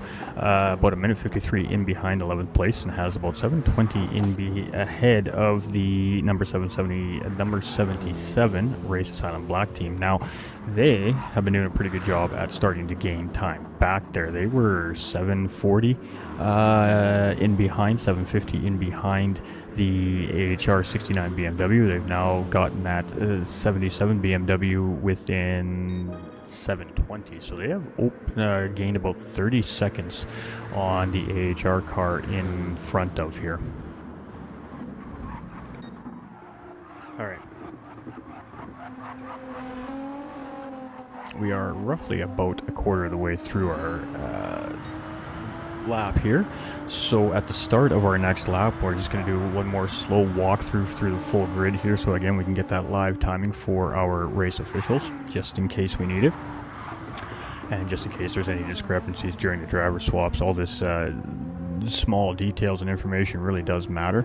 So we will do a small walkthrough through the field here shortly. But in the meantime, let's jump on board with our current race leader here as he navigates the remainder of the Nordschleifer here, and just let you guys and gals at home kind of have a look what these guys are doing and dealing with inside the cockpit of their respective machinery here. So we're on board with Esports Race Asylum number 44 GTR's Candyman right now, and he is going to take us the rest of the way around the Nordschleifer here on board to show us what it looks like here from behind the wheel of these race cars, as opposed to what our camera crews and our production crews are doing all around the racetrack. You can see that the visibility is starting obviously to get better. It is still nighttime at the Nordschleifer, but we are starting to, see that pure darkness start to turn into lighter darkness. So the drivers can start to look forward to seeing some daytime conditions over the next couple hours here, it appears. And as Candyman continues to go around here, you can see he's just staying very smooth, he's very calm, and he's just really trying to commit to that racing line around the racetrack. And it's very important. It's all about rhythm and flow at the NURB, and the moment that you get off that optimal line, you get off track, is when things can get a little bit dicey. So it's just all about keeping the car in the right place through every corner. And if you can do that, you're going to manage the racetrack fairly well. So this is a hard braking zone. We're going to see these guys go down into second gear. Some of these cars will drop down into first gear, and that leads us into the famous carousel here. And we're going to see most likely a second gear carousel here. Most of the drivers taking this in second gear. Get that down and just let it kind of pull you through the corner, and then hard on the throttle out. And Candyman didn't quite get the optimal exit of the carousel there. He had to check up just a little bit not to get the back end to slide out, and that leads us into the very high speed section of the racetrack. This is almost every racer's favorite part of this racetrack. You are just absolutely sending it around here. At speeds around these corners, you really wouldn't think that it's possible. So this is a adrenaline filled every part of the racetrack. It is one of the fastest parts of the racetrack, and most certainly the fastest technical part of the racetrack is right here. And as we come up through the YouTube corner there, just absolutely flying. I mean, these guys are taking these corners at 100 to 130 miles per hour in these racing cars here, and you can see some of these corners are fairly tight corners as well. You just got to really utilize all of that racetrack. We got a little bit of a slower zone here, so we're going to see a couple of quick downshifts right back up and on the gas again. And then that takes us down into the heart dropper right here. This is just an absolute drop of 10 feet. Boom, car drops, down a gear, back on the gas, manage your apexes, a little lift right here just to make sure you get your rotation. Ooh, got a little bit wide there, and full send down the hill through these S's here. And again, you're not really braking a lot at the end of this section coming into the S's here. You're just kind of very mild braking with a lot of downshifting, a lot of engine retarding braking, using your gear shifter to get the car to rotate and still maintain speed. Into the mini carousel, you just want to hook that low, come out right in the middle of the racetrack, and just step on the gas. And here is just managing this first apex, making sure you don't go out too wide, and then just hammer on the gas and hook this thing around. And you can really hold this corner a lot further than a lot of people think. It scares people, but you can actually get out into that grass a little bit, and the car will still stable on exit. And at a 724 at that bridge, we're looking at about an 806 lap here currently, I believe, from our current race leader, Candyman.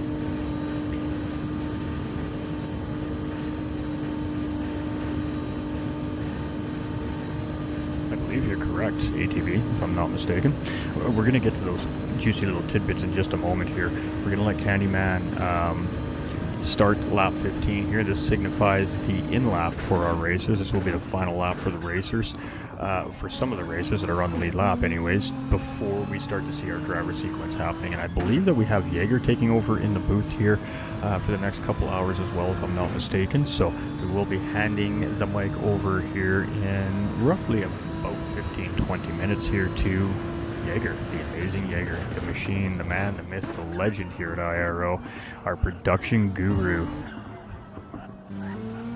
Alright, let's get back out to our cameras. Let's do our live timing here. Our leader is Esports Race Sound number 44 GTR Candyman, and he has 25.1 seconds over number 3 Gridlife's Payme, who has taken second place, and I am so sorry that we missed that. Well, obviously happened while we were on board with our race leader here. I did not expect that battle to be happening by the end of this stint with the time gap that was there, but clearly something happening to the number 5 Lexus there. And it is now Payme in second place, 7.9 seconds ahead and 25 seconds in behind the race leader. So the Gridlife number 3 car now up into P2. That puts the number 5 Sector 7 Esports Lexus down into P3 here. And they have 33.2 seconds to the current race leader, but they have 2.5 minutes to the number 66 GT Finland Corvette. So definitely feeling no pressure in behind right now, but has not been necessarily the best stint that we've seen from this team here in hours 11 and 12. It's been a little bit of a slower drive here for these guys and a couple of positions lost here, but they are not out of the race by any stretch of the imagination. That takes us to the number 66 GT Finland Corvette here. They are 2 minutes and 57 seconds behind the race leader, currently holding a half-second track limit penalty, and Eric's Racing only 18 seconds in behind. Thankfully, it's only a half-second penalty, so it should not really put too much concern on them about the chasing car, but you never want that penalty because you know that's going to cost you more than that half-second at the end of the day. And they are 18 seconds ahead of the Eric's Racing number 7 McLaren, who is currently 3 minutes and 15 seconds in behind the race leaders. And they have 30 seconds to the good to our defending champions in the number 1 BMW in behind. So moving through our field here as we continue just to get those live timing. It is ORT Overboost Racing number 1 BMW, Sir Fonseca behind the wheel here. He has 3 minutes and 45 seconds in behind our race leader and has 2 minutes and 20 seconds to the good over Yanis Racing in that number 45 GTR Chasing. Moving down through our field here, Yanis Racing in the 45 last minute racing GTR here is 6 minutes and 6 seconds behind the race leader. That gap was larger at the beginning of this stint. He has cut about 40 some seconds out of that gap to the overall race leader, so having a pretty good run here in our number 12 is Yanis Racing, and they are 2 minutes and 39 seconds ahead of the 764 Aston Martin in 8th place. This car being piloted by Stig from Sector 7 Racing Boomer Team, and they are 8 minutes and 46 seconds in behind the race leader. I believe we have a second or third place car closing in here for a blue flag situation right now, and they have 1 minute and 14 seconds to the good over the Project Platypus Mercedes in 9th position. So our number 11 Mercedes here, our Project Platypus, piloted by currently Perry Platypus, has 10 minutes and 1 second to the race leader, and they are 13.3 seconds to the good to that number 64 Lexus in behind. With that being said, time is definitely being made up here from our Sector 7 Racing Me Cougar 64 Lexus team, currently being piloted by Sector 7's Hovercraft, and he has that gap down to 13.2 seconds to Perry Platypus, and the overall gap to the leader currently is 10 minutes and 14 seconds, and we have a yellow flag here on the racetrack. So was that the Platypus Racing Mercedes? It was. Boom. And we've got a positional battle happening here, so let's get through the rest of our field here real quickly so we can watch that go down. We've got our Loose Moose Racing team here in 11th place, 10 minutes and 20 seconds behind the race leader, currently 5 seconds behind Hovercraft and Perry Platypus in that Mercedes. So we have a potential three-way battle starting to brew up here near the end of this stint. We've got the Apex Hunter Racing team in the number 69 BMW. They are 12 minutes and 10 seconds behind our overall race leader and a minute 50 in behind that three-way battle that is starting to brew up. That takes us to the number 77 Race Silent Black team, BMW, currently being piloted by Kaizen, and he is 19 minutes and 19 seconds behind the overall race leader and 7 minutes and 19 seconds behind that AHR team, which means they are still closing up on Apex Hunting Racing's BMW there. And our Project 1 Racing number 20 Aston Martin falls somewhere in the mix of all of that once we sort out what that time difference is from having to pull the car in to do mechanical repairs throughout the stint. So that is where we're at. Let's go right here.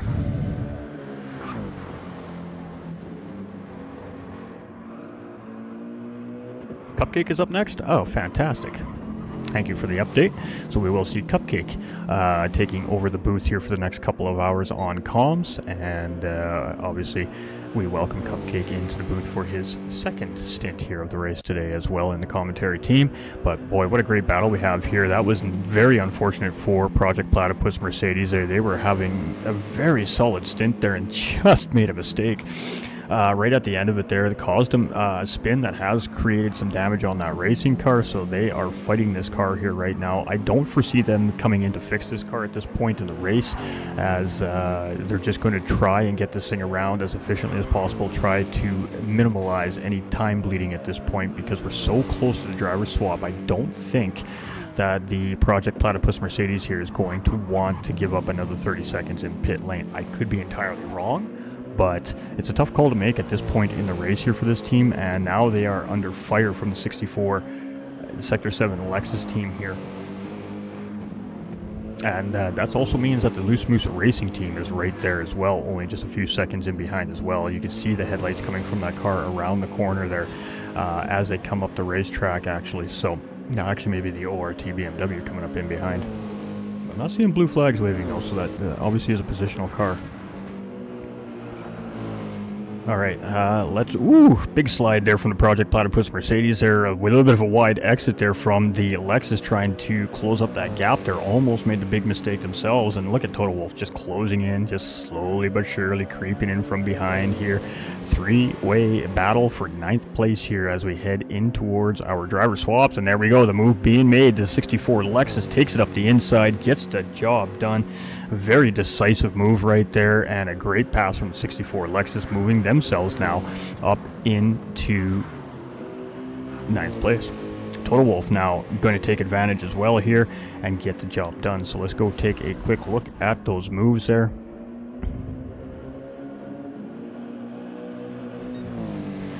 That Mercedes has both these drivers closing in. He is aware that he has a wounded race car here right now, and he's just doing everything he can to try and, like I said, negate time loss there. He left the door open, and the door was absolutely pushed open and ran through there from the 64 Lexus team, and then shortly thereafter the Loose Moose Racing team taking advantage as well, getting up the inside of Project Platypus Mercedes into the looked like to be the mini carousel there, just gets the job done there. So great job there from both those teams to grab that position, and highly unfortunate there for Project Platypus Racing's Mercedes there, but they have some space between them and the number 69 BMW here, and Candyman coming in to start our driver swap sequence. Boy, that was, I almost missed that. That was very close as we were watching that battle there. So it's going to be Paymay next to bring it in and turn it over to the next driver from the Grid Life team here as well. He's just got a couple more corners to go, and he will have that thing into pit lane and ready to turn it over to the next capable pilot here. Grid Life car is in, so that leaves our Sector 7 Esports number 5 Lexus next to come in, and boy, it has been a tough stint for this car. He is currently carrying some damage on the front end of that car, which explains the time loss here, and he's almost got it home here to turn this thing over to, of course, the next driver that is scheduled to take over this car. So they'll get a new nose clip on this thing and hand it on over to the next capable pilot. GT Finland Racers, our 66 Corvette's going to be the next team to bring it home here for our driver swaps, and we do have the top 7 still currently on the lead lap here as well. And as you can see on the top right hand side of the screen, the driver swap sequence starting to take place, and those drivers starting to take over and get their cars back on track. So it is game on after hour number 12.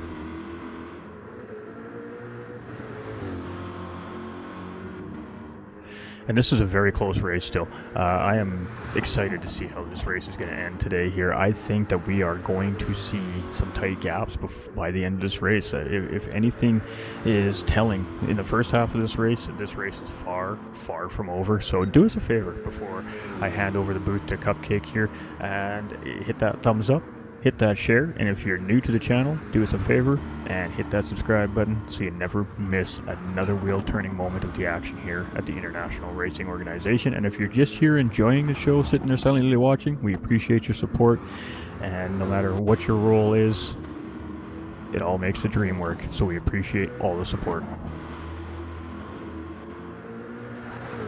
Alright, so GT Finland here had about 2 minutes to our podium here. So again, a nice comfy little gap for the podium right now. No pressure for the podium. The pressure for the podium is between the podium sitters currently right now. So they're kind of in their own little mini race right now, between the three of them. And then we've got little groups essentially that are kind of in their own little races here right now on the track. And those little groups are not separated by a whole lot of space necessarily. The Shadow's only 18 seconds ahead of Ben.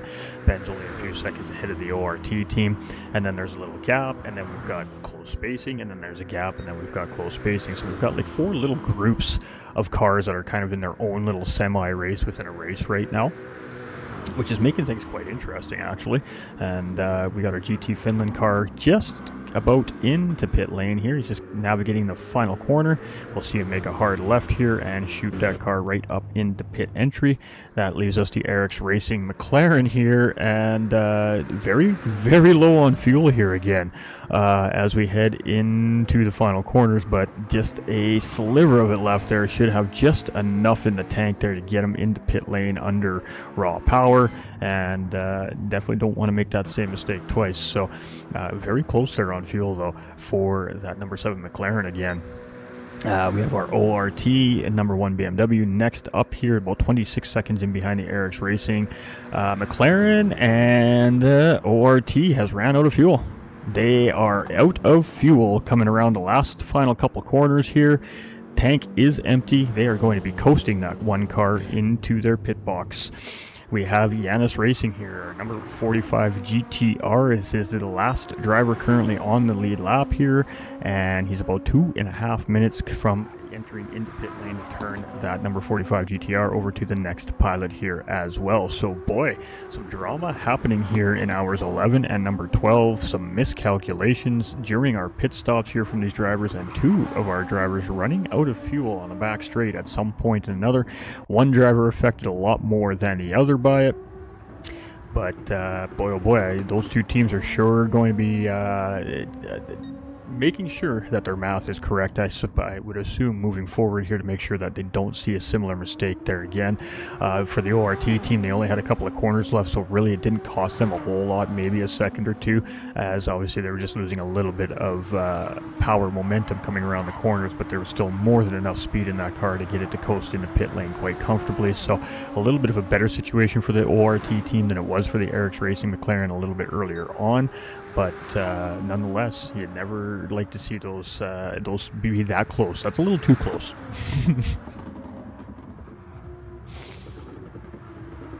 All right, so the 45 last-minute racing car here is just got a little mini carousel left to go here.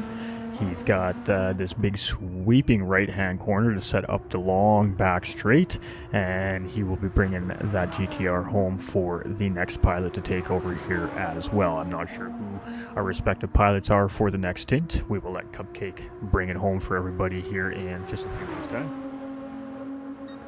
Screen in the top corner is the driver swap, so that will be our next picture that you guys will see on the stream. That is the driver swap ongoing. So the 6 drivers that have already pit, that is our top 6 drivers in the driver swap that have come out of pit lane. So that is the continuation of the race.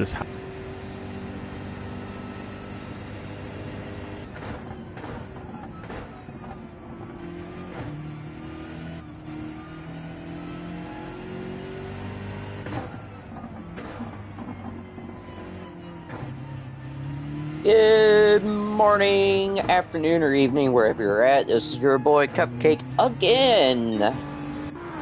We are on stint 7 of the 24 Hours in Nürburgring, sponsored by your favorite amusement park water slide. It has been very rainy all race long, as I said back in stint 5. And what a turn of events versus when I was commentating. Because S7R had a really big or actually, I should say, pretty considerable lead over ERA with about a, I think, 17 to 20 second gap. And now they are in P3. So Grid Life is now in P2, and ERA's Adriano is now in P1. The folks from Finland, I believe, are now in P4. Excuse me.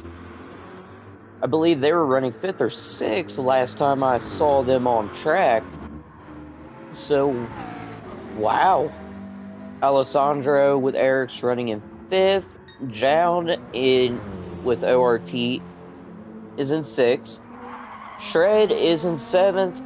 And we're just waiting for the rest of the field to come out to the pits.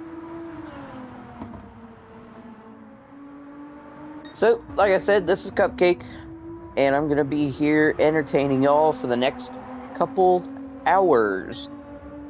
We're past the halfway point of this grueling race. We do have 15 laps scheduled, 14 racing laps. So at the end of lap 14 is when they're going to come in and pit, and that's when driver changes, driver swaps will start.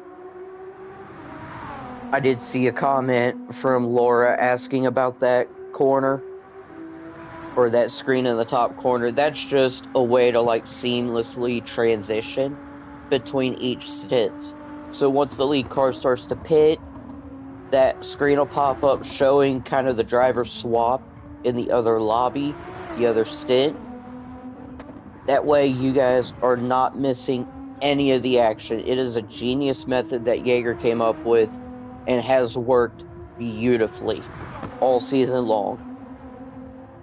So, let's get to it.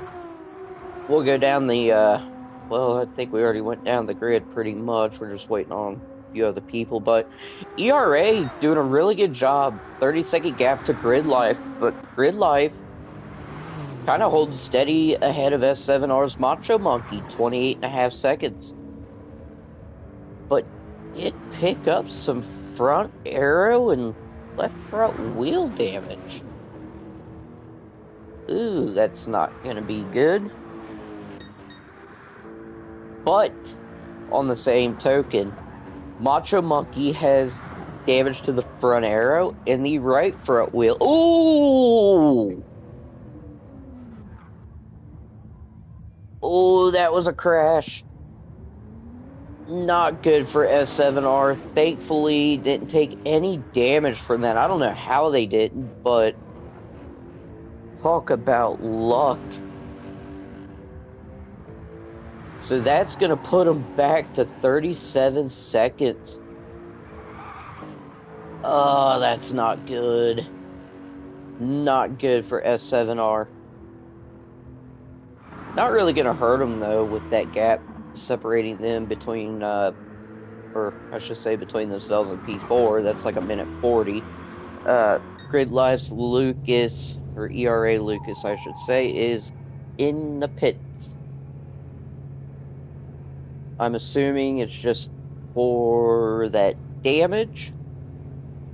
But they might just say, you know what, to heck with it, we might just get tires. Ah. Nailed it. Alright, so Italia is getting the go-ahead. Fresh set of softs. A repaired vehicle.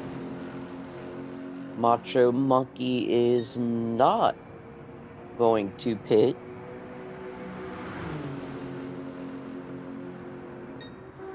So now that leaves ERA's Adriano with a minute gap separating himself and ERA Lucas.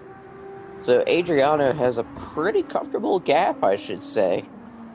Now we are still early in this stint, and as you guys have seen in the past stints, anything can happen.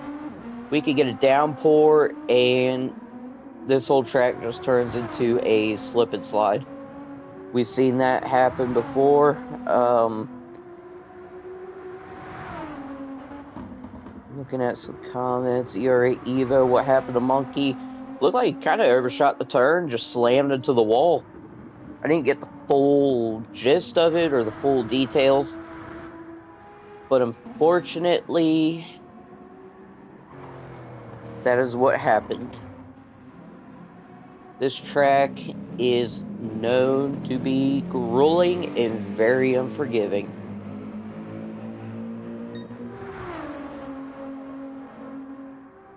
Jaeger saying dark magic. I don't know what that was, but boy did they get lucky, because that was a nasty hit.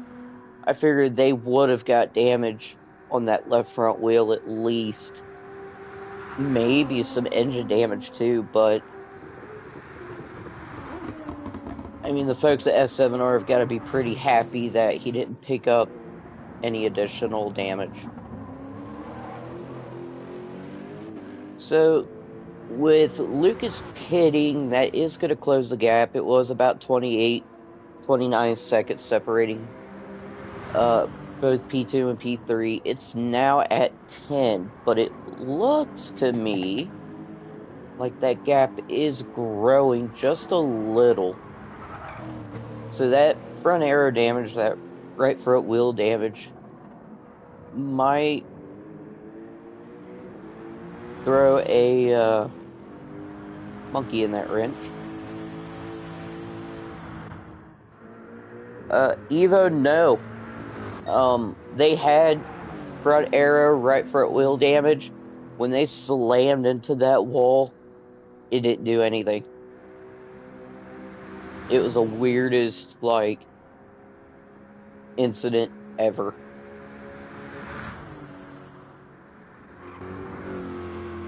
But Beetlejuice has gained 9 seconds, 8 seconds on Macho Monkey. So it went from being about a minute 40 back to a minute 31. Definitely something interesting there. And I'm just trying to take a look at the grid, see if we got any kind of battles. And unfortunately, it does not look like the case. Lemon Z is out of the pits, running in P13. JP still waiting for Kaizen to enter the pits in the previous stint. It's got to be a boring wait. If you ever had to wait that long, just kind of sit there, twiddle your thumbs. Adriano putting on a clinic right now. When we first checked with him after Lucas had pit, it was a minute. It's now grown to a minute 4. Lucas is opening up the gap just little by little. On Macho Monkey, it was 9, maybe 10 seconds. It's now 10 and a half. And then Beetlejuice still maintaining that 1 minute 31, 1 minute 32 gap to Macho Monkey.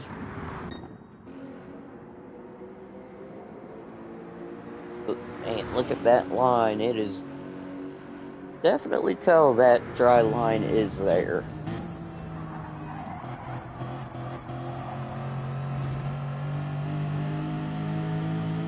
Monkey, we are on board with Monkey right now, who is going absolutely bananas in this car.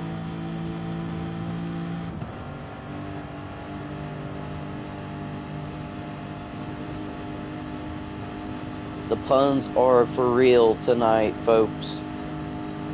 It is 10:30 at night over here, and I'm feeling kind of punny.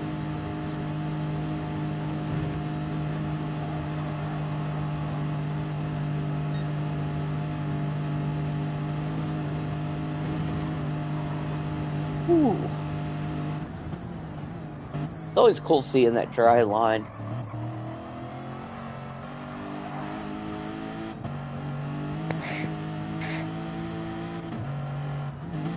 Going into the carousel.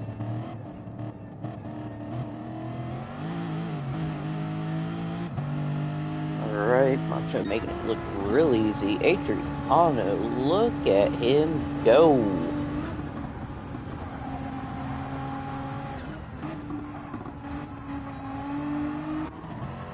We got Lucas, 11.7 second gap, so I mean, if I was at 7R, I'd probably be thinking about maybe pitting to get that damage repaired. Because, I mean, you come up to this latter part of the track, it gets real curvy. As you can see here, we are on board with Lucas. Very curvy, very technical, especially with this dry line. You cannot make any sort of mistake.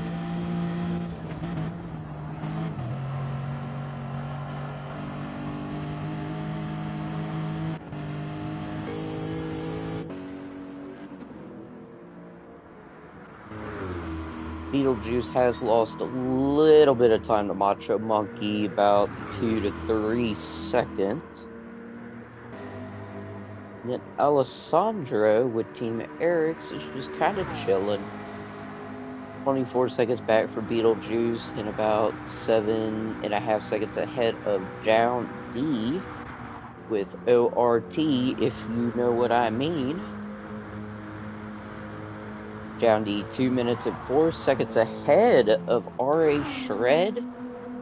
Shred's 2 minutes and 41 seconds ahead of S7R Turbo. Turbo is 1 minute 34 seconds ahead of P9's Italia 458, driving an Aston.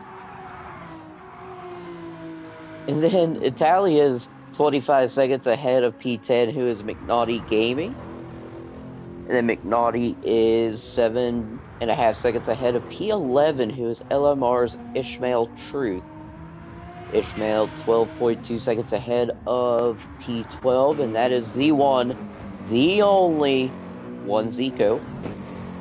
Zico, meanwhile, is 2 minutes and 40 seconds ahead of P13. And that is going to be Lemons. And then last but not least, we do have JP in the pits, still waiting to get released.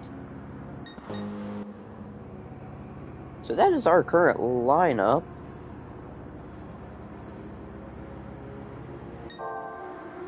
And Adriano already setting the fastest lap, which is a very respectable 8:15.7 given that it had just rained.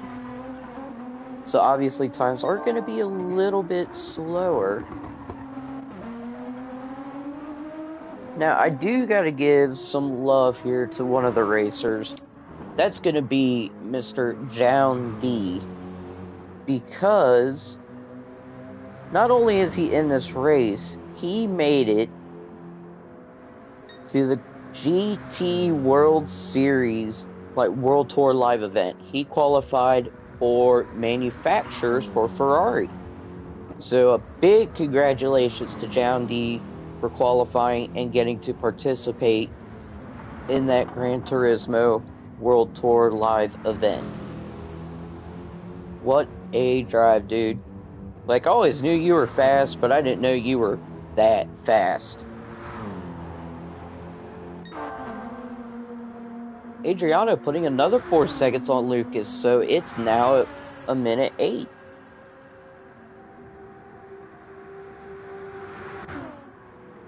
And then Lucas put about a second on P3's Macho Man. Or Macho Monkey. Monkey finds out I said Macho Man, he'll go ape all over me. Go bananas.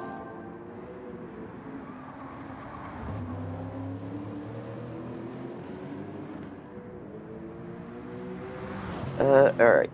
So I am getting word. There is JP just out of the pits. 19 minutes back from the leader.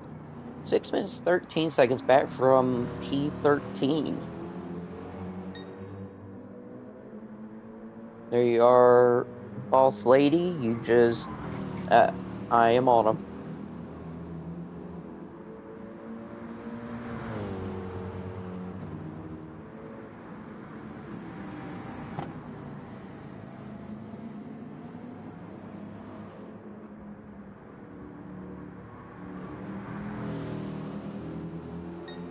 So it must be working out some kind of timing issue or something behind the scenes that I am not too sure about. Alright, and we will go to Lemons. Lemons sitting in P13, 6 minutes, 7 seconds ahead of JP, 2 minutes and 42 seconds back from the one and only Zico.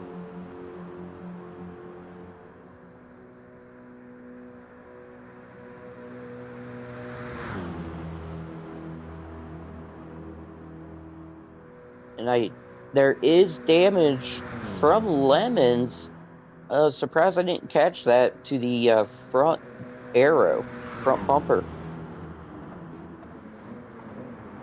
So yeah, Lemons having some damage there in the front. That's not too good. JP, meanwhile, does not have any damage.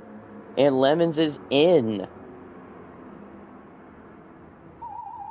I assume they're going to be fixing that. They might pull a Lucas and just go ahead and put fresh tires on. We shall take a look and see.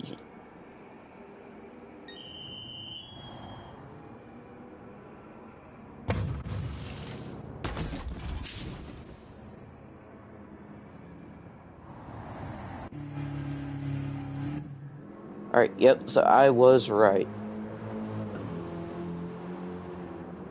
The brand new tires.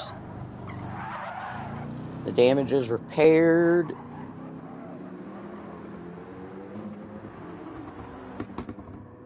May want to start stuff. We're not going to start anything.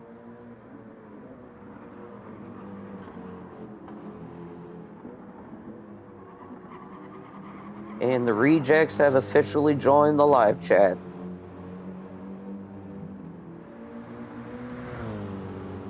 No, we are not going to do that, y'alls.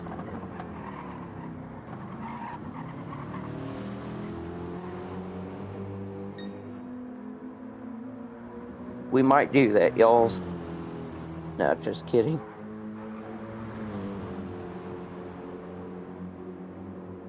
Alright, so now that little kink might be fixed, let's check up on the leaders here. So minute 10 on Lucas, 15 on Macho Monkey for Lucas. Jaeger. Naughty, naughty. We have super chats activated now, just saying.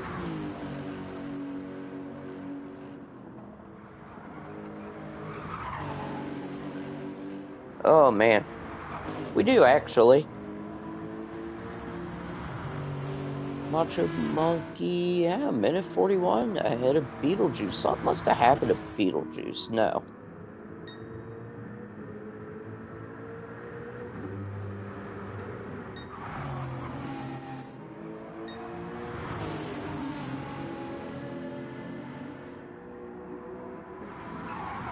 GT45 did mention if you would like to support IRO further, you can utilize the super chat to send a donation to IRO itself. Not required, but extremely appreciated. So definitely, if that's something you want to do, oh man, Peyton, I'm broke, but I appreciate you guys. Sent $1.99. Appreciate it, buddy. You're the bomb diggity.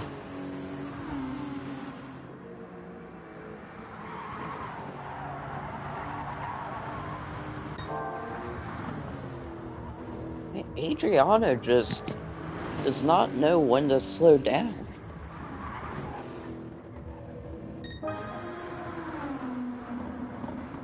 Setting another fastest lap of the stint in 8:12.3. Good stuff, my man. Good stuff.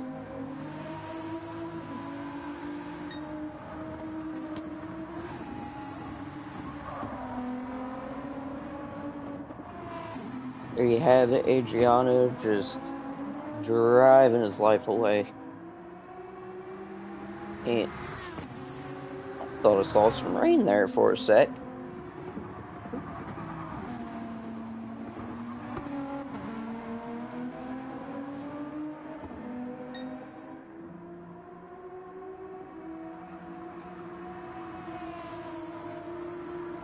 Now I wonder, who could that be in front of Adriano? Has an S7 car. Maybe. No. Oh, hello. Look at that. We stumbled upon a battle. For P11th, LMR Ishmael, the only one, Zico, duking it out. Macho Monkey is in the pits. We're in the long straight now, boys. So the only one, Zico, is able to get a giraffe or a good slipstream on Ish. Not sure what the hazards are for. Maybe just kind of let him know that he's not going to fight Zico. But that allows Zico to get past and move up into P11.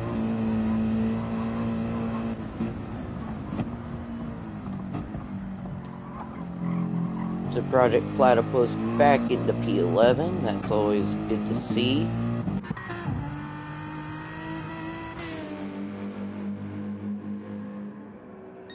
Macho Monkey did pit. Looked like he put fresh tires on as well as fueled up. Looks to be just over half a tank of fuel. Lucas, meanwhile, is killing it at the moment. And then we got to talk about this dude. He is on a roll. Look at him fly past S7R. Just went past them like they were sitting still.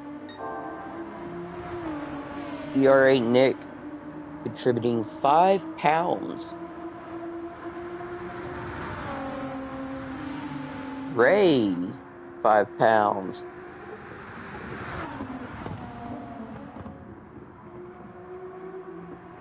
Y'all are awesome. You know that? Y'all are legends.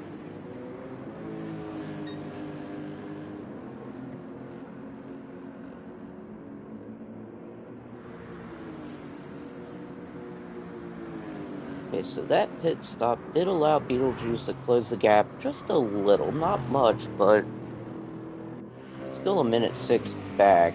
Ish is now 2.5 seconds back from the one and only Zico.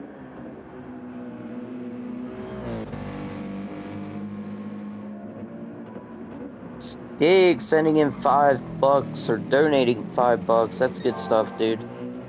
Highly appreciate that.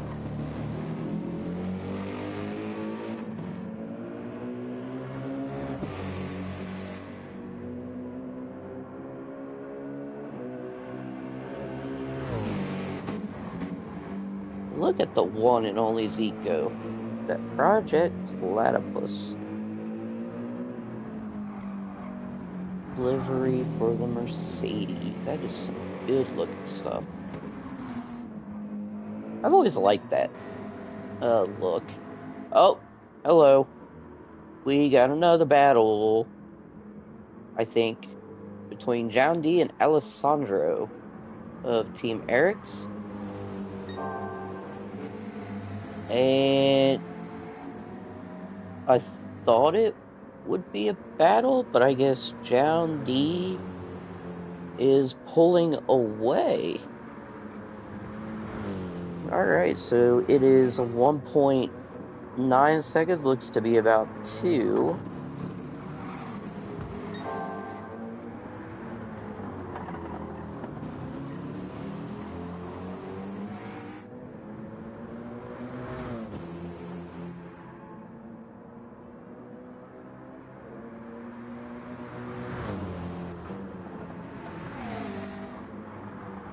So the gap opening up even more to 2.1.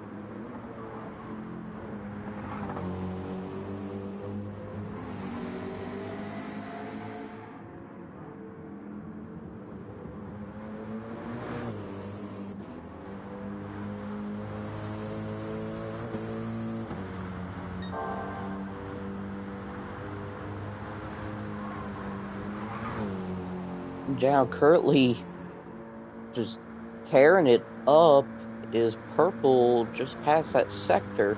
But speaking of purple, this man right here just shredded the fastest lap of this stint. He just set an 8:11.941.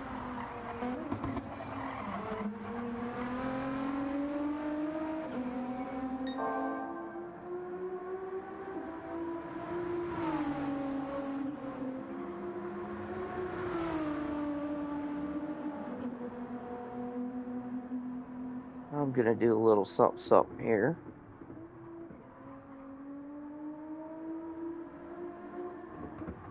I'm gonna send in a donation as well.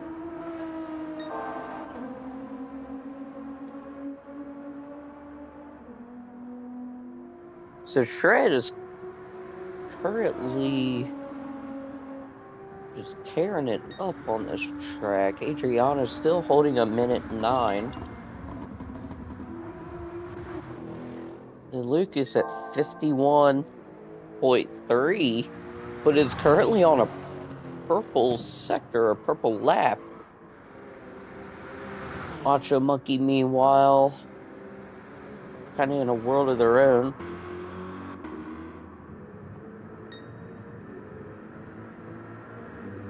Then Beetlejuice, 11 seconds ahead of Jound. I see that kind of closing, though, because Jound already put, like, an additional 2 to 3 seconds on Alessandro. So it was like 1.6 or 2 seconds of a gap. Now it's up to 4.8.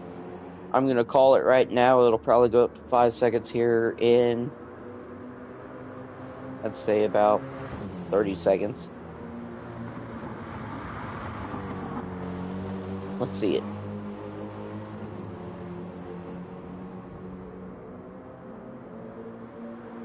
Oh, that was close. Yeah, so 5 seconds. 5-second gap.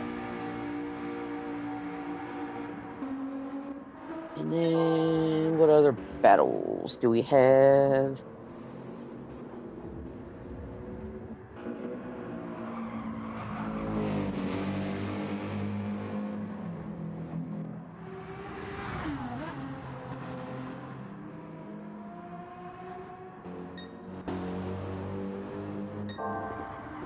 Really nothing else. All right.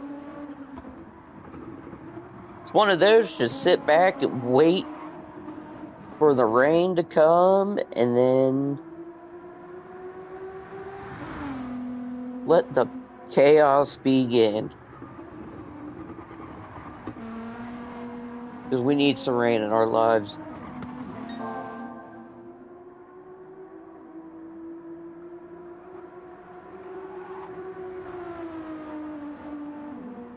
Ooh.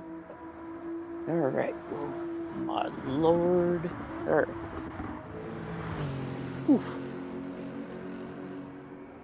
We got an 8:11. Oh, look at that. Lucas just setting the fastest lap of the stint so far at an 8:11.209.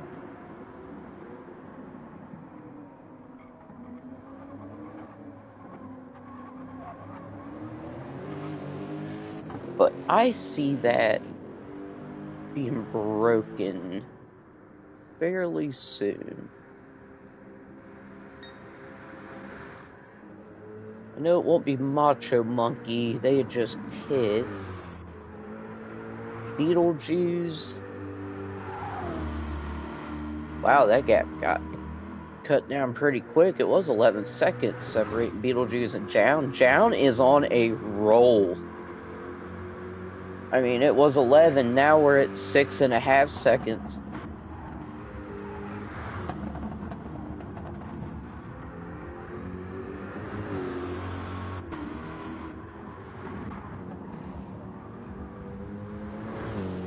And Jown also put about an extra 2.5 seconds on Alessandro. It is now 7.6. Whew, this guy is just a flying.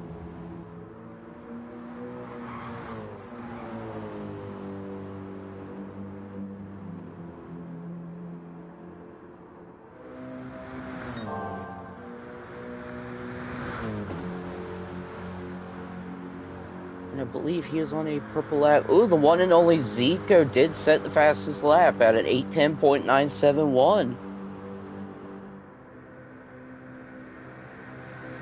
But I'm really curious as to what kind of time Jown is going to set. Look at that, with a 2.4 second difference on Zico's time. Let's see what it's going to end up here in just a sec.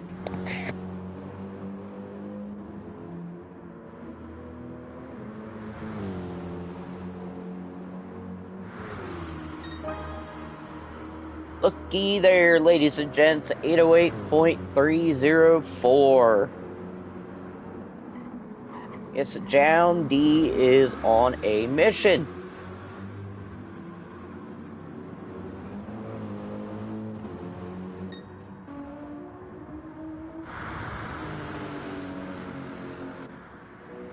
And then Macho Man with a half-second penalty. Ew. That's not going to be good. Especially where the penalty, the area where you have to serve the penalty is, because it is on that long straight. So, it might say half a second, but I think you're going to lose every bit. A second and a half plus. I mean, if not more. Because you need all that speed coming out of that exit onto that main straight. That way you can tackle that hill and also get the top speed out of that car. Now, we did see where Macho Monkey is on a purple lap, meaning he's currently on pace to set the fastest lap of the stint. That's going to be a moot point after he serves his penalty. I'll guarantee it. 1.95 seconds.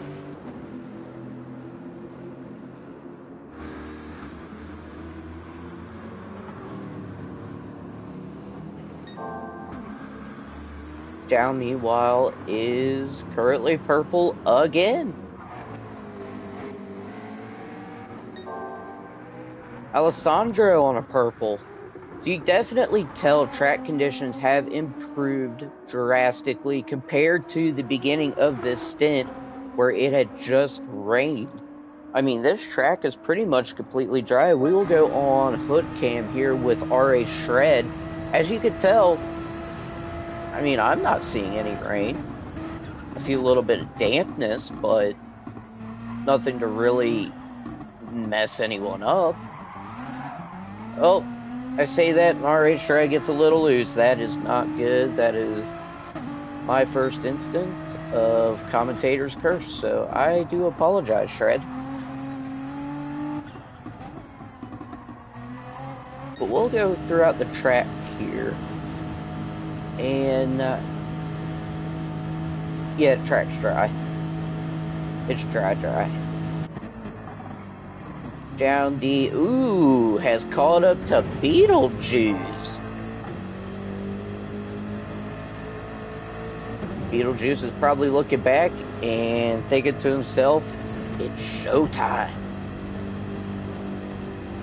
He now is going to have to defend against arguably one of the fastest racers in this series and in the game. So we're going to stay on board with Jown D. I'm going to try and do some fancy camera work and see how this pans out, because it's only a second gap separating them two.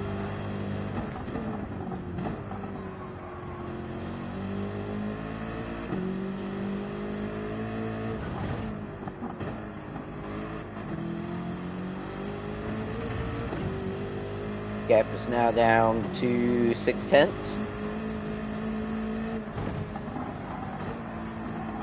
ERA Evo. Yeah. Well, I'll get to that stuff here later. We gotta watch this battle for P4, because it is getting spicy up in here. Get a chase cam. And what do we got? Beetlejuice doing a good job of defending, keeping those inside lines closed, not allowing Jown any kind of room to take advantage and make that pass.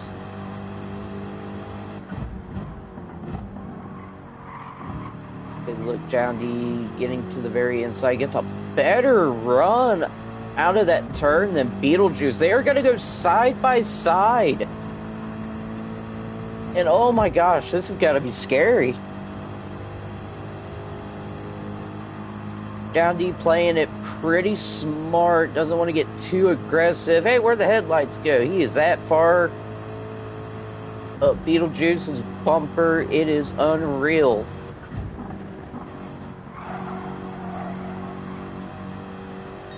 My word, look at this battle.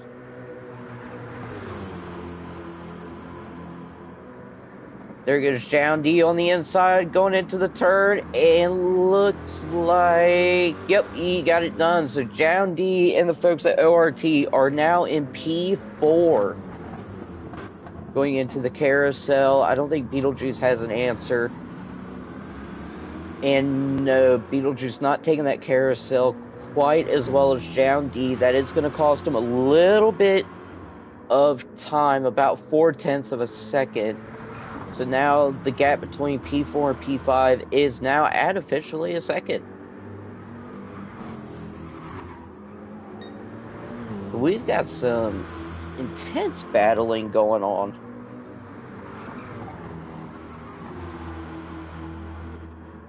Adriano had went into the pits. ERA Lucas is in the pits as well.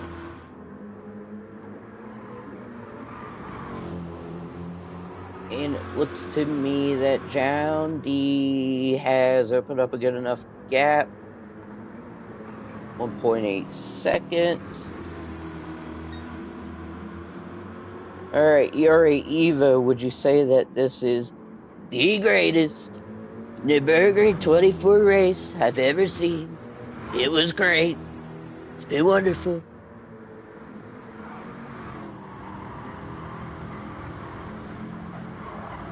Ten out of 10 would recommend.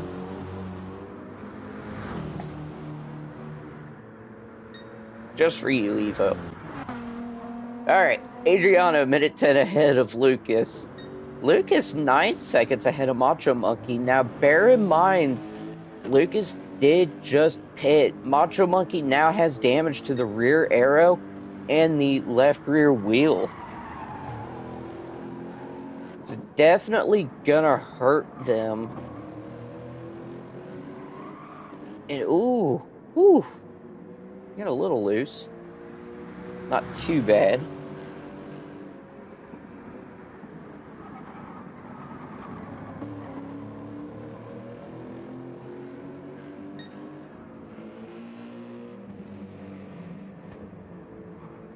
Appreciate the kind words, Evo. May have accidentally started something during that Red Bull race. I was in the party chat with y'all.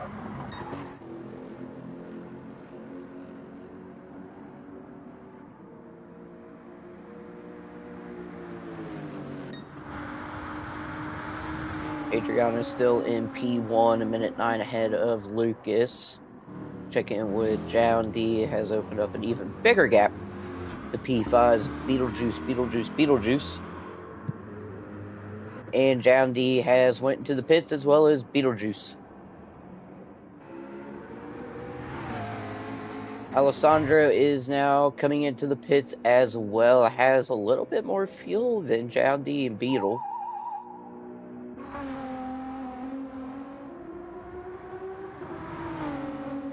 Shred, meanwhile, is in their own little world, as well as Turbo, Italia, one and only Zika, McNaughty. Well, yeah, 4.5 seconds separates McNaughty and Ish. But Lemons and JP are definitely in their own little world.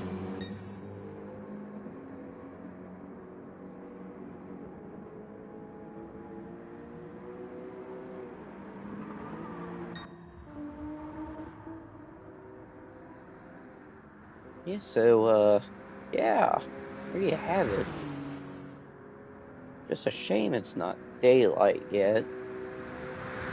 We are at the halfway point of this race. So just want to remind everybody, hit that like button, share this stream to whatever platform you're on. Share it to Facebook, X, Instagram, Discord.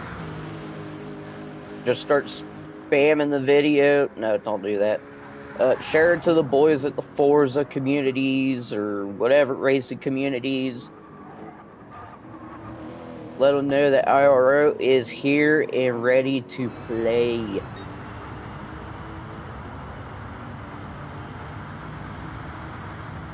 Because this series is not for the weak-hearted.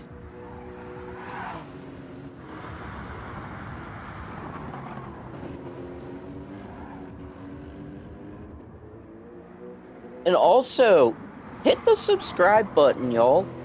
Like, if you like what you're seeing here, you like the racing, the commentating, the layout, I mean, subscribe, hit that notification bell. That way, every time we go live, you get notified and you can tune in for the fun and madness that is IRO, International Racing Organization.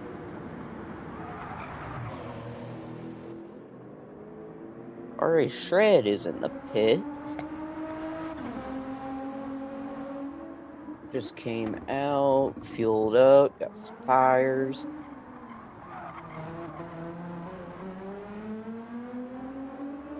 I think, are my eyes deceiving me, or is it starting to get a little light out there?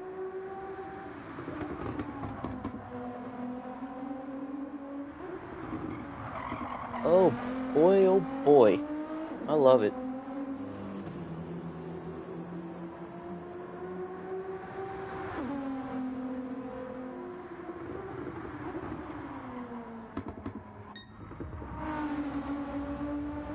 So let me ask the chat here, y'all ready for Jaeger singing? Late night singing?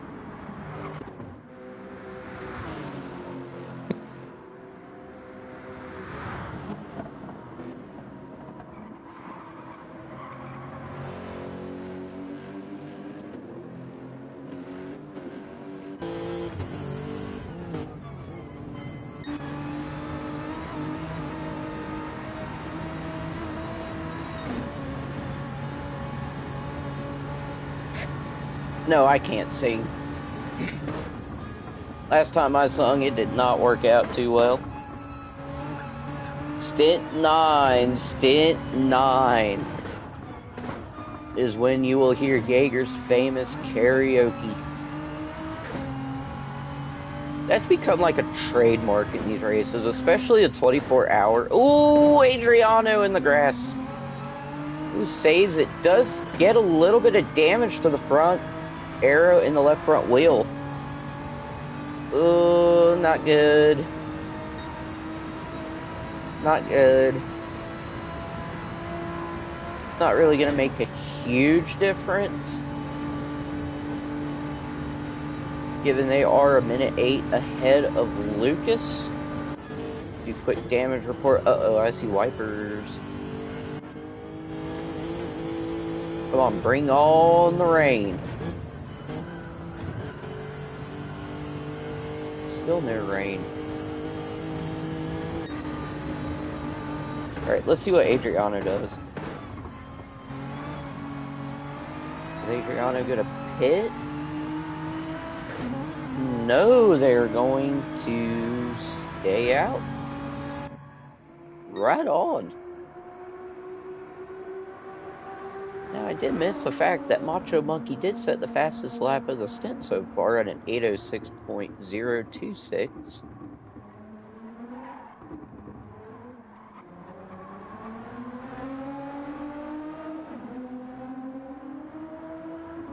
S7R Turbo was in the pits, come back out.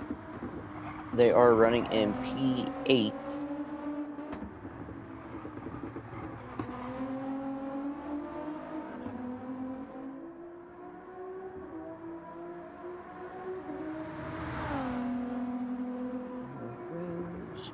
checking, making sure we got everything good. Alright.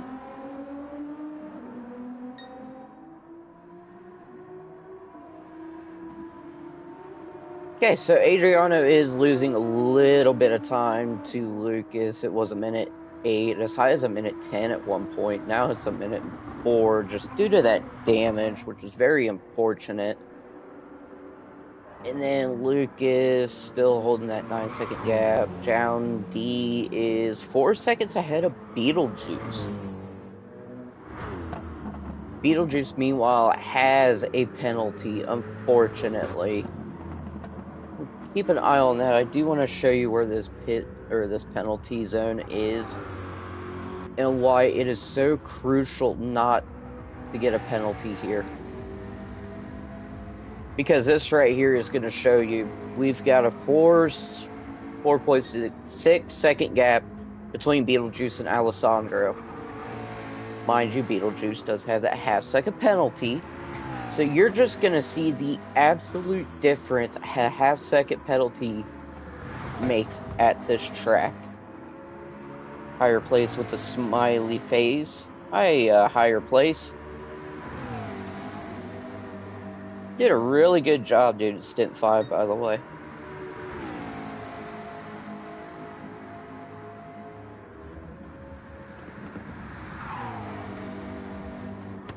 Alright.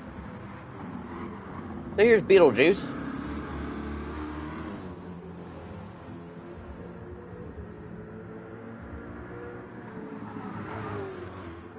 Coming onto this long straight.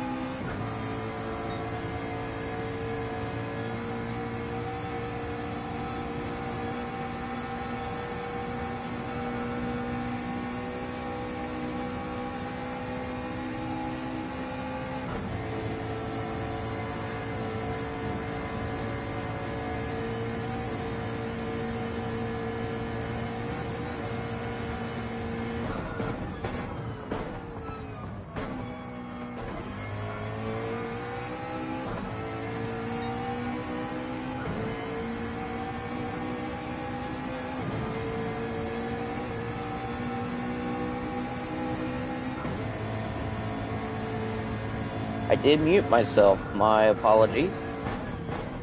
So we're on board with Alessandro. And yeah, that gap's just below 2 seconds. So the McLaren doing a really nice job.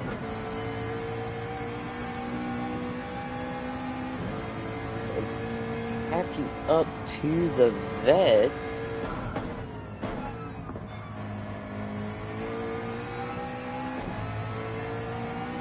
Evo. It was the greatest mute ever. No one could hear me, except myself. Alright, 1.8 seconds separates P5 and 6. Let's go on board with Beetlejuice.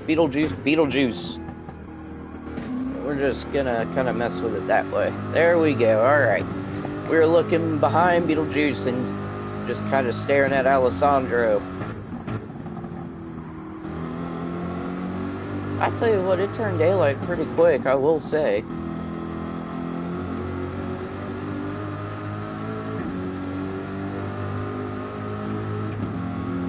Looks like that Corvette just has the edge in terms of top speed versus that McLaren, but it seems that McLaren really catches up to that vet in the turns.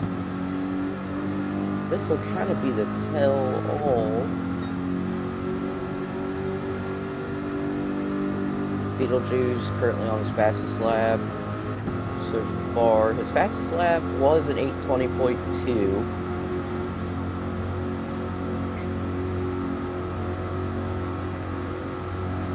Down, meanwhile, has an 11-second gap separating himself and Beetlejuice.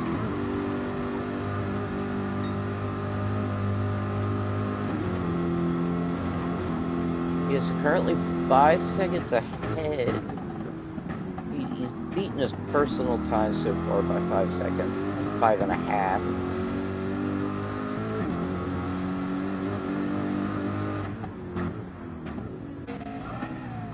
Go to Alessandro. Going through the carousel, doing a great job at it too.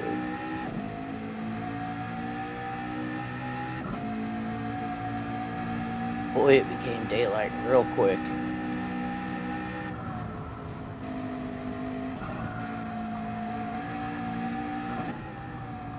I do see a little bit of moisture on the track. I know y'all can't see it, but there is a meter kind of next to that time there on the bottom left that'll tell you how damp that track is. So it must have rained just for a very brief moment.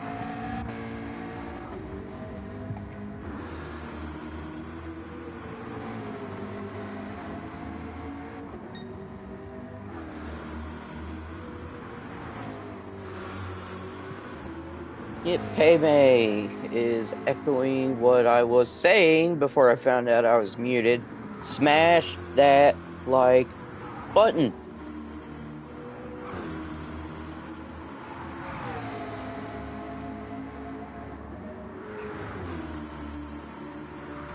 Let's see it. Let's see that like count go up. Just not seeing anything though in terms of Alessandro like gaining on Beetlejuice.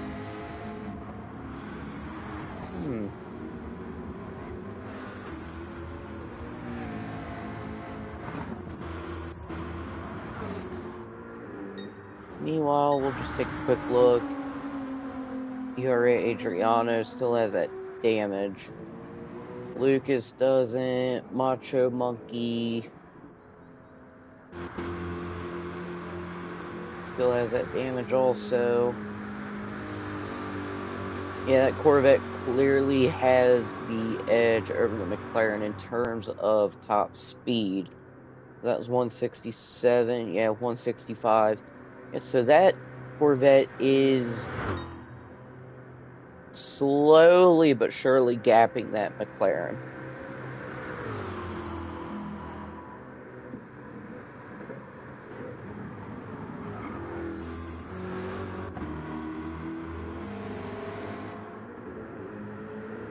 look at that. McLaren having a much better exit coming out of those final turns. Setting an 8:12.3 for the fastest lap for Beetlejuice. Now let's see what Alessandro said, an 8:10.8.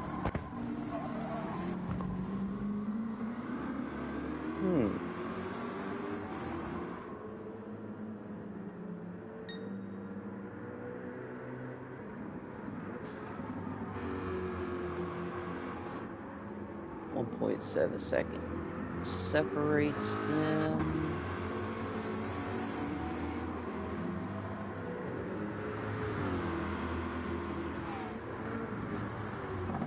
Let's see if we have anything else going on.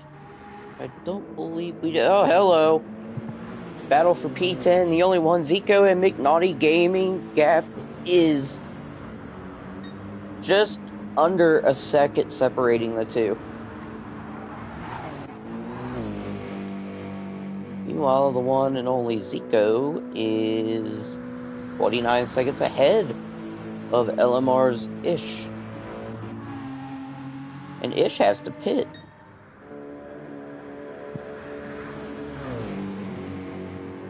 Alright, so Zico clearly getting a much better run on McNaughty. As you can tell.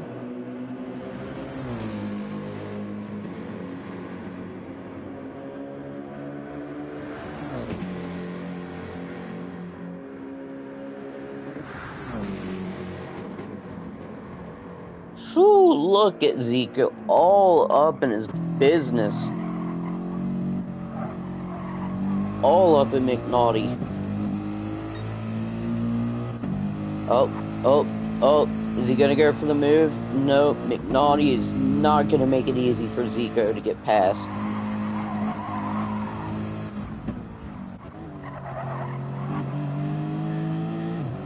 We're on for looking at McNaughty in that S7 vehicle. The S7R Lexus.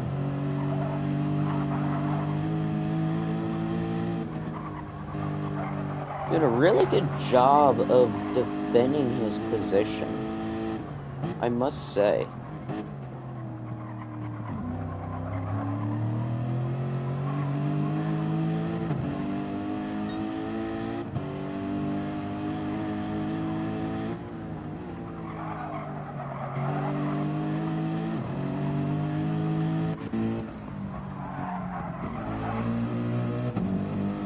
Project Platypus is on the case.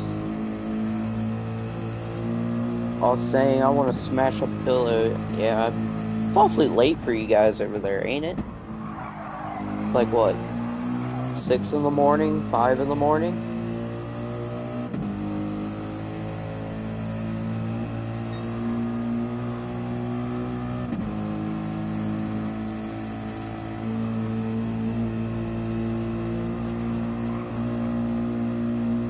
Look at that run.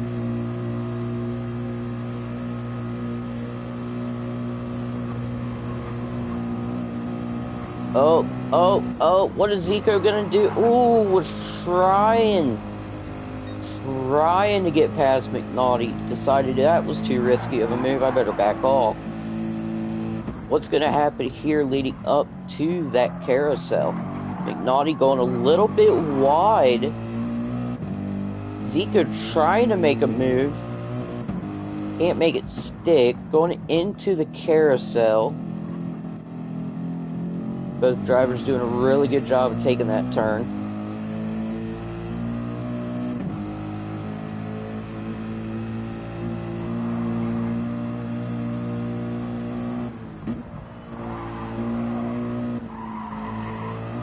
Zico just does not seem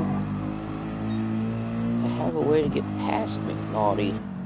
And you could tell Zico is getting a little frustrated. You can tell by the driving. Kind of swerving back and forth. Adriano in the pits. We're not going to cut to him just yet. We got a pretty good battle here for P10.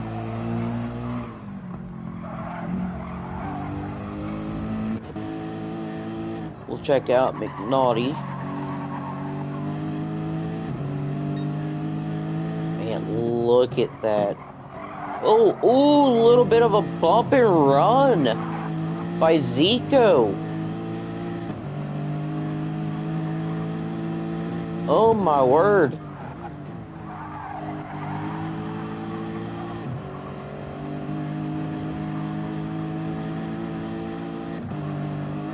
A higher play is saying solid defense. That was a very solid defense on McNaughty, but kind of a questionable move if you ask me for Zico. Not sure if I can hit that replay or not. We'll check it out.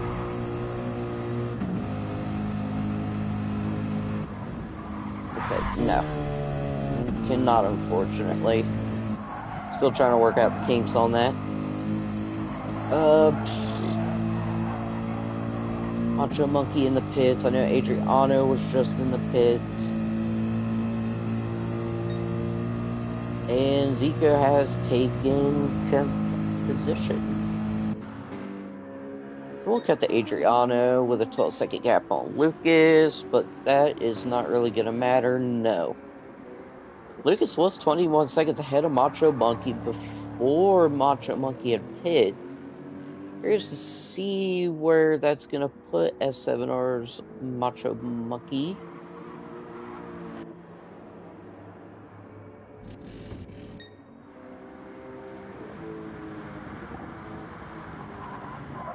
$58 seconds. Do we see a minute?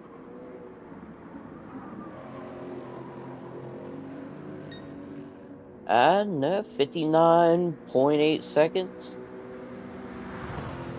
Separating the two.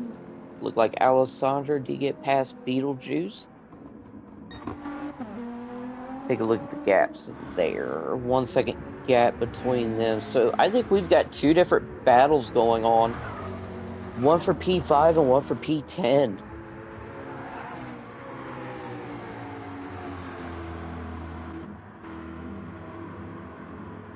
And they're about the same in terms of fuel and tires, while the Corvette's just a hair worse. And then we'll cut to the only one Zico has opened up a 2-second gap on McNaughty, currently purple. It's awfully early though. Jowdy did set the fastest lap of the stint so far, and at 804.70. This right here I'm curious about. Look at that, 1 second.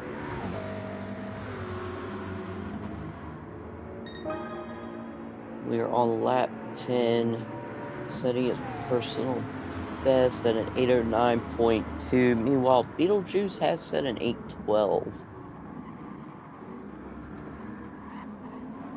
Definitely can see that Eric's Racing's Alessandro does have much better pace compared to Beetlejuice in that Corvette.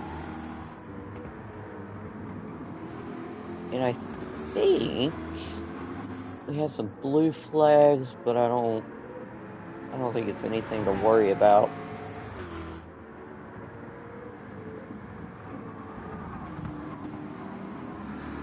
Alessandro just keeps opening up that gap. It's now at a 1.6. Leo saying Lucas is a machine. You're a Nick happening. Not sure what's happening. Whatever it is, it's happening.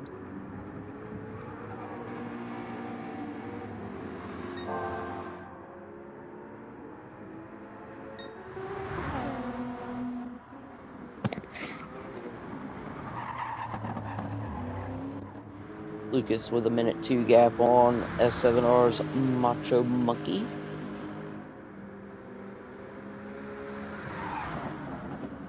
Down the 1:13, 1:11 back from Macho Monkey. Macho Monkey with damage. Front arrow, left front wheel. has been damaged. Ominous music playing. Not sure what you mean there, Jaeger. We're talking about rain. I don't see it because if we take a look, we did see a very pretty sunrise.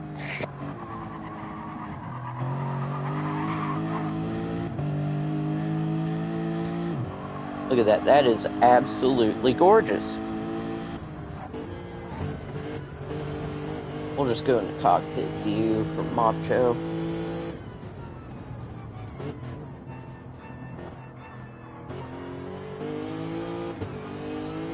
Clearly it's not going to rain in the latter part of this stint. Said no one ever.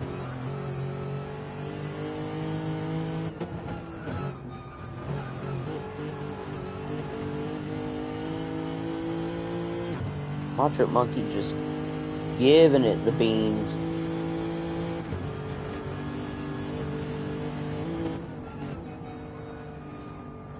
Definitely tell he's not monkeying around. Oh! Ooh, nice save by Monkey. Picks up a half-second penalty, though.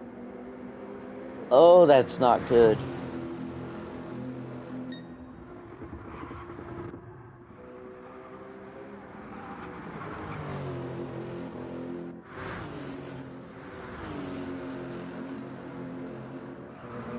Something you do not like to see.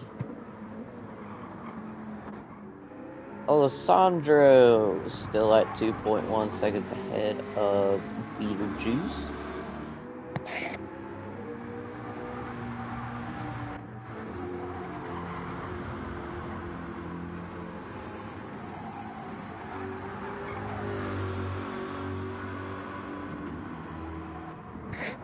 As you can tell, those worn tires are definitely having an effect on that Corvette for Beetlejuice.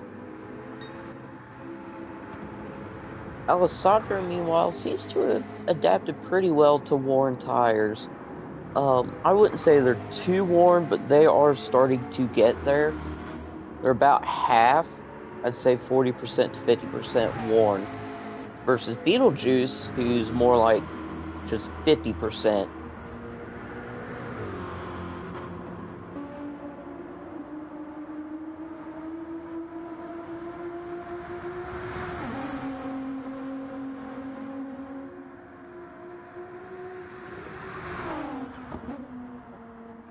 And I am getting word that we might be seeing some downpours in Stint 8. Cannot confirm, but that's just what I'm hearing. I'm just surprised that it hasn't really rained over here, at least in this stint.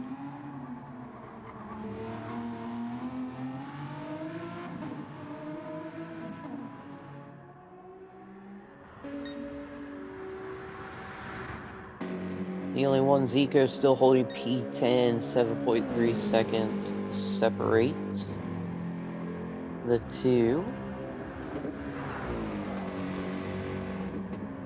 Yes, so if you take a look at the weather forecast that Jaeger has graciously put up, Stint 7 is supposed to have showers, Stint 8 looks to be drizzling, as well as Stint 9, 10, but then 11 and 12 is going to be dry.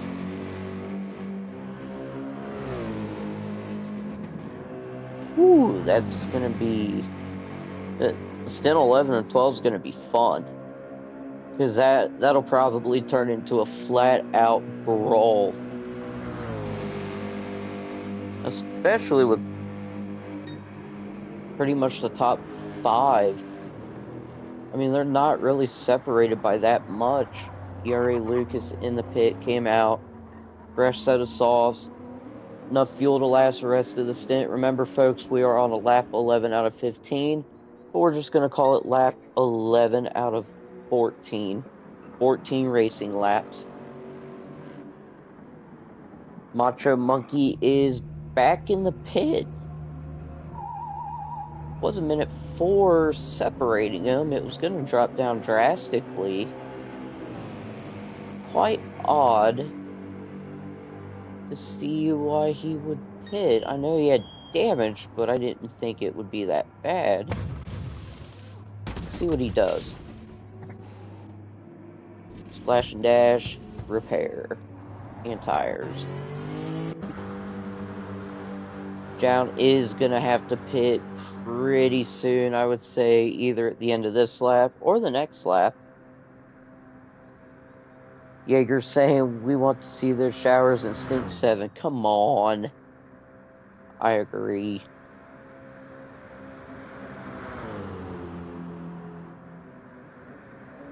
Like, I want to see chaos. I am a chaotic neutral.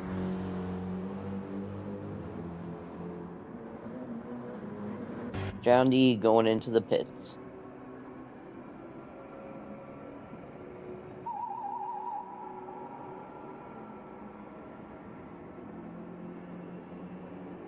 Alright, I guess we'll give some love to S7R's Turbo.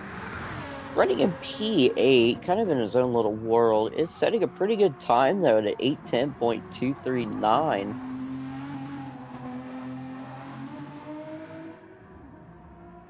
So doing a really good job of holding that 8th position.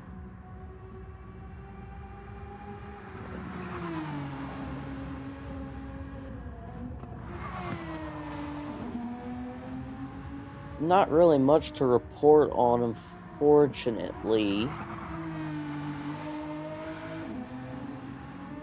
Getting into the grass just a little. Let's go on board with Turbo.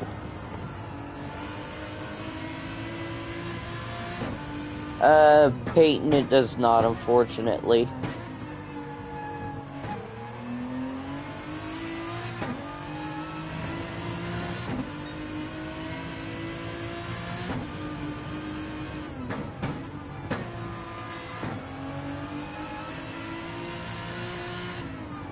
You're giving the Aston the beans.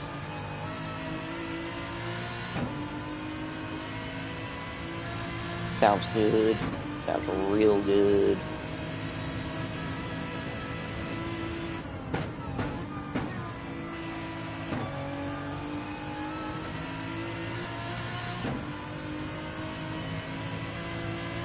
Minute 46 ahead of Italia. 3 minutes and 18 seconds back for R.A. Shred.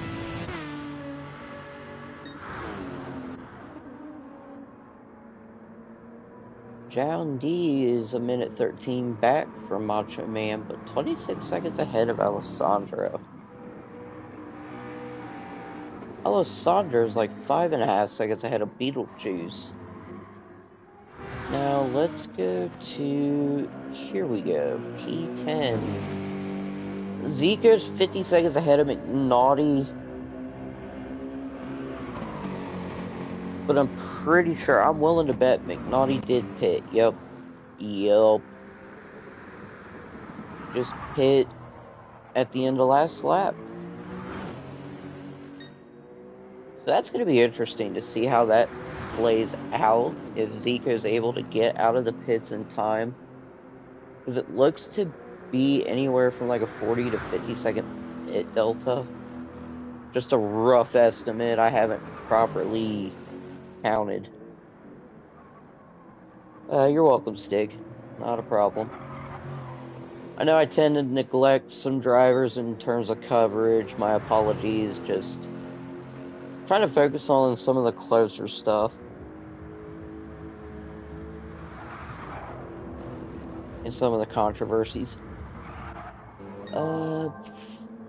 So let's give some love to some other drivers. So we got Lemon Z in that beautiful looking Beamer.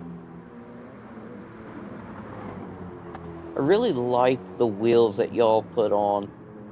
That shiny rim. Like it just looks so good. But we can't talk liveries without talking about Japan. JP. livery designer for Race Asylum. And as you can tell, creates some amazing looking liveries for various series.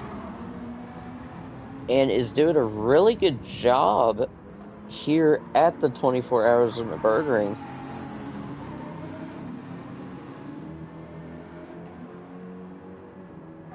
Did get lapped, unfortunately, but just nature of the beast. But as you can tell, doing a really nice job of holding his own. We'll go on board with JP real quick.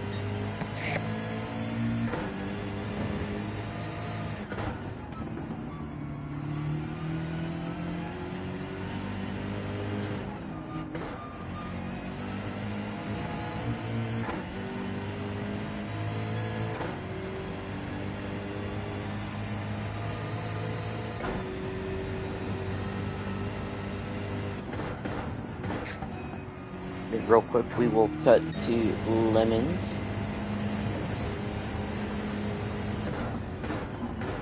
Both, I believe, in the BMW M6.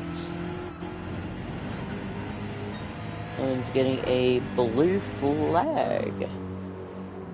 But from who, I wonder?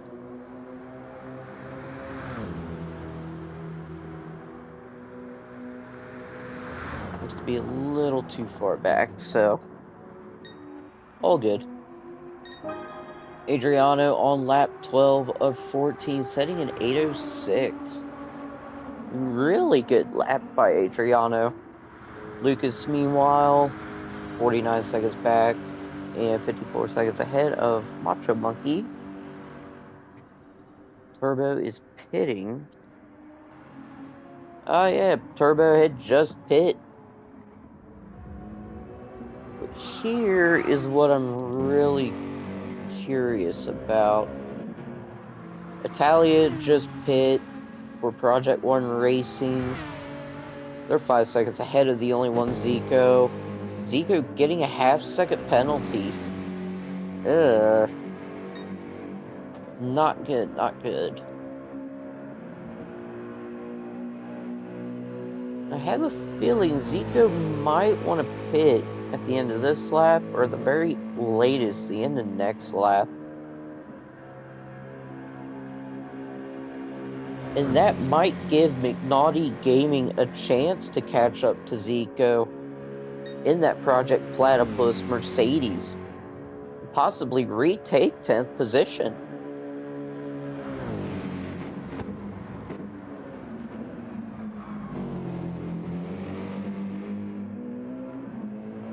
See what he does here. Into the pits they go.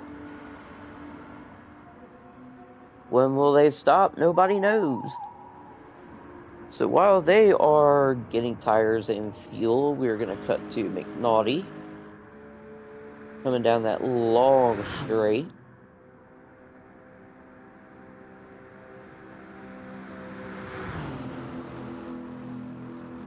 Let's see. Alright, so he's got the tires currently fueling up. 2, 3, 4, 5, 6, 7, 8, 9, 50. What do we got? 52. Alright, so that is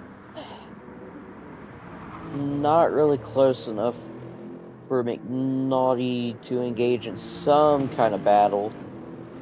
But it is going to close that gap quite considerably. Let's take a look. 32, 29, 27. Alright, so under 20 seconds. Now we're 17 seconds separating P10 and P11. And there goes Adriano with Lucas, Macho. Take a look at Jown. Jown 30 seconds ahead of Alessandro. Alessandro 5.6 seconds ahead of Beetlejuice. And really no difference in tire and fuel wear. I know they had just hit. Beetlejuice on his outlap, Alessandro on an outlap. Shred. Meanwhile, running in P7. PA is going to be S7R's Turbo, who had just hit. and is currently on their out lap. But they're a minute and 12 ahead of Italia 458.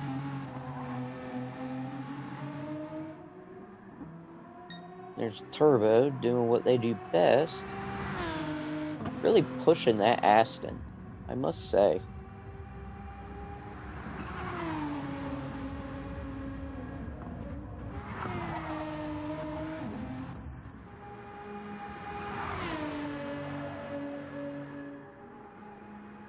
Look at them go. And look at that daylight. I love it.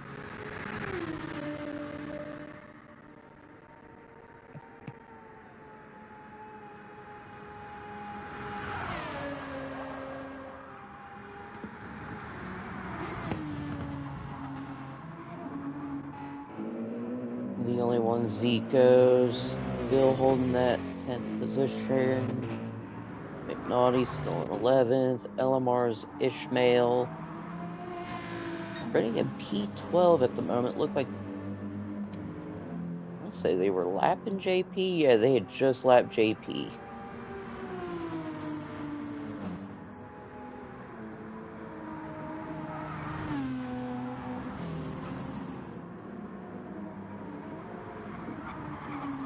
Ishmael with that beautiful looking Aston livery.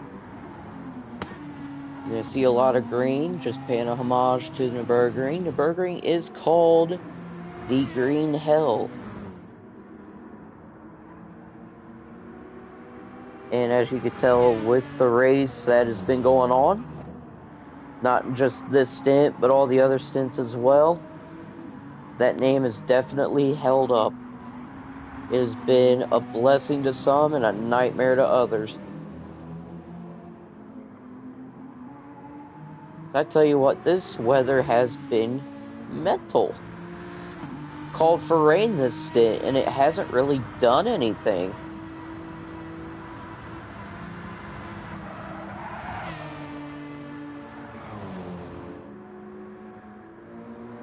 Lemons, and the AHR BMW M6. Looks like they're getting ready to get lapped, but by who, I wonder? Can't really tell. 13 minutes back. I'm gonna say maybe it's P4. No? Ah, RA Shred is on Lemon's heels. Payme is saying Jown has been making steady progress this stint. Yeah, the dude's been quick. I mean, he is just has done amazing all stint long.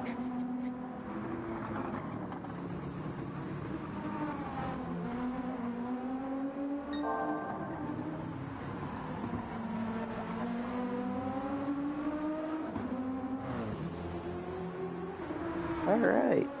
So speaking of Jown, let's see where they're at. Jown is 32 seconds ahead of Alessandro, a minute 16 back from Macho Monkey.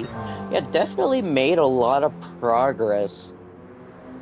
So, Jown is definitely kind of putting ORT in a nice position with, I'm going to say, about 10 hours left to go at the end of this stint.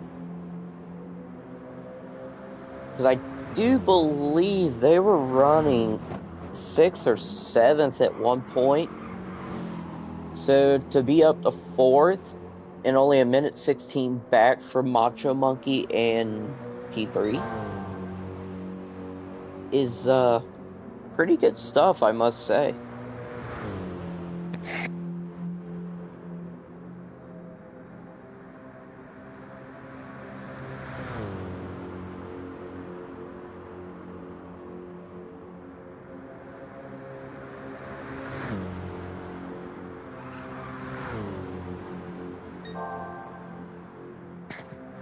Down deep, currently on a purple lap.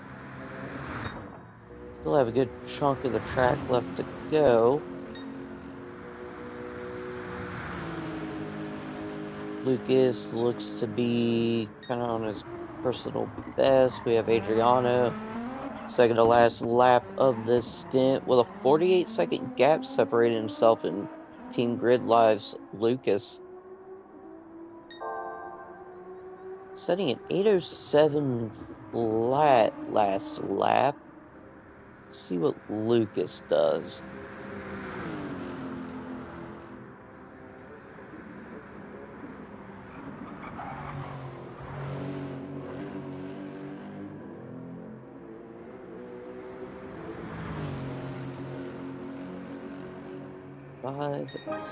Alright, 8:05.8. What a lap. So that was almost 2 seconds faster than Adriano.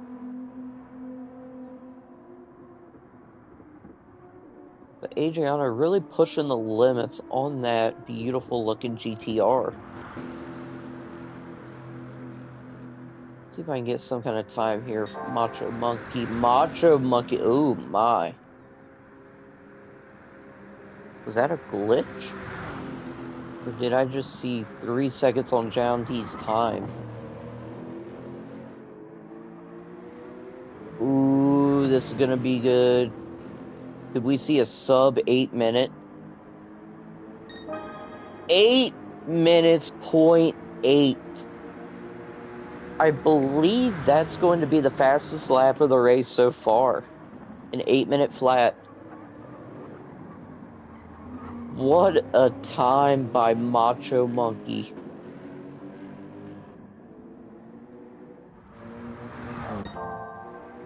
Absolutely mental time. Let's see what John D has in store. I am getting official word. Yeah, Macho Monkey setting the fastest lap of the race so far. So the time to beat now is at 8 minute .861. Well done.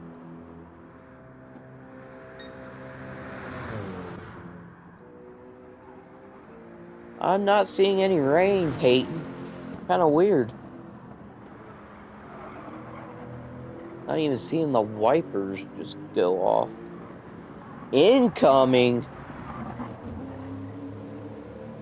Better not be teasing me with a good time, dude.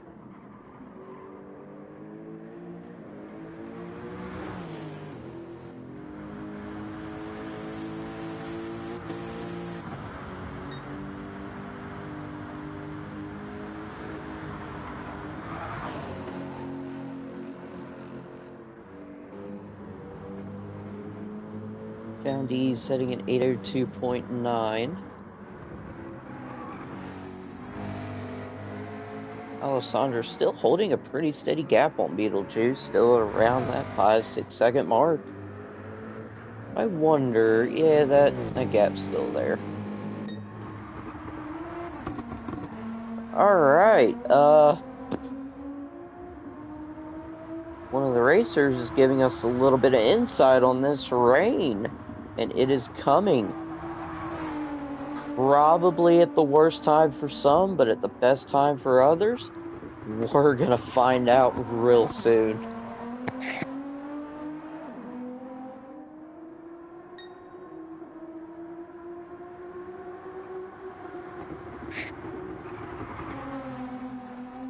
Bring on the rain.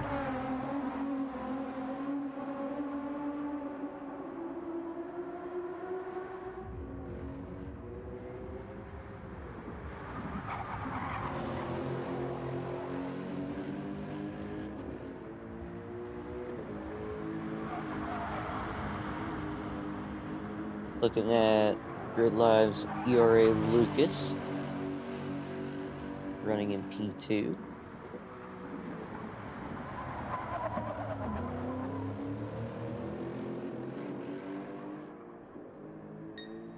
Hey May teasing us. Look into the sky, you shall see.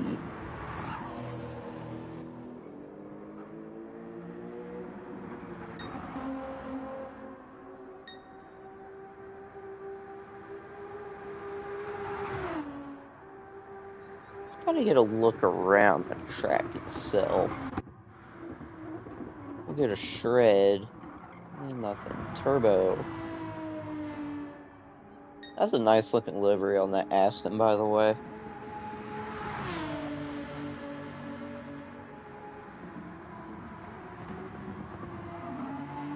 Pay me, pay me, pay me. I have a bad knee, so I can feel the pressure changing.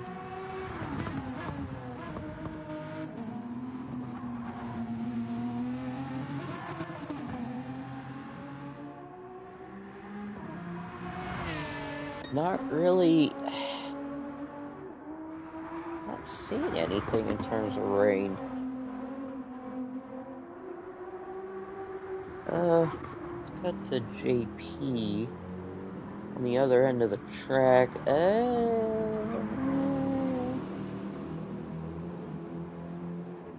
Just a little bit of moisture on that meter, but not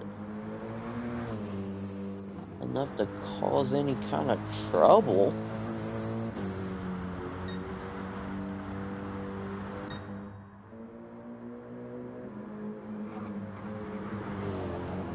Lemons in the AHR.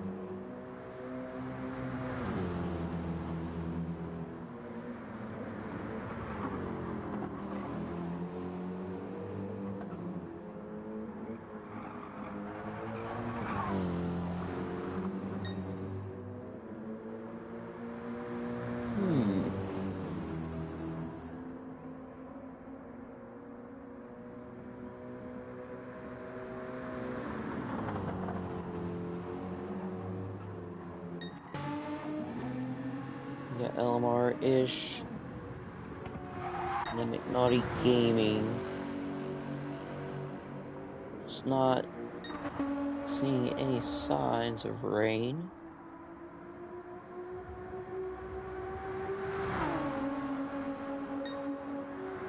Going down a long straight for the second to last time.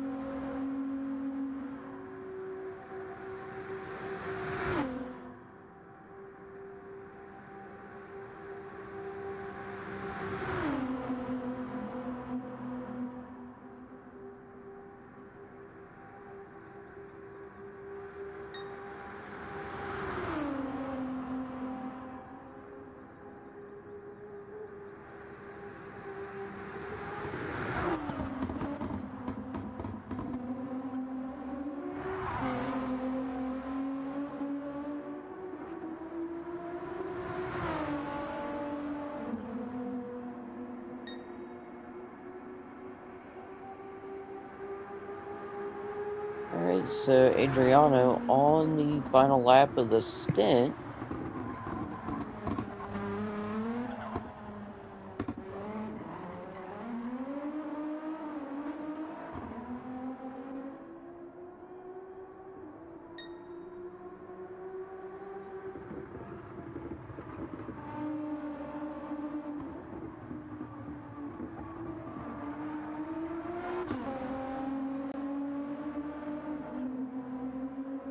Still holding a 47-second gap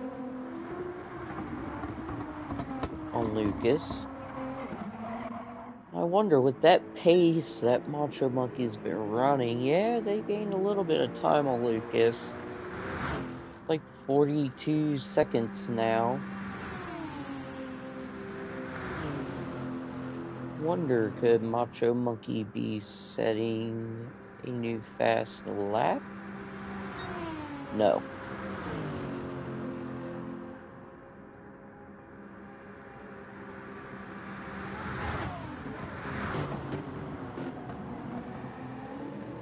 He's coming up.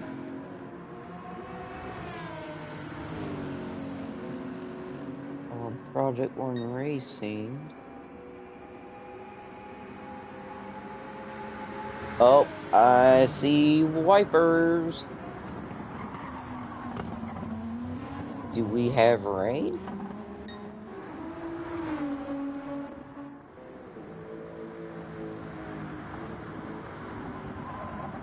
Oh boy.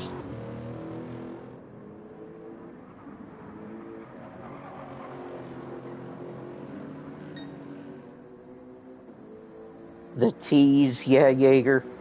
It really is the tease. Ooh, look at that little downpour that we've got going on. Let's go on board with Lucas. We just got bamboozled. Folks, this rain is getting ridiculous.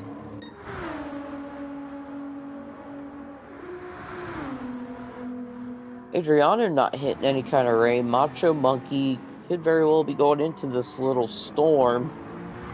Go on board.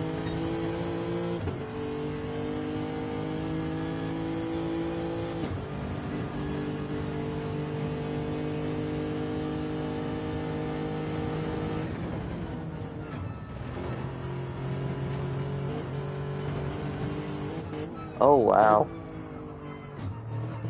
Okay.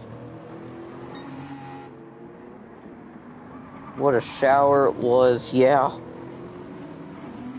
I thought it was just gonna start raining hard like you wouldn't believe, but the game had other plans in mind. Alessandra getting past Ish. Was able to lap Ish. Kinda Ish.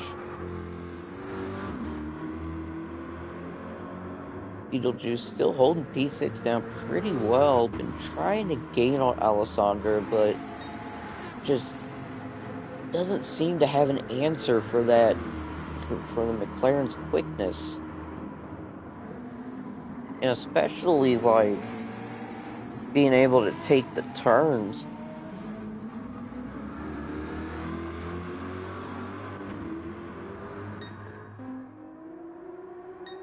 Meanwhile, Adriano on their last lap.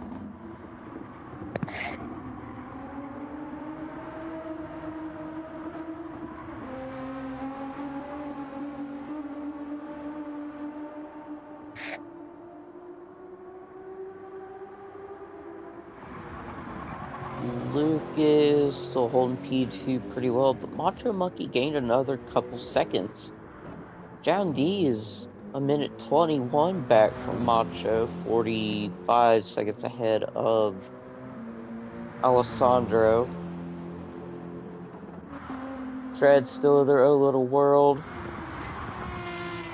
Burbo still in their own little world, as well as Italia. Italia going through a little bit of a shower. Only one Zico. Should we get ready to head into some of that rain?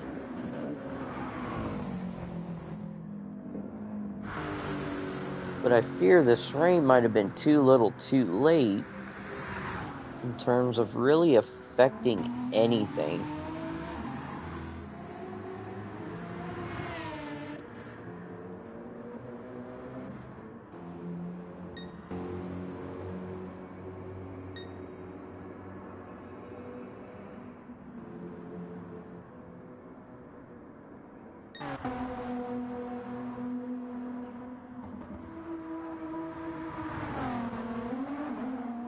Ooh, Adriano getting a little bit squirrely.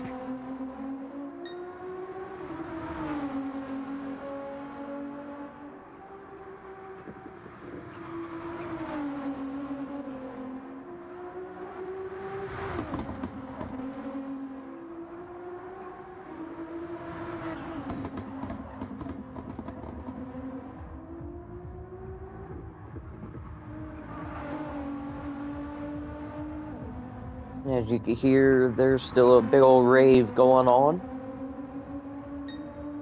As Adriano just zips past it.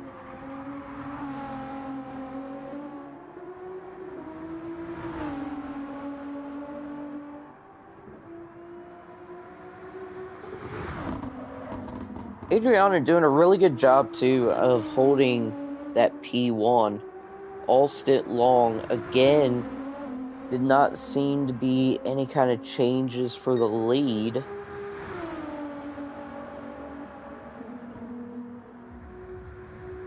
And I mean, that also goes for Lucas and Macho, in second and third, respectively.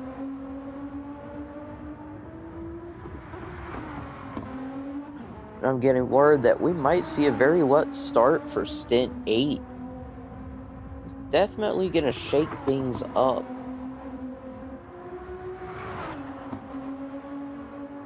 So, folks, after this stint's done, like, don't go anywhere, because Stint 8 will be coming up here pretty shortly. Adriana going down the long straight for the last time this stint.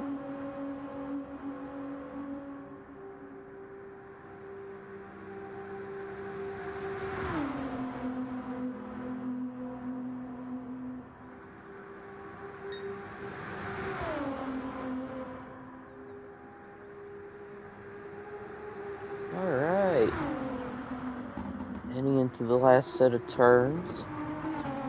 Make that right, make that left, and yeet the car into the pit lane. Alrighty, Adriano is in the pits.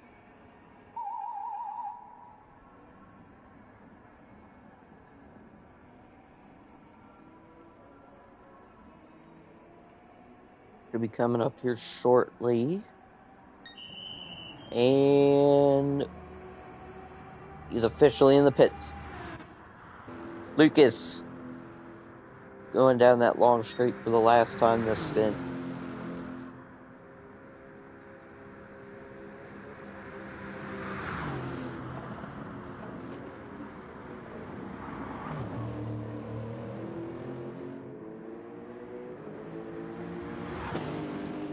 Lucas saying yeetus to the Lexus as they dive into pit lane.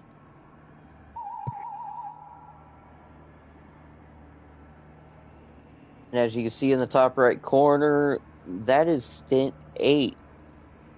So P1 out of the pits. And boy, look at that road spray coming off of those wheels. Shoo-wee!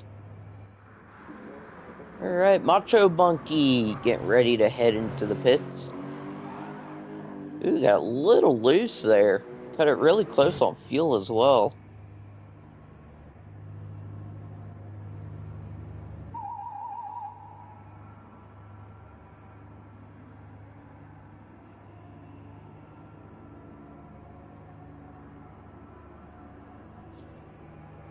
Macho Monkey is now in the pits. Alright. John D getting ready to go on to the long straight.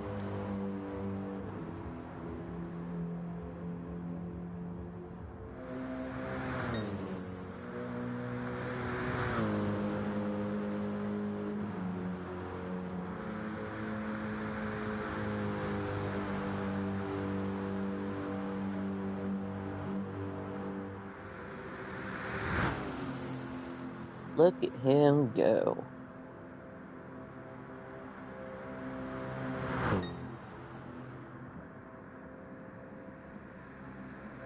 Tommy Turismo, I don't see Stint 8 on your channel. Is it on another channel?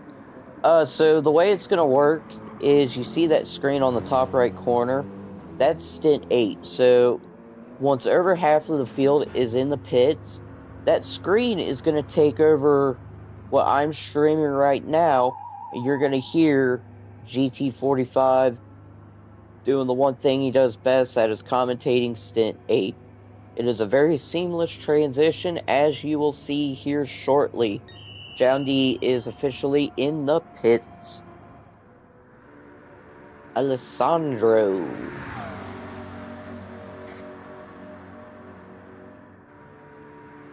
Boogieing down that long straight.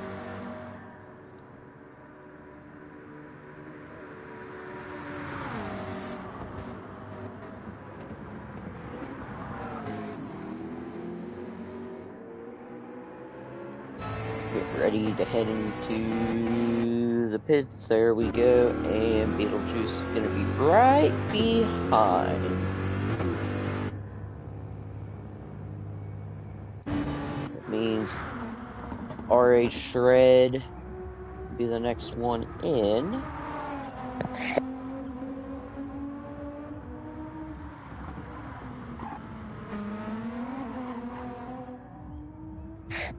Got a little bit loose there, nothing to really worry about. To write home about, I should say.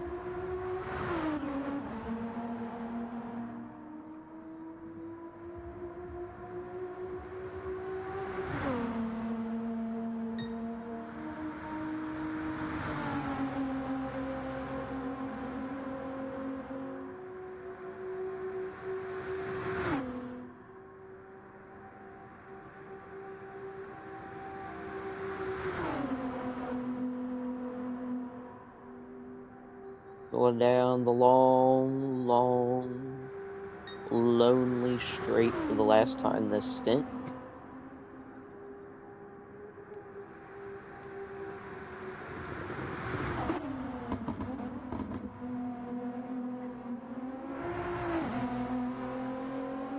And RA shred just as he enters pit. There seems to be a shower.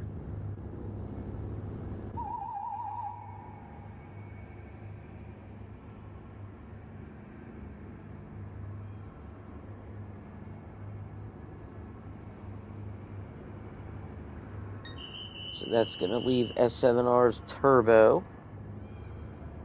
to be the next one to come into pit lane.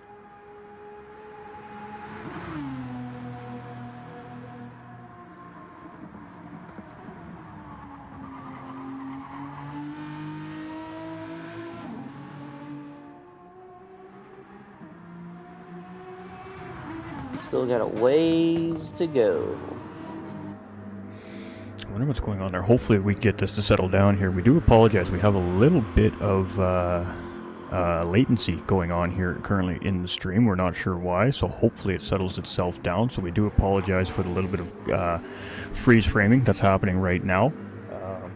Not sure exactly what the cause of that is. It seems like it is fine on my end from what I can see in my dashboard.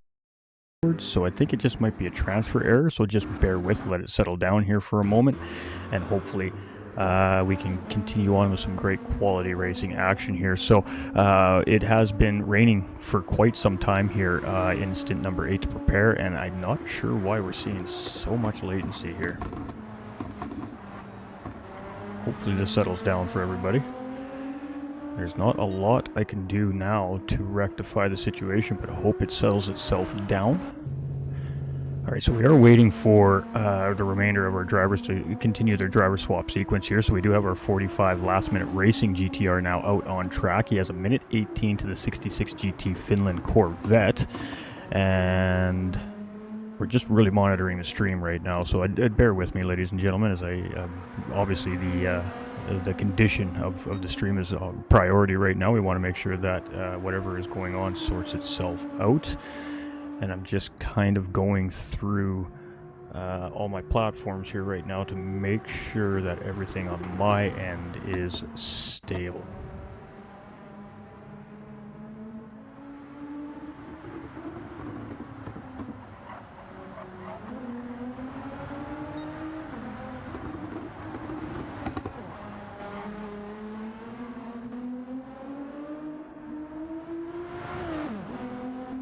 Seems like it has started to settle down a little bit. I have changed, maybe the difference is I changed it to low latency, so we had less delay from my stream to Jaeger's production PC. That potentially may be the cause. Hopefully everything settles down here.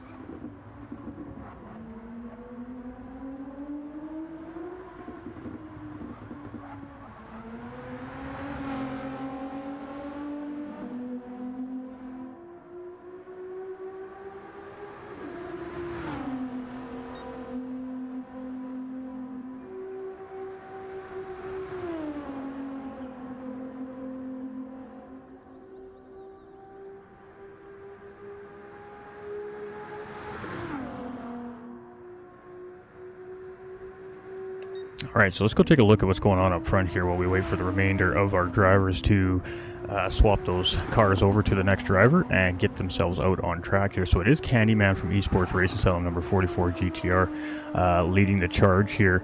and with a 51-second gap currently over number 3 Grid Life Lexus, currently sitting in second place. That is currently being driven by ERA's King Ears, and he has 28 seconds to the good over Sector 7 Racing's Pole Sitter.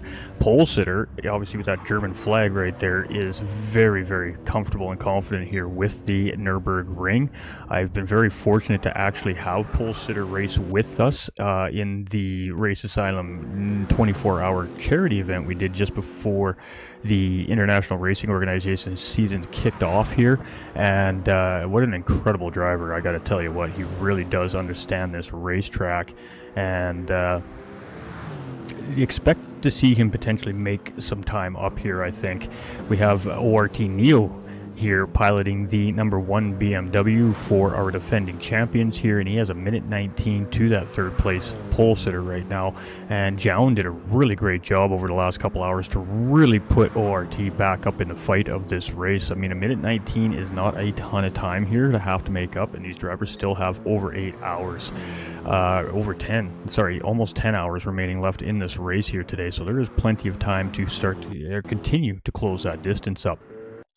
That takes us into the GT Finland 66 Corvette, currently sitting in 5th place, and have a really sketchy moment right there through the carousel as the back end tried to slide around him there, but he managed to gather that car up and keep it in line. So just a little wiggle there, going to cost him just a small amount of time there, but it definitely is the better of the latter of the two what could have happened there. So a little bit of a Code Brown moment right there behind the wheel of the 66 Corvette as he went through the carousel. Pardon me. Eric's Racing Slim, the number 7 McLaren here, sitting in 6th place, only has 8.5 seconds in behind that GT Finland Corvette. So potential battle here between 5th and 6th place brewing already here very early on in the 14th hour of our race of the 24 hours of Nürburgring. I am your host for the next 2 hours of GT45 Gaming. Welcome in, everybody, and if you're new to the stream, welcome. We hope you enjoy the absolutely epic 24 hours of Nürburgring that we've got for everybody here today. The weather forecast over the next couple hours is a light drizzle is what it's called, and ironically Mother Nature has decided to put more rain on the racetrack in a light drizzle condition than we've seen all day long. So it was tough conditions on the very early part of these driver swaps for our racers, but the track now starting to seem like it's drying up here a little bit. So we do have Wid C here in the number 764 Sector 7 Racing's Boomer Aston Martin. Again, another one of the drivers from Sector 7 that did partake with me in that charity event here, and also another very quick driver here at the Nürburgring. So the Sector 7 teams have put in some very high caliber drivers here for stint number 8 in the bid to try and make up some time, if I had to guess. So 3 minutes and 22 seconds to the 45 last minute racing GTR currently, and has a minute 28 over the Project 1 Racing number 20 Aston Martin, who at the one point here, I believe it was stint number 6, very early on, had to put the car into the garage and do some mechanical service to it. They got that car back out and are still sitting currently in 9th place. So all said and done, not too shabby having to take care of the car after a mechanical malfunction here in this Aston Martin. So they've gotten that car sorted out, they've gotten it fixed, they passed tech inspection, and they've been back out here rolling now for a little over 4.5 hours. So hopefully whatever issue that was plaguing the Project 1 racing team has gone away in this car, and hopefully they can just have a good solid run here right to the end of the day. We have BX Royal here in the Project Platypus number 11 Mercedes, currently sitting in 10th place. They are only 2.9 seconds in behind that Project 1 Aston Martin currently, and potential battle maybe developing here as well for 9th place. So we're just going to keep going through our field here. Pardon me. And just as we take a look here, we have a driver in trouble here. So Prima GTR for the number 64 Sector 7 Meat Cougar team Lexus here, struggling to get that car going here after the driver swap. Now he has just come out of pit lane, he has just had that car turned over to him, so he has come out, he is on extremely cold racing tires. They're not up to temperature yet. It is going to be a little bit of a dicey half a lap here, so for the number 64 car, and hopefully they can get that underneath of them there, and you can see they're just struggling a little bit with the rain on the racetrack. It is still raining. We still have rain very active on our windshield wipers here in the car, and it's going to make this race very, very interesting.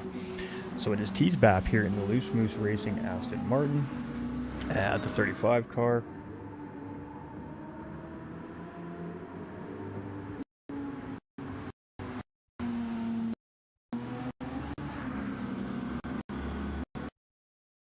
I am just relaying a message to our production manager here, just bear with me.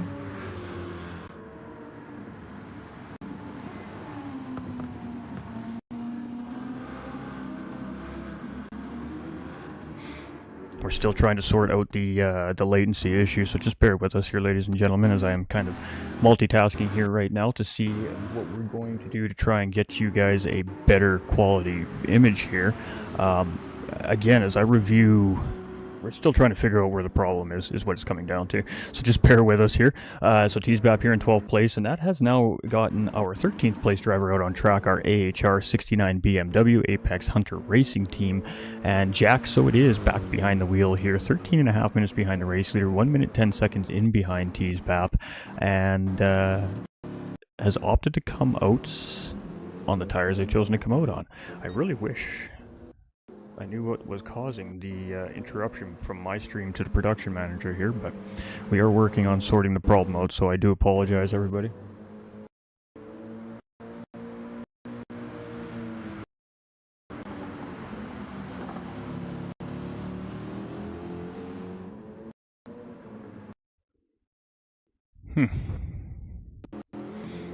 Are you guys seeing the same thing that I'm seeing here? I think you are on the IRO channel here. On my channel, it's flawless. It's not skipping at all. So I'm not exactly sure what the issue is here. Oh, yeah, no. It's starting to skip a little bit on my end. Alright, let's see if we can help this a little bit.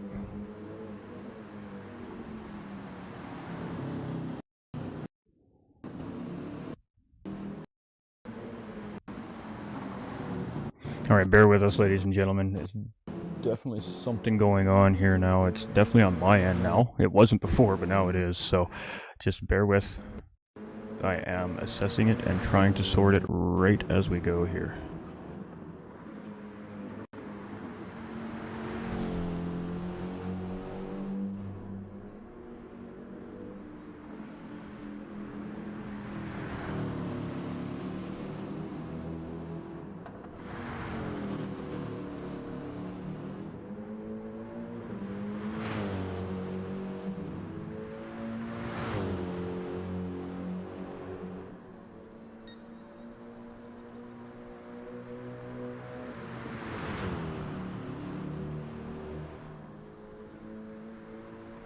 Alright, we're just trying to figure this out here. So I'm just going through a couple of quick things that I'm going to see on the fly here.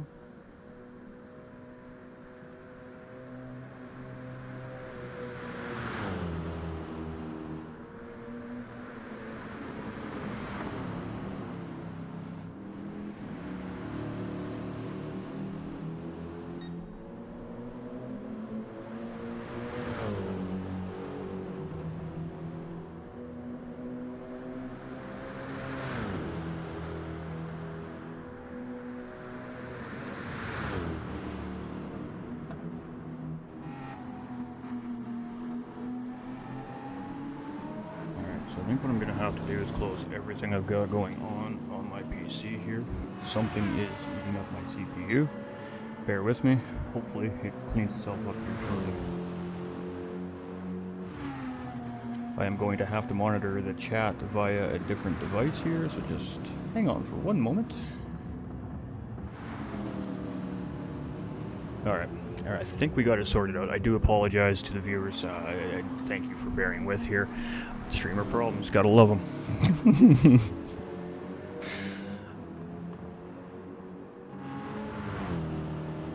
Yeah, we had something that was just using too much computer up in behind in a background process somewhere, so we just had to go in and force stop everything that shouldn't be running, essentially. So hopefully we're good now. Alright, so Candyman here in the race lead. Let's get back to why we're here. here, shall we? Let's get to the endeavor at hand, a 24 hours of Nürburgring. We do apologize about the technical difficulties. Great job by everybody behind the scenes figuring out what was going on with that tech malfunction, and teamwork makes the dream work. What else can we say? Alright, so let's get through our field here. Let's get caught back up on what's going on. Lots of rain on the racetrack. It has not slowed down here at all. This is probably the toughest weather conditions so far we've seen for our racers, as far as how wet the track is.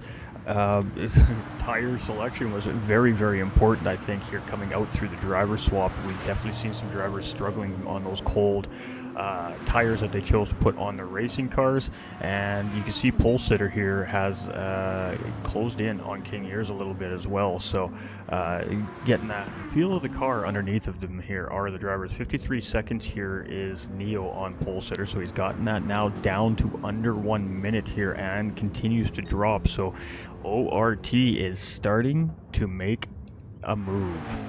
Eric's Racing here, 43 seconds in behind that number 1 BMW of the Overboost Racing team, sitting 43 seconds in behind them and has a 21-second gap over the number 66 GT Finland car. We're still getting a little bit of skip frames here, but it seems to be calming down, so...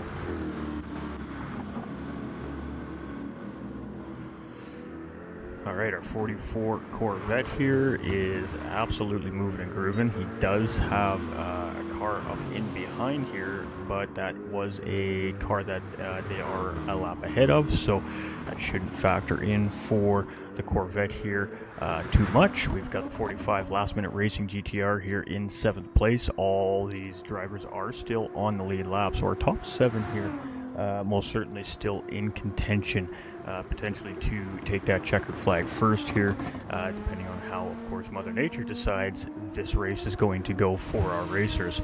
We got Wid C in the Boomer 764 Aston Martin here, 4 minutes and 20 seconds in behind that 45 GTR, and has a 2-minute gap over Brisbane here. So Wid has really nothing going on in front or behind, so ultimately he's just looking to really press good quality laps while he's got some free space on the racetrack to do so.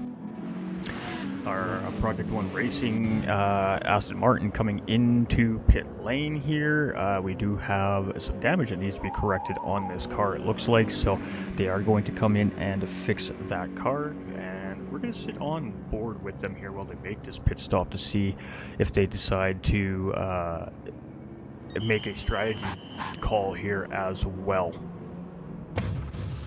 So we are going to see a tire change. We are going to see a little bit of a repair here on that car with a front nose clip and out, and still in 10th place here, but definitely gave away some time there to Prima GTR. So we've seen Wid C just put the number 20 car a lap down to them there as well during that pit stop sequence. So unfortunate there for the Project 1 Racing car, but the team has had a tough day, and the fact that that car is still out on the racetrack is absolutely speaks volumes. So not sure what happened here. We have a GT Finland 66 car here, blue flag situation, putting the 64 Lexus essentially a lap down to the 6th place driver here, and a little bit of damage there on the number 64 Lexus here as well. So we're seeing some individual struggles here in these very wet conditions here on the racetrack. When the drivers took over the respective machinery with their respective teams here, there was about 66% water content on the racetrack when they started this stint. We're about down now to 33-35% moisture content on the racetrack. So it's going to be interesting to see now what the drivers are opting to do. We got Prima GTR coming in. He's going to fix that damage on that racing car. So that leaves Teasbap coming down. He's 29 seconds down the road actually from Prima GTR here. So I guess the bigger question is here, knowing that it's roughly about 18 to 20 seconds for the pit stop, where is that going to put Teasbap in comparison to Prima GTR up ahead? And does it put him in enough of a distance to potentially battle for position?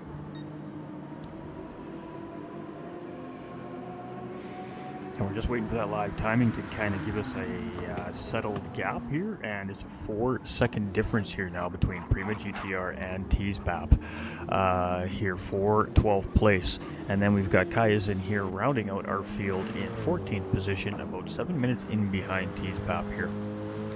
So 14 racers started this race, 14 teams, pardon me, started this race here today, and currently still have 14 teams on track competing here after 14 hours of our 24-hour event. Absolutely love to see that. There is no quit in these teams here in IRO, I tell you what. So Candyman has a comfortable cushion right now in the lead with a 1 minute 20-second gap over second place, and looking real solid here so far in the early parts of stint number 8.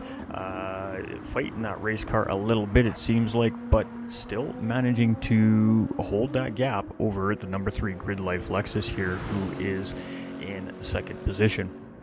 They have 7.4 seconds now separating them and pole sitter here. So I feel like there was a little mistake made here that caused some time from the number 3 Grid Life Lexus, and that has actually allowed pole sitter to really close that gap up here. So we may potentially be seeing a positional battle here for second place between the number 3 Grid Life car and the number 5 Sector 7 Esports car. 6.5 seconds currently is that gap, so we're definitely going to be keeping an eye on that as we continue through the race here. You can see that gap is still coming down here as well, down to under 6 seconds now as pole sitter continues around the racetrack here. And you can still see that the rain is still falling on the racetrack as well. ORT Neo has 19 seconds in behind pole sitter here currently right now. And is that time coming down or is it going up? It looks like it is going up slightly here, so not really gaining at the moment on third place. But at the end of the day, they were over a minute behind at the start of stint number 8 here. Now have that down to 20.3 seconds. So whatever has shifted in the paddock here in the Overboost Racing Team garage, they have some confidence and they have got some momentum on their side right now, and it is showing on the racetrack. And you can see he is just trying everything he can to continue to close up that gap. Jown really set them up over the last couple of hours to really start to try and close in on that podium, and Neo is just taking up where Jown has left off and continues to track in on those top 3. Eric Slim here in number 7 McLaren is 1 minute 16 seconds in behind the Overboost Racing Team, and seems like he's losing touch a little bit with that 4th place car, and he's got 13 seconds in the good now over the GT Finland Racing number 66 Corvette in behind. That gap was about 6 seconds at the beginning of the stint here, so he has doubled that up essentially as we have been progressing through our 14th hour. The GT Finland Corvette here is just coming up on our number 69 BMW Apex Hunter Racing Team here. This is a blue flag situation, so GT Finland Racing Team here is the lead lap car in this situation, and the AHR BMW is the blue flag car here. So at some point here in the near future, we will see the AHR BMW concede that position to the GT Finland Corvette. You can see the flagmen are doing their job very well there. They are waving those blue flags just to let Jack know that there is lead lap traffic in behind, and obviously all he has to do is look up in his rearview mirror at this point and see that that Corvette is right on his bumper. So blue flag zones here at the Nordschleife are kind of where you can safely quickly let the lead lap car through. There are some designated zones here on the racetrack, but for the most part, I mean, this is just a beast of a racetrack, so it really comes down to these drivers cooperating with each other in this situation and just making a good, safe decision on when and where to let that position be changed over. And that's what we're kind of seeing here here right now. The Corvette has closed in on that BMW here. And I would think that if any time is a good time to give up that position, it would be on the straight here, but he's going to continue to just roll ahead here of the GT Finland Corvette here. And at some point, he does need to give this position up here. He is potentially impeding that lead lap car at this point. But again, the nature of the racetrack is the nature of the racetrack. So patience is key here. And we're seeing exactly that from these two drivers. We're seeing a lot of good patience here. We're not seeing that 66 Corvette just jamming on the headlights saying, hey, let me by, let me by. He's just biding his time and waiting for his moment. And right there into the carousel, we've seen that 69 BMW just take the flat top surface and allow the inside line there for the number 66 Corvette. So absolute great patience displayed right there from the two drivers, and great navigation on a very difficult racetrack to allow that transition to happen. So great job there from the 69 BMW and the 66 Corvette there to make that work in a pretty tough part of the racetrack. The 45 number 45 GTR here from Yanis Racing, and behind the wheel currently is 45 seconds in behind that 66 Corvette here currently. And some are on the intermediate tires and some are on the wet tires, Tommy. I will not specifically say who's on what, because I kind of defeats the point of hiding the information if we're just going to freely give it up. So unfortunately, when GT45 Gaming is in the booth, you're not going to get that information very easily. Alright, we got Wid here in 8th place. He's 4 minutes and 20 seconds in behind that number 45 GTR. And we've got Pole Sitter coming into pit lane here. So damage on this racing car, and he is going to get that damage sorted out right now. Do we have... No, we just have a pit stop coming here from Team ORT as well. So no damage on the number 1 car there. Pole Sitter, though, can confirm coming in for a damage repair there. So we did have drivers come out on racing slicks right at the beginning of the stint, and we had drivers decide to come out on the intermediate racing tires. And the race is still continuing on exactly how it is. So we'll let you guys try and figure out who's on what.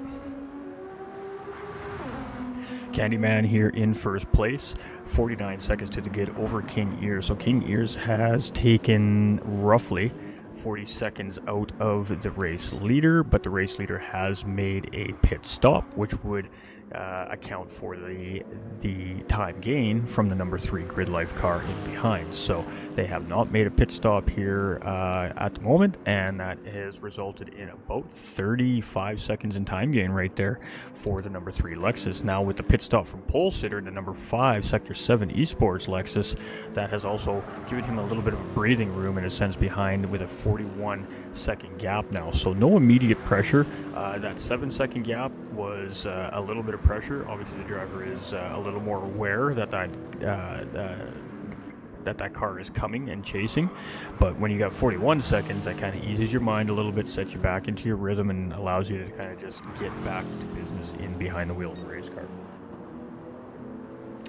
Alright, so we do have our Overboost Racing Team, number 1 BMW here in 4th position, and again, they have just been putting in work here. They have had some good clean running over the last little while, so I would say 3-4 hours, and it looks like it's starting to pay off for them here. So they're only 4.8 seconds, 5 seconds now in behind the Esports number 5 Lexus from Sector 7 Racing, and trying to close up that door. So I mean, we were looking at about a 2-3 minute gap for Team ORT, 3 hours ago, maybe a little less, down till just over 5 seconds. So these guys, whatever is going on at Paddock right now in the number 1 team, boy, they have got it working.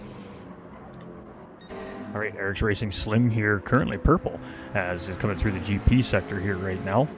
52 seconds in behind that ORT team, and he has gained some time on the 4th place car himself as well, and has definitely put some time in between himself and the 66 GT Finland Corvette. So we're starting to see some gapping starting here, but we're also seeing some off sequence off-sequence pit stops here as well from some of our racers, and that is going to change the gapping as this race continues on here throughout the next 2 hours here. So when drivers are forced to go off the overall pit strategy, that tends to change the gaps and the timing a little bit in the field. Should make for an interesting end of the stint here, last maybe 4 laps or so. And we are looking at 12 racing laps here in stint number 8. We did have a red flag situation early on in the race here today. Right at the 2 hour mark, we had a safety barrier that needed to be repaired, so we did have to put an all stop to the race for a few minutes to allow track officials, of course, to do that work. Safety is priority number 1 for our racers, and fair play is also priority number 1 for our racers as well. So we had to make sure everything was 110% satisfactory for the competition at hand. We got that sorted out, so that's why we're seeing smaller amounts of racing laps here as we progress through our race, just to get back on that live time schedule due to the red flag. The red flag, of course, the timer did run through that red flag, so we've got to eliminate a lap here, a lap there, a lap here, and a lap there to get that time back to keep the race on schedule. We have Wid C here from the 764 Sector 7 Racing Boomer Aston Martin. He's got 4 minutes and 20 seconds in behind that 45 GTR, and that just has not wavered at all. So very equally paced racers here, obviously, between Yanis and Wid C, and BX Royal has about a minute 40 in behind in 9th place here from Project Platypus Mercedes. This team started in 14th position. They've been as high up as like 4th or 5th place at one point in the race here, and currently sitting in 9th place. So it just gives you a little bit of perspective as a viewer here on what kind of race that each of these teams have been dealing with, because there isn't just one team that's been up and down or struggling in this grid. All these teams have had a fairly eventful race here, with Mother Nature really factoring into this event this weekend. So our Project 1 Racing Brisbane here has 48 seconds. Great to see ORT back in the top end of the mix in the top end of the field. I agree. I'm definitely sure that they are feeling the same way here, as it's been, like I said, a very slow start to the season for them this year. Definitely looking for a good result here today. I did say at the beginning of the broadcast that they're probably not going to be satisfied with anything but a podium here, and boy, they are sure giving it beans to try and get there, I gotta tell you what. Prima GTR here in the number 64 Sector 7 Racing Lexus here, currently 1 minute 10 seconds in behind that Project 1 Racing Aston Martin. And it has been a tough race for this team here today. It has been a mixture of just small incidents on the racetrack and little miscues that have just continued to cost them bits and pieces of time here, and because of that, they are currently sitting in 11th place due to just small little errors and Mother Nature playing a factor. Our AHR Racing 69 BMW here has 18 seconds in behind the 64 Lexus right now, so is starting to close in on that car right now, and it's all about keeping it clean, keeping the car out of trouble right now. We have 7 hours or so remaining left in this race.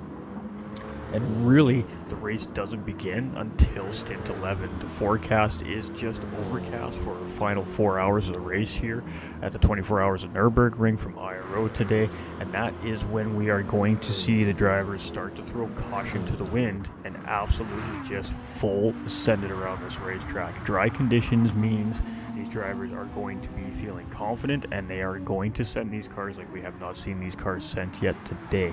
So if we do see dry conditions in the last 4 hours of our race, that is where this race truly begins and will end between the drivers, because that is where they get to run their optimal pace. So battle time. Blue flag situation here. We got Kaizen with the number 5 Lexus all over his business here right now. And again, you know, it's a very difficult racetrack to find a safe spot to let lead lap traffic through, especially when you have a partially dry and wet track involved. So you can see there the BMW is just going to give him as much space as he possibly can there, moving very wide out into the lane there, just trying to make sure that that lead lap car has ample room to get through safely.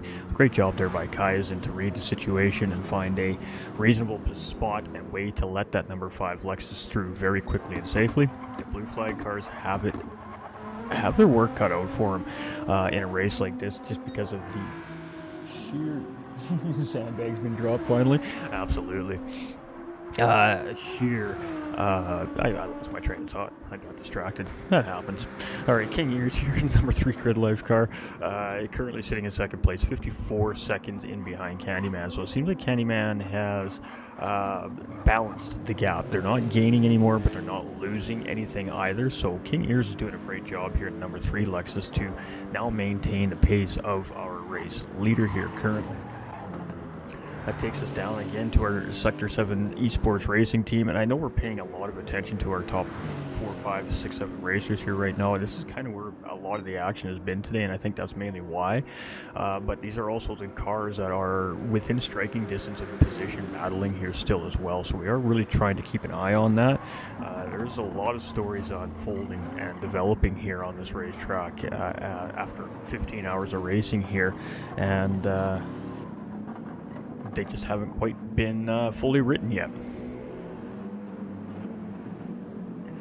So 6.8 seconds only separating the third place from fourth place here right now. And I mean, absolutely great work here by the ORT team. They have really been pushing hard over the last little while to try and get back into this fight. And I mean, they're right there. They're just on the cusp. So it's just a matter of finding that little bit of extra pace right now to close in that distance to the number 5 Lexus up ahead.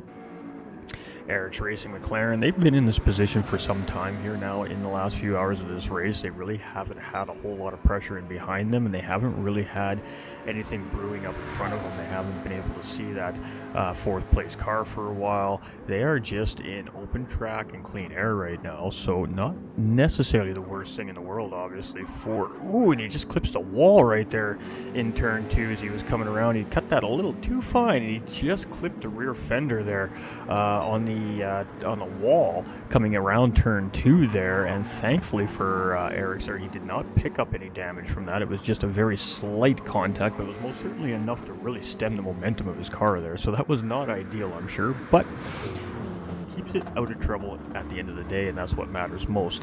Our 66 GT Finland Corvette here has just potentially navigated around the AHR 69 BMW here, and of course now that driver is going to try and tuck in behind that Corvette for as long as possible and utilize the speed of that lead lap car to potentially help him close in on his next car that he is chasing down up ahead as well. We'll figure out who that is in just a moment's time as we continue to roll through our field here.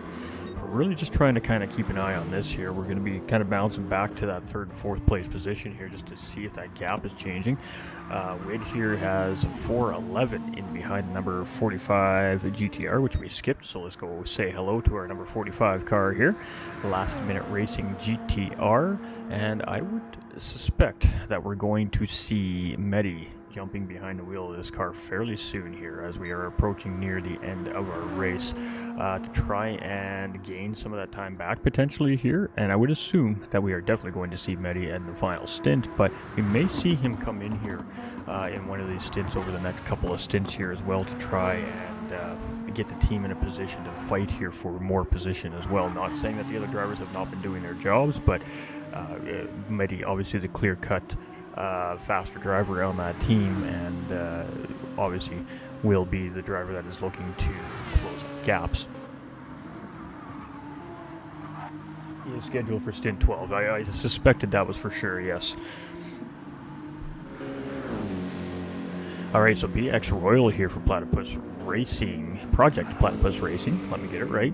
The number 11 Mercedes here is in 9th place currently, a minute 35 behind that 764 Aston Martin of Wid C, and he has 16 seconds now ahead of the Project 1 Racing Brisbane. So Project 1 Racing looks like they are closing in on BX Royal here a little bit, so we're going to be kind of trying to keep our eye on that gap as well, and I believe that is potentially Candyman coming up. Is there a blue flag being waved here?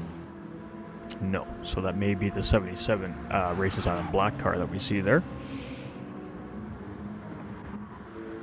Prima GTR here in the 64 Lexus, currently sitting in 11th place, a minute in behind number 20 Aston Martin of Brisbane currently, and has 21 seconds over Jack in the Apex Hunting Racing BMW here, who we just seen a few moments ago being put a lap down to the 6th place driver, the GT Finland Corvette.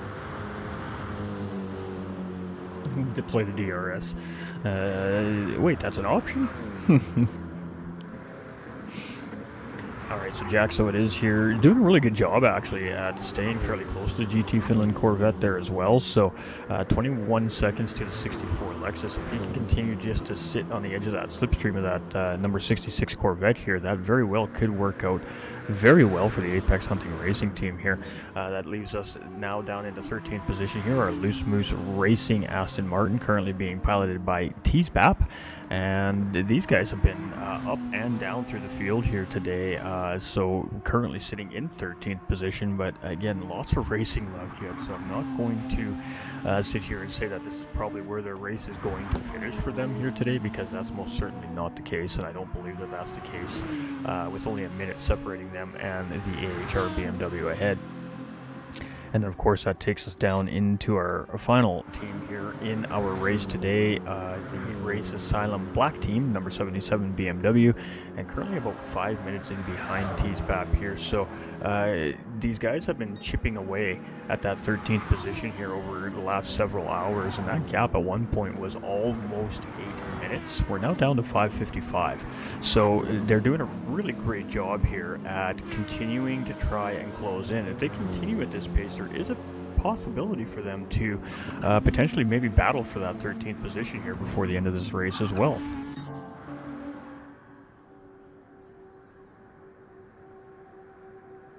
When you have ears behind the wheel, it's just naturally like DRS.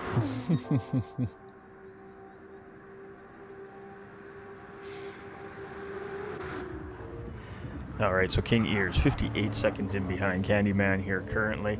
Teammate normally in normal situations, but competitor here on the track in this series with Team Grid Life here. And gaining a little bit of time is Candyman over the second place driver here currently. That leaves ORT now up into third place. We meant to be watching this and we totally missed that battle for third place. My bad. But it is now Overboost Racing in third position, 42 seconds in behind King Ears, and have now gained 7 seconds on pole sitter here. So the number 5 Sector 7 Esports Lexus here losing a position here and now find themselves chasing that podium here again for the X amount of time here today. Like I said, it has been an up and down race for pretty much every team here today, with Mother Nature dipping her fingers into the race. So we've seen a lot of position changes. We've seen a lot of lead changes here throughout the 14 hours of this race. So I mean, this is far from over. This is just writing the story of the 2025 24 hours of Nürburgring. That's all we're doing here right now. King Ears in pit lane to be what appears to be a scheduled pit stop here. And Candyman looks like he has opted to stay out for another lap there as well ahead. So we'll have to see if that undercut pays off for him. We've got Eric's Racing Slim here in 5th position, 51 seconds in behind pole sitter currently, and about 50 seconds, ahead of the 66 GT Finland Corvette, who I am going to say Apex Hunter Racing is on it here right now. Jack is absolutely just glued to that lead lap car here right now, and that has got to definitely be paying dividends for him. That gap was roughly about 28 seconds, I believe it was, to the 64 Lexus the last time we were checking. So we're going to go see what that gap is here as we continue to roll through our field. But again, if he can continue to stay on the back of that Corvette, naturally you would think that that should help them close up on the driver in front of them as well.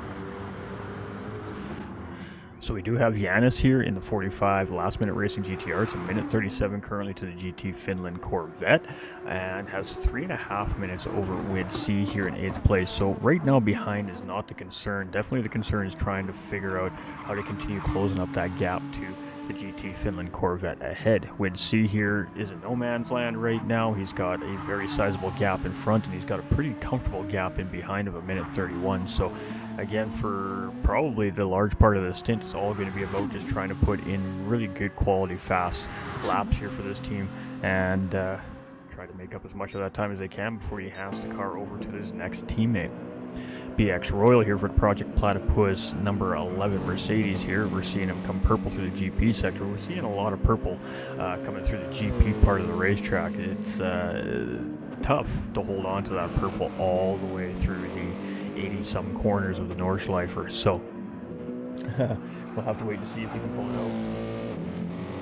Well, that was a 3.5 hour sleep. That's not bad. Not bad. It could have been worse. Alright, so Project 1 Racing's Brisbane here, currently sitting in 10th place, 25 seconds behind BX Royal into Project Platypus Mercedes, and continuing to close in on that driver here as well. So the number 20 car here is putting in some work, trying to see if they can find a 9th place here before the end of this run. Prima GTR in the 64 Lexus here, and that gap now to the Apex Hunting Racing team is only 10 seconds. So that strategy that we've been weighing out for the Apex Hunter Racing BMW is most certainly paying off for them right now. They have closed up about 18 seconds following in behind the GT Finland Corvette here. So it's just a matter of time, I think, before we see this battle for 11th place kick off, and it's going to be really great pace and really great strategic move here by Jack in behind the wheel of the 69 BMW right now. So really waiting to see if this is going to pay off for him here.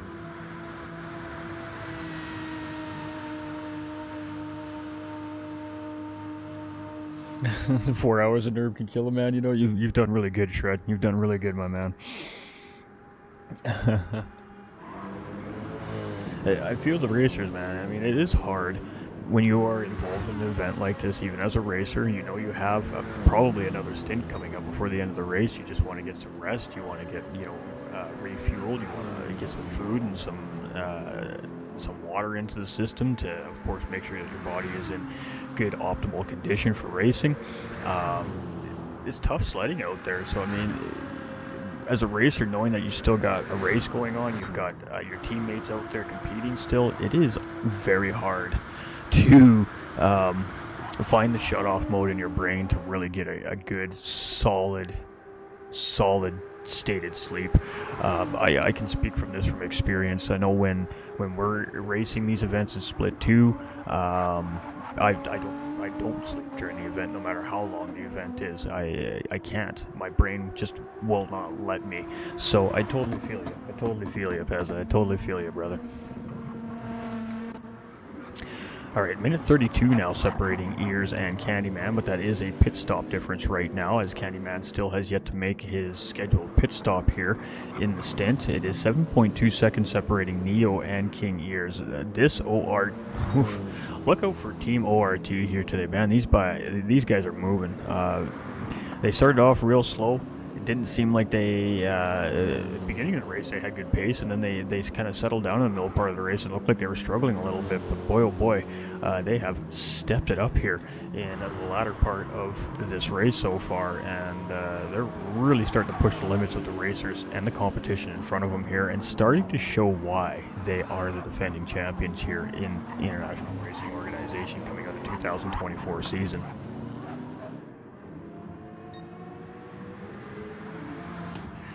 Eric's Racing Slim is closing in here, I think, on pole sitter. 25 seconds now is that gap. So pole sitter struggling a little bit here, and maybe the conditions of the racetrack, I'm not sure, but has 35 seconds to Team ORT, so he continues to lose pace to number 1 BMW up ahead here right now, and it seems like the Eric's Racing team is slowly but surely kind of dipping into that gap as well. But just as we're sitting here watching, we're seeing that Lexus start to gain a little bit over the number 7 McLaren. So a little bit of give, a little bit of take between these two right now, but 26 seconds really is not a huge amount of time due obviously to the racetrack that we are competing at here this weekend. We got 50 seconds behind the number 7 McLaren to the GT Finland Corvette, who has had a buddy with him for pretty much this whole stint here, at least the last 3 laps. But it now appears that the GT Finland Corvette has lost its shadow here of the Apex Hunter Racing team, maybe due to a pit stop there or something along those lines. But for Apex Hunter Racing team there, they have lost their free pull up into that battle potentially. We'll have to wait and see. We've got Yanis Racing here. He's in no man's land. Not a whole lot really going on there for him. Much of the same goes for Wid right now. And BX Royal, minute 33 up ahead. Still has 24 seconds in behind. But that Project 1 Racing Aston Martin continues just to dabble into that gap. And just as we say that, that was a very sketchy exit right there. He got it a little bit wrong. Decided to go do a little bit of grass mowing, a little bit of mud skipping there, and manages just to slide that right back onto the racetrack and continue on like nothing happened there. So that was a great save right there from the number 11 Mercedes there after a little bit of a mistake made in the high-speed section of the racetrack too as well. So that was a great recovery there from the Project Platypus Racing Mercedes there, and it didn't seem like the trek through the grass there really affected the tire grip too much there either. So that was a great job there by Royal to keep it underneath of him there, as that got a little bit tense there for a moment. Alright, Brisbane here in the number 20 Aston Martin. He has just seen the number 5 Sector 7 Esports racing team go by here just recently as well, and unfortunately not able to lock onto the back of that car and use that pace to try and close in on Royal in front. So he is just going to continue doing what he's been doing here this stint, just continue pushing and try to see if he can close that gap up. Currently it is kind of stabilized at the moment. He was gaining, but now it's just kind of sitting there at about that 25-26 second mark. And it has now 17 seconds between the number 64 Lexus and, of course, the Apex Hunting 69 BMW here. It was under 10 seconds there while Jack was tucked in behind the GT Finland Corvette, but now that he's lost that free pull, then we're starting to see the number 64 Lexus gain some time back on Jack here. Perhaps maybe a little incident, something like that along those lines that happened here with the 69 BMW that has caused them just to fall off the back of the GT Finland car. I'm not exactly sure, but they definitely had some pace there, as they were definitely right on the rear bumper of the 66 Corvette there, and that was a very scary moment right there. You can see the car got a little bit squirrely on him, started into a small fishtail there, but he managed to catch it and continues on down the road here. So the drivers are definitely pushing the limits here, I think, right now. As you can see, a very defined wide dry line is developed here on the racetrack now, and I think that's just giving a false sense of confidence to the drivers here, and they're starting to push the limits of the track a little bit and not realizing that it is still quite wet out there, and they're finding out the hard way how wet it really is, I think, on the edge of the racetrack.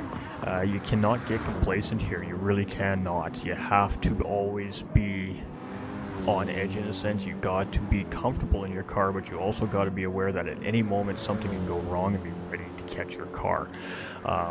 So yeah, pushing the limits when you know that there is a very wet edge of the racetrack right now is a risk versus reward kind of result, I think, and each driver is going to handle that how they handle that, but they are pushing. Still cannot believe how things are this year. 4 different pole sitters in 4 races, loads of different teams fighting for podiums this year is great stuff. Absolutely, I couldn't agree more, Evo. I think he spun and pitted because of the damage. It could be Alessandro. Oof. I can't confirm there is damage on the 69 BMW. I'm not going to say what kind of damage, but there is some form of damage on that race car, so I do suspect that that is the case. He had an incident in behind, maybe dirty air played a factor there, in behind the 66 GT Finland racer there, and unfortunately for him, that just means he's got to work a little bit harder now to try and close up that gap to the 64 Lexus at this point. Clearly has good pace. He's been closing in on that team here throughout the stint. So we got King Ears, a minute 33 behind Candyman. Candyman has still not pit here yet in this race. It's interesting, actually. That is very interesting. ORT's Neo here in 3rd position, and I think that may be a just a contribution to the amount of moisture on the racetrack. These drivers are able to keep the temperatures cooler in these, for those that are on the racing slicks down, so they're not overheating, because an overheated racing slick tire will start to wear down quicker. But if you have the ability to just dip that racing slick into a little bit of cooler water real quickly in a safe spot, that does bring that tire temperature down a little bit and should result in obviously tire life. So that may be what we're seeing here from some of these drivers running fairly long elongated stints here right now in this time. But again, you know, that was some of the most moisture we've seen so far today at one time on the racetrack here at the start of stint number 8 as well. So interesting strategies being played out here from some of our teams right now. We have Eric's Racing here, who has just currently made a pit stop in 5th place, a minute in behind pole sitter, and 11 seconds to the good over the GT Finland race car here right now in 6th place. But again, just did make a pit stop. So a lot of undercutting, overcutting going on here at the Nürburgring 24 hours. And I think a lot of that has to do with the decision making of what tires these drivers are having to take as Mother Nature throws curveballs at our racers here today. So we do have Janus Racing, the 45 last minute racing GTR here, 224 in front and 236 in behind, just doing everything they can. All you can do at this point when you're kind of in this position is just try to run absolutely the most optimal laps you can. Get the car around safely, keep it clean, and we can see another driver just dipping into the edge of the racetrack there to cool those tires down a little bit. We'd see here in 8th position, 2 minutes and 37 seconds in behind, 2:37 in front, 1:33 in behind.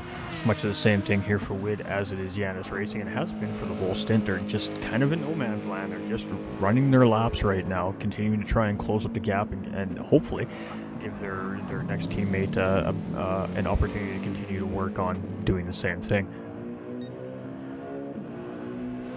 Alright, BX Royal here in 9th position, a Project Platypus Mercedes here.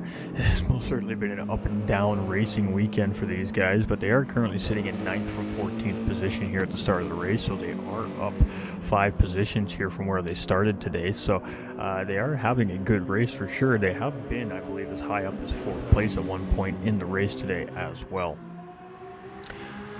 The number 20 Aston Martin from Project 1 Racing, formerly known as Raw Talent Racing, here on the track. They are 1 minute 11 seconds behind that Platypus Racing Mercedes, and they have 1:11 to the good over the 64 Lexus from Sector 7 Racing Me Cougar team.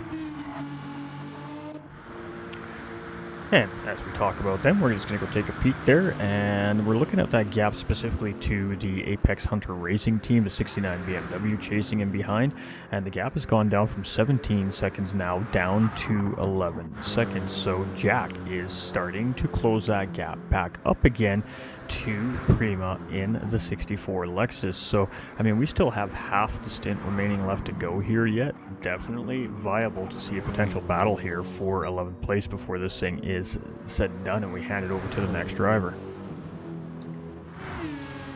Tease back from Loose Moose Racing team here in 13th position, 38 seconds behind Jack currently, and has about 540 to the good over Kaizen in 14th place. Kaizen has been putting in some work this stint. He has been closing that gap to 13th position very steadily. It was at 555 3 laps ago. Now we're at 540, so he is gaining roughly 5 seconds a lap right now on that 13th place driver, Tease Bap. And when I say a minute gap is not hard to make up at NERB, that is why. 5 seconds a lap. When you have a 15.7 mile racetrack that is almost 100 corners, 5 seconds is very easy to gain over such a long distance. So he is really putting in some work here for that Race Asylum Black 77 BMW right now. I mean, Candyman, this guy is just on a tear of a stint right now. This is, he is just moving right now around this racetrack. He has just absolutely just been a strategic mastermind here so far in stint number 8. We've got King Ears here in second place, has a minute 31 to that race leader, and I mean, that seems like it's a tall order, but it really isn't here. I mean, that can be made up. We've seen this team start in 13th place today. They are currently sitting in second place. They are our biggest movers in the race today. And then our defending champions, they have fought, they have battled, they have scraped and clawed, they have gone up, down, and all around this grid here today, and finally have found themselves in a podium position here. They are sitting in third place currently on the racetrack. Jown absolutely putting in a masterclass drive in stint number 7 to set these guys up to continue to hopefully capitalize on that drive, and Neo has not disappointed. He has just absolutely left right off where Jown left it. These guys are flying right now here in stint number 8. Possible rain.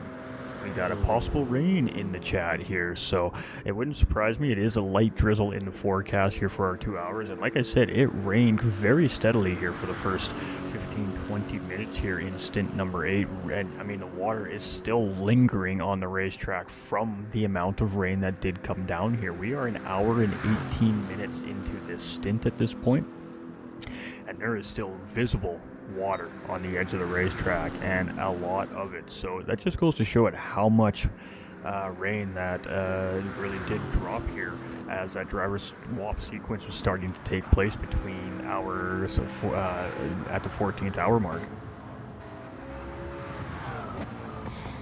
So we got Eric's Racing Slim here, 1 minute behind pole sitter. Again, that is due to a pit stop, so he should gain roughly about 30 seconds of that back, I would assume, when pole sitter decides to make his pit stop.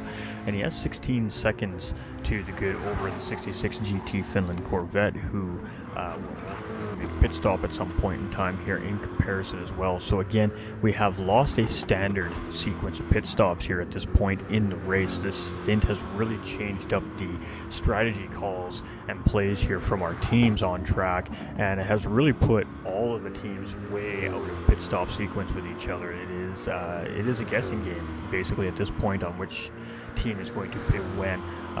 The standard of the 2-stop strategy is you'll see a 5-5-5 soft tire run, but as we continue to change the amount of laps that are going on in the race and things like that, we're seeing different strategies starting to be played out by the racers. We're seeing strategies being pulled out to try and gain time as well to the competition that they're chasing in front. So it is game on here now in the 24 hours of Nürburgring, and I'm starting to see these things develop as this race progresses. And the one thing I'm really taking notice of right now is the change in strategies on some of these teams.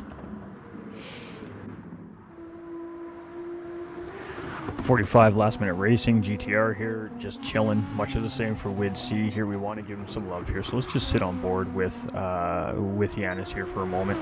Due to the fact that these guys are just kind of in the middle of nowhere on their own, we just kind of talk about them real quick and then we move on to the next driver, but we really haven't given them their love yet here in this stint, so let's give them some love, shall we? Let's get some love up in the chat for the 45 last minute racing GTR, hey?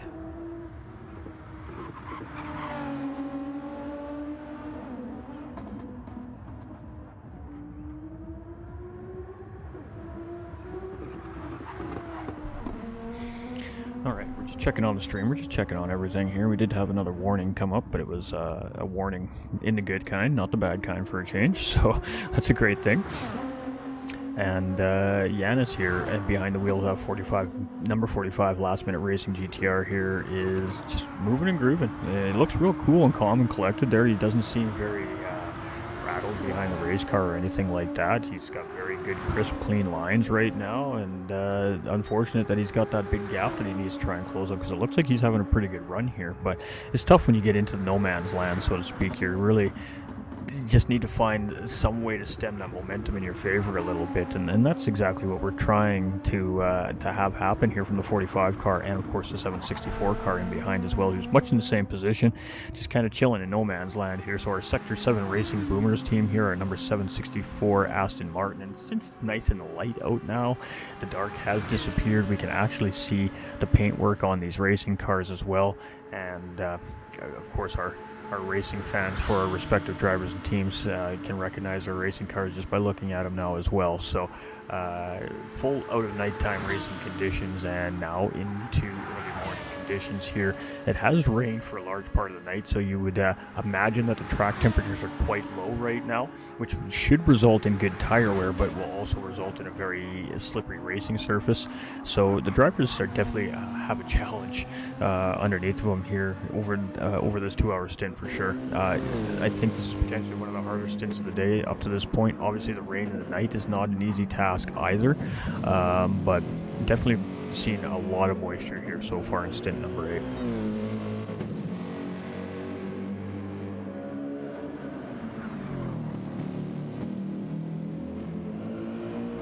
Power of Greek yogurt and Hot Pockets. We're feeling refreshed, are we? So we did just have a pit there from Wid, or the driver up ahead of Wid there.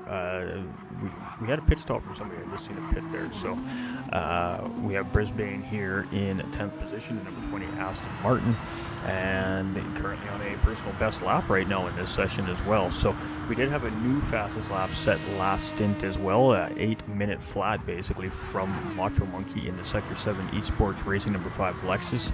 They did hold the current fastest lap up until that point with Antonio behind the wheel at that time. So now the fastest lap, overall fastest lap here on the racetrack, I believe it's an 8-minute.7 if I'm not mistaken, still belongs to that number 5 Lexus of the Sector 7 Esports Racing organization. So they clearly are showing pace here on the racetrack. But right now in this session, it is King Ears holding the fast lap of the session so far, currently with an 8:11.140. So it just goes to show it how much of a difference that the moisture on the racetrack makes in lap times. You can see the windshield wipers starting to move a little bit here on the number 20 Aston Martin. We're seeing a few raindrops starting to hit the track surface here. So here we go again. How much is going to come down this time? The track is still wet from the initial rain that came down about an hour ago here. So it's going to be very interesting to see if it's just going to be a quick little shower, or if it's going to be a couple spot showers in certain points of the racetrack, or if it's just going to be an outright rain like we saw at the beginning of the stint. Jack here in Apex Hunting Racing BMW still working on closing in on the Prima GTR 64 Lexus here. 12 seconds is that gap, and blue flag being waved here, so we must have one of the lead lap cars starting to close in. That blue flags don't start until about until the other car's about 2 seconds in behind, and lo and behold, if it isn't the number 66 GT Finland Racing Corvette, can they work together again here? It's going to be interesting to see. Oh, that was a miscue right there by Jack. That was a very hard hit right there, as it looked like the car locked up under braking potentially there as he came down into the corner, and the car just would not turn. Let's take another look at what happened here. Everything's looking good as he's coming in towards the entry here. He comes down and catches a little bit of that curb right there under in the braking zone, and unfortunately there, that is just, you hate to see that.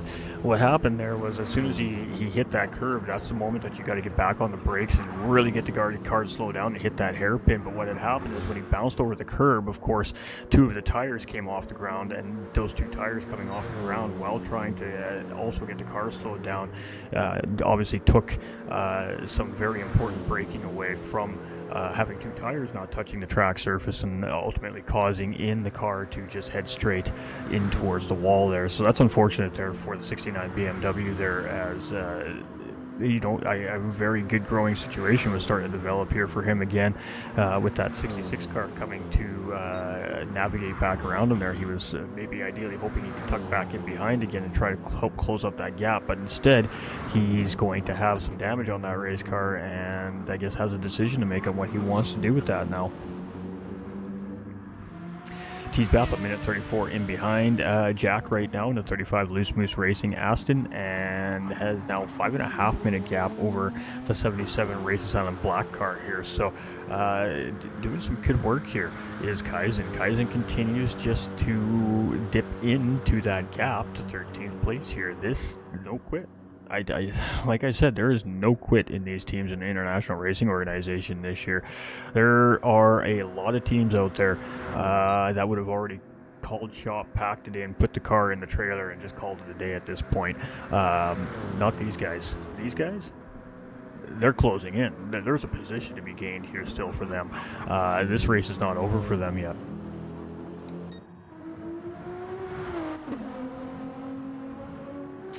Thankfully, I don't think we've seen any real significant accidents on the racetrack that have caused full mechanical damage on these race cars. We have definitely seen some pretty damaged up race cars from scuffs with the wall. We haven't really seen too much car-to-car contact here today, which is quite incredible. We've seen a couple of moments on the track where there was a little bit of contact that resulted in different reactions, but for the most part here, it has been a self-incident race for these drivers. It has been just making your own little errors on and off on the racetrack here that have been kind of causing problems for each of the racers individual and each of the teams. So Candyman here now obviously had to make that pit stop, has given that time back to King Ears in second place there, so that gap is back down to now 48 seconds. But again, we're going to see a pit stop sequence happen here, and a very interesting strategy coming from the Esports Race Asylum car there. Very interesting strategy that I think is going to pay off huge for them. Pole sitter here is now back up at a P3, and the rain is starting to intensify a little bit here. You can see the raindrops are getting much more pronounced and much more steady on the racetrack here. So where is pole sitter right now? Pole sitter is just exiting the GP circuit and entering the Nordschleife here now. So this is tough. The NURB is very tough. I mean, on a normal size racetrack, you have ample time to make a decision on whether or not you should come in and change to a wet tire. On the NURB, all depends on when the rain hits and where on the track you are. Sometimes you don't get the choice of matter. Sometimes you're just along for the ride. So we'll have to wait and see how this plays out for our racers here, and see if that it stays, or if it's just going to be a quick little shower and spot shower again, like we are potentially suspecting that's going to happen here. We're not seeing the rain dropping on this part of the racetrack, so it just seems like that is coming down at the NURB GP section right now, entering into the Nordschleife. But as we get into the Nordschleife, it seems like the rain is not there at the moment. So this is a sizable racetrack. I believe, if my memory serves me correctly, the 24 Hours at Nürburgring racetrack runs through 11 different towns, or runs by 11 different towns. That is how massive this racetrack really is. So I do know that the real life racing teams have their shops and their workshops built in the smaller towns and cities that are nearby the Nürburgring circuit here, obviously, so they can be very close to the track, so they can do testing and all that stuff very efficiently for their upcoming seasons. But this is a very unique racetrack in the world, and it has such a illustrious history, and I'm disappointed that I didn't take enough time to really get down and do some hard research here and have some good fun facts for everybody. But sometimes life just is busy and we just don't have time to do everything we want to do, I suppose. Snowman here in the 66 GT Finland race car has a 1 minute 38 gap to Eric's Racing Slim, and a 2.5 minute gap now to Janus Racing. So the 66 GT Finland team here now is also in what we like to call no man's land. So we've currently got about 4 cars that are in that position here, 5 cars currently in that position here right now on the racetrack, from 6th down through 10th. And then we get a little bit smaller gapping here as Prima GTR has 23 seconds over Jack. Unfortunately for Jack, he was really starting to close in there, but picked up a little bit of damage from a miscued corner here, and is starting to lose a little bit of time now to that 64 Lexus in front. And it's a minute and a half and a little bit of change to Tees Bap in 13th position for Loose Moose Racing Aston Martin as well. They've got 5:39 over Kaizen, so actually putting a little bit of time back over the 77 Race Asylum BMW there as well.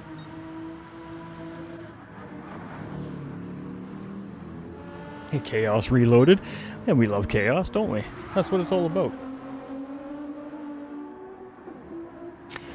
Alright, 54 seconds. Our race leader has now opened back up over King Ears. That was down to about 48 seconds. He's got it back up to 54 seconds. And I don't suspect that we are going to see a pit stop coming from our race leader here unless weather conditions force that pit stop.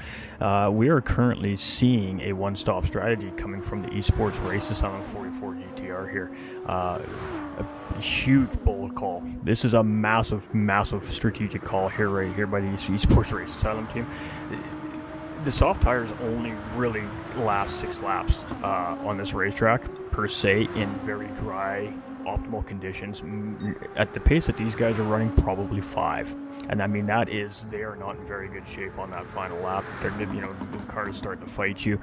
But due to the low track temperatures and of course the moist conditions, that has allowed these drivers to really utilize the track conditions to save tire, and that has allowed the Esports Races on GTR to do exactly that. They utilize that water and they utilize the edge of the racetrack to continue to cool down those racing soft tires in the beginning of the stints, and have literally stretched this into a one-stop strategy.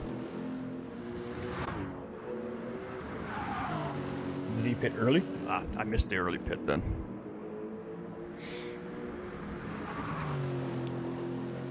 I definitely missed the early pit.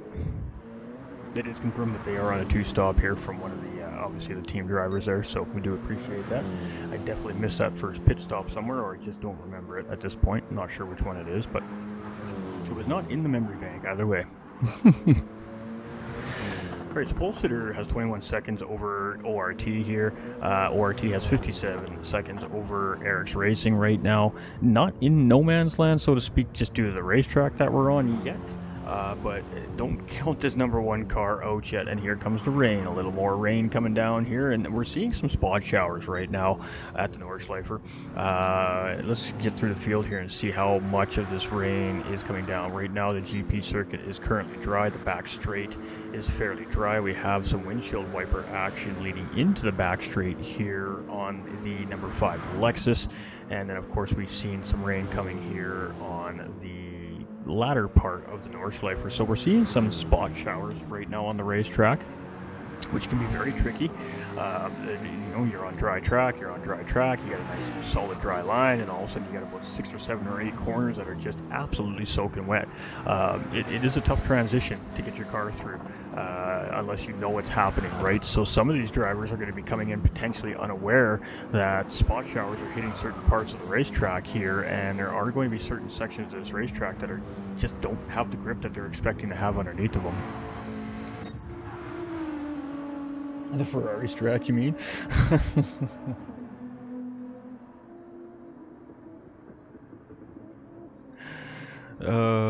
It's funny how poor Ferrari just gets to be the butt end of everybody's racing jokes all the time. But I mean, they kind of do it to themselves, you know? You can't deny it. 55 seconds is the gap, but we do see a pit stop coming from King Ears here. This will be the final stop, I would assume, for this team in the stint. And that gap moves back up to about 1:30. At least Pole Sitter here, he's also coming into pit lane here. This is a scheduled pit stop, it appears, for Pole Sitter and the Sector 7.5 Lexus here. So what is our ORT team going to do here? It looks like they pit last time around, actually. So they are going to jump ahead of Pole Sitter here and take over 3rd position. And we're going to have to wait and see what that gap is here once Pole Sitter comes out. So we'll let that kind of filter through and we'll see what that gap is. But our number 1 defending champions back up in the podium here as we encroach our 16th hour at the 24 Hours of Nürburgring. So that's the words of wisdom.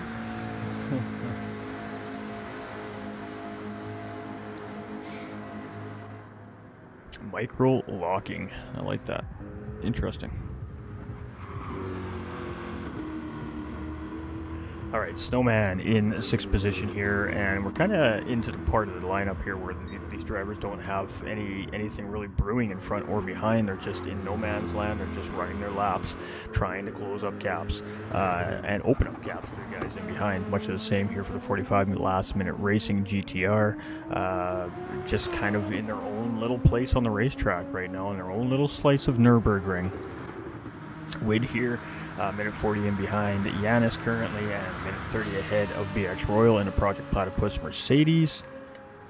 And much of the same thing here for our number 11 Mercedes, a minute and a half ahead, a little over a minute and a half in behind, in between themselves and Project 1 Racing's Brisbane.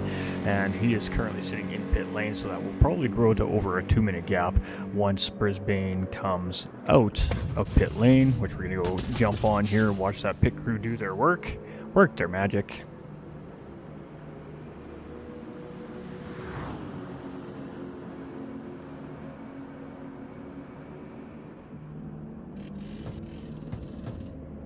There's a very long pit stop there coming from that car. They did have to do some damage repair as well. They had a front clip there that was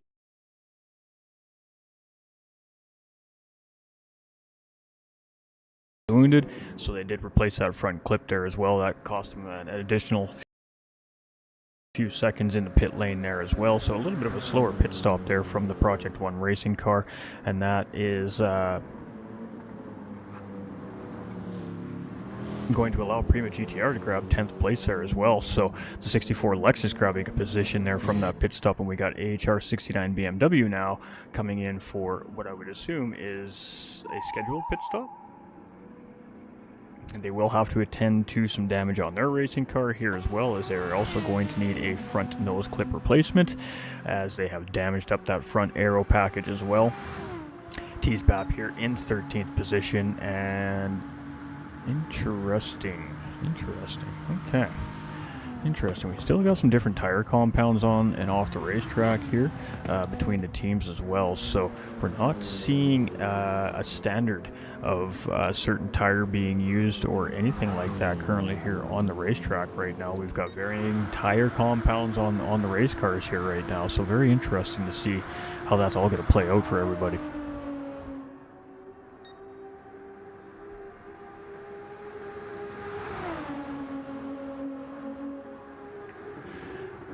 Well, this race is cruising, ladies and gentlemen. 24 hours is a long time. It's a full day. And it seems like it is just whizzing by here. I started this race off here in the booth today at what would have been 7 o'clock in the morning my time. We're now at almost 11 o'clock at night here. And man, the day has just flown by. And I guess we can contribute that to our racers here today. They have put on a show, haven't they, ladies and gentlemen? You know, hands off to our racers here today. We're 16 hours almost into this race, and this race is not decided yet. There is no clear cut, oh, this guy's going to win, this guy's going to end up here, this guy's going to end up there. This is far, far from that point yet. Neo here closing back in on King Ears, 23 seconds. He's got 15 seconds in behind here with Pole Sitter. Pole Sitter has got a nice 100% condition race car, some fresh racing tires right now.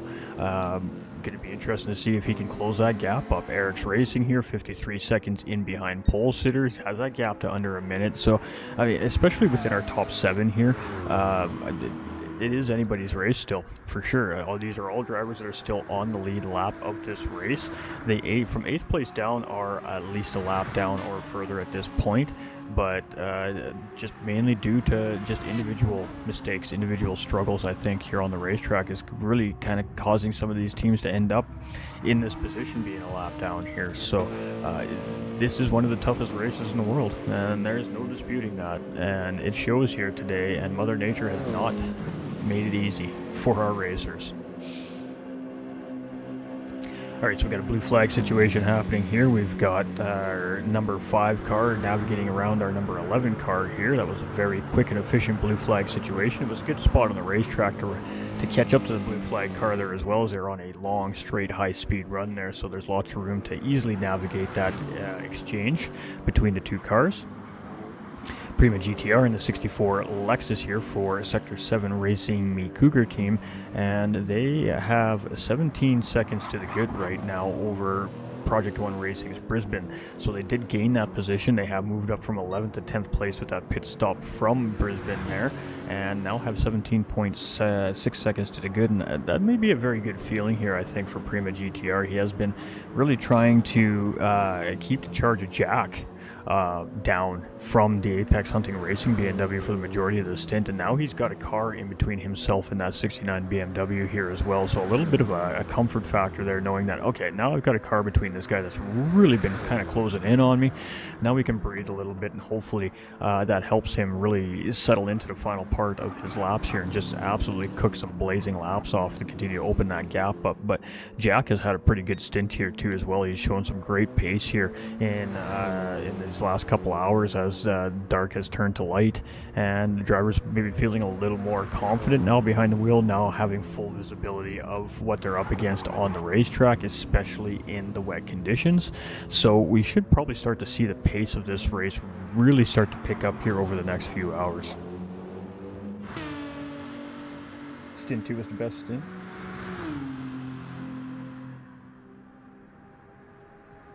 Was that the stint you were in finalized?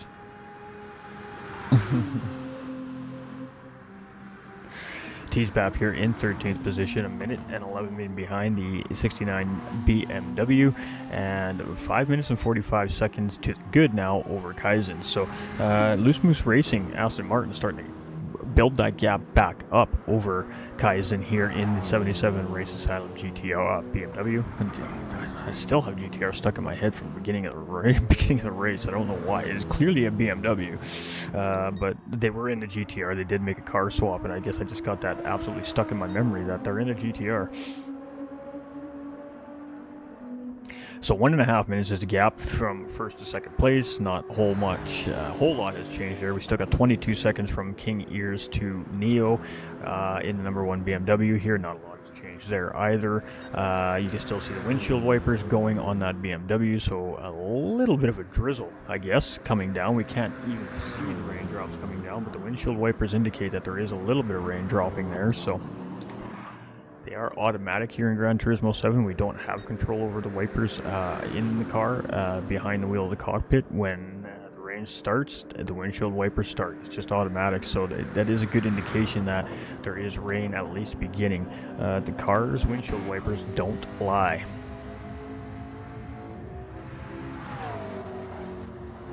Oh yeah, right, the red flag. Right. That's right.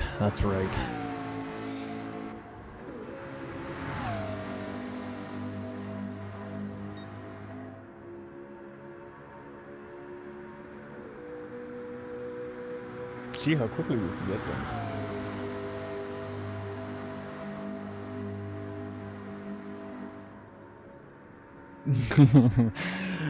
There you go, Jaeger just said it. He goes, guess what? Stint number 9 is Jaeger's stint. Get ready for a roller coaster ride. He really likes to commentate curse the weather. Jaeger, he's really pro bad weather. It seems like, so he's going to be urging the rain to come on, but I'm sure we'll get some musical stylings coming from Jaeger here as well in the next stint. Maybe stint 11, but I would imagine we're going to have the musical stylings coming here from Jaeger within the next few hours of the race here as well for all of our Jaeger fans out there. I think at 1.8 cars were together. That is pretty crazy. Actually, I was broadcasting stint 1, so I didn't even get to see all the absolute beautiful chaos. Snowman here in the GT Finland 66 Corvette, the first of our drivers that's in what I like to call no man's land, meaning there is a very sizable gap in between him and the car he's chasing and him and the car that's chasing him, which means he's just got wide open racetrack to continue running his laps. It's a little bit of a boring spot for a racer to be in, but at the same time, not necessarily the worst spot to be in because you're not fighting dirty air, you're not fighting pressure, so it's an interesting position on the racetrack to be in.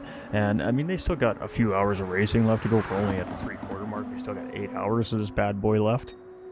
So there's still a lot of time to change that. We'd see here much of the same thing in behind number 45 GTR of Yanis right now. He is just kind of in no man's land. He's just doing his thing, running laps, trying to close up gaps. BX Royal's doing much of the same thing here from Project Platypus Racing. Brisbane is about a minute 42 in behind there as well in 10th position, but has regained 10th position from the 64 Lexus here at some point in time. So I'm not sure what happened there, but we'll just take a look at what we see here and probably be able to figure it out.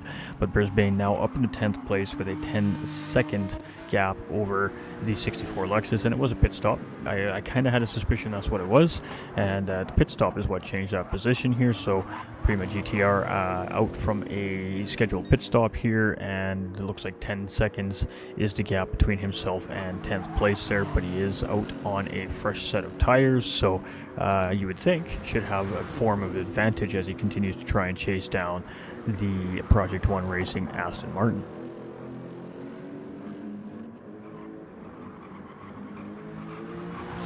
You just read it was Star Wars Day? It's Star Wars Day.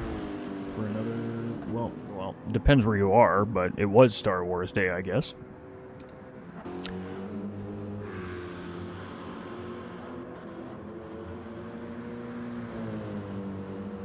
No, it is today, isn't it? Yeah, no, it is today.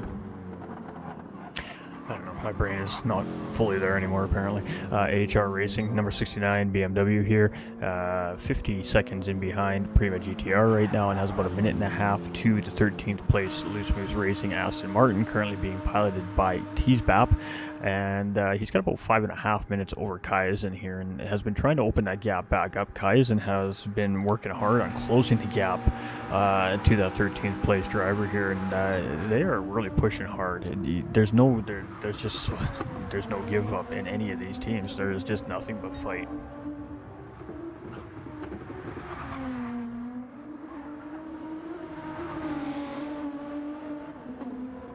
All right. We haven't really had any good battles here in a little while. The drivers are really on point here in this stint. They're not really giving up too much here as far as time goes towards each other. A little bit of a slide there from the number 5 Lexus pole sitter there as he came around the corner there. It was a very subtle slide, but it was definitely there, and he managed to catch it. So great recognition there from pole sitter to realize that he was losing that car slightly, and he was able to gather it back up. It's so easy to do here. You just shift the weight a little bit too hard from one corner to the next, and that is enough to throw the rear end of the car around sometimes as well. So it's just a subtle little movements that can really ruin your day around the Nordschleife. Alright, GT Finland Racing here in the 6th position, just chilling, doing his thing, heading down, just getting into the core part of the Nordschleife here at this point, and has a fairly long ways to go here before he sees the start-finish line again.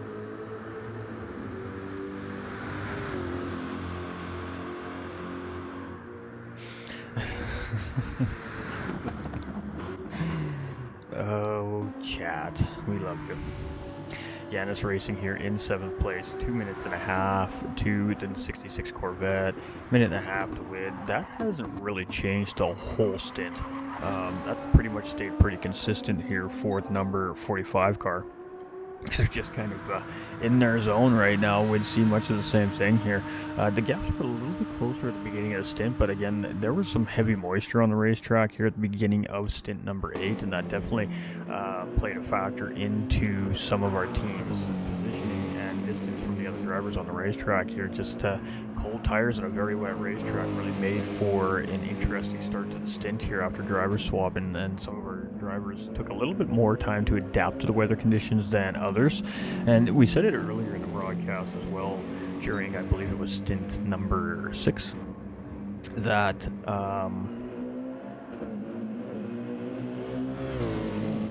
well, my brain is insufferable today right now. I cannot hold a thought at the moment. He'll come back to me. Project Platypus Racing, number 11 Mercedes here, at minute 44 in behind him, right? They were in a little bit closer, but The drivers just taking the time to adapt, and some drivers that excel in dry racing conditions don't necessarily excel in wet conditions, and some drivers that may not be as quick in the dry may excel in the wet too as well, right? So that's where the thought process was going. So the wet weather does change the complexion of the race, because a driver that may not be as strong in the dry in comparison to the field they're up against may be very strong in the wet, and that could very well change things as well. So the weather really has been a roller coaster of emotions for our teams here, I think, today. I'm sure there has been a few prayers and choice words to the rain gods that just to ease up and let these guys race, but Mother Nature has most certainly had other plans today.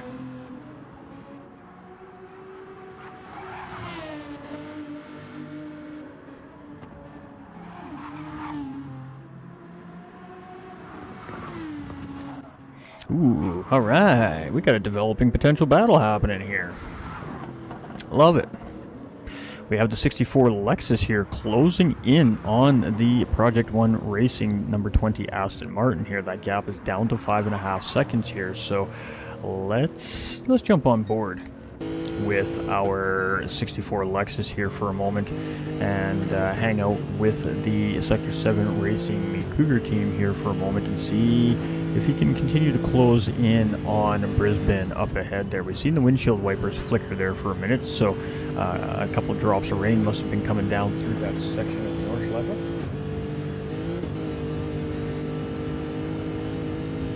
Yes, essentially that's what's going on, yep. I'm live on my channel, and then that's pulled from my channel and put into our production manager setup, and that is how you guys are getting what you guys are seeing here on the International Racing Organization channel. So essentially that is exactly what's going on, but as a content creator, myself, GT45 Gaming, give full permission to the International Racing Organization to do so and use the content on their channel, so it is irrelevant whether or not it violates YouTube policy, because I give them permission to do so. At the end of the day, it is their content, so they own the content. It's tough being in a situation where you have, in this case today, we have 12 different broadcast stints going on as well. We have 12 different driving stints. Not every one of our broadcasters has a full stream set up and the capability to stream directly to another channel that's outside of their own.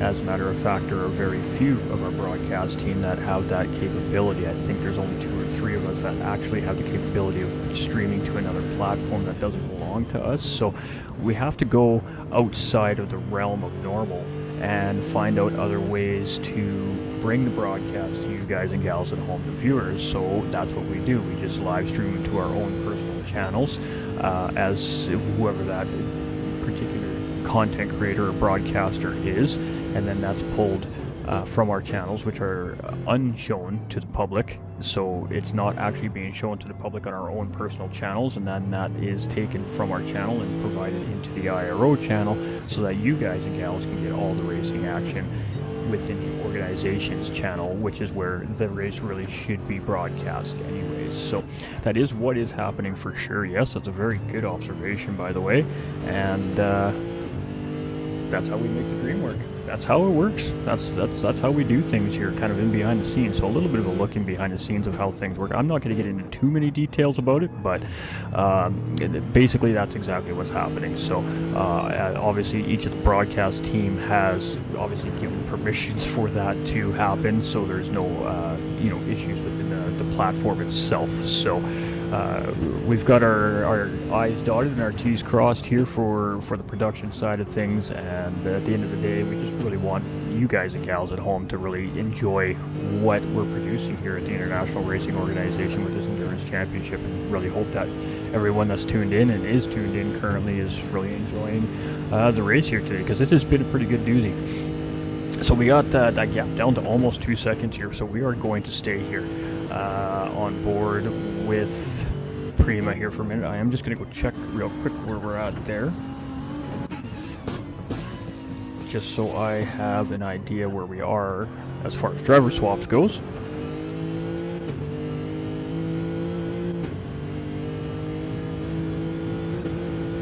Oh, you're most welcome. You're most welcome. You're most welcome.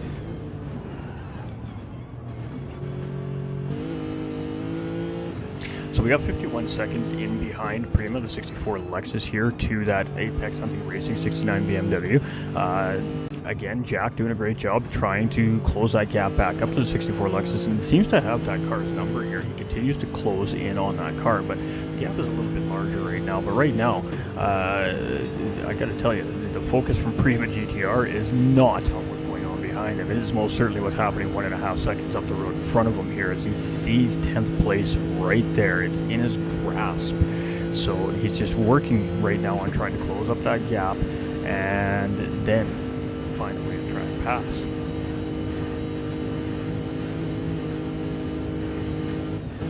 He's going to go a little bit later on the brakes, coming around the corner there again, just to try and do exactly that, just try to help close up the gap a little bit. He is purple, actually, as we head through the first couple sections of Nordschleife here, and significantly purple there too as well. So moving right now is the 64 Lexus, the fastest man on the racetrack at the moment as it stands right now, and I mean, he is just bleeding away that gap to the number 20 Aston Martin in front here, and we are going to see this battle most certainly happen here, so we are going to stick with this.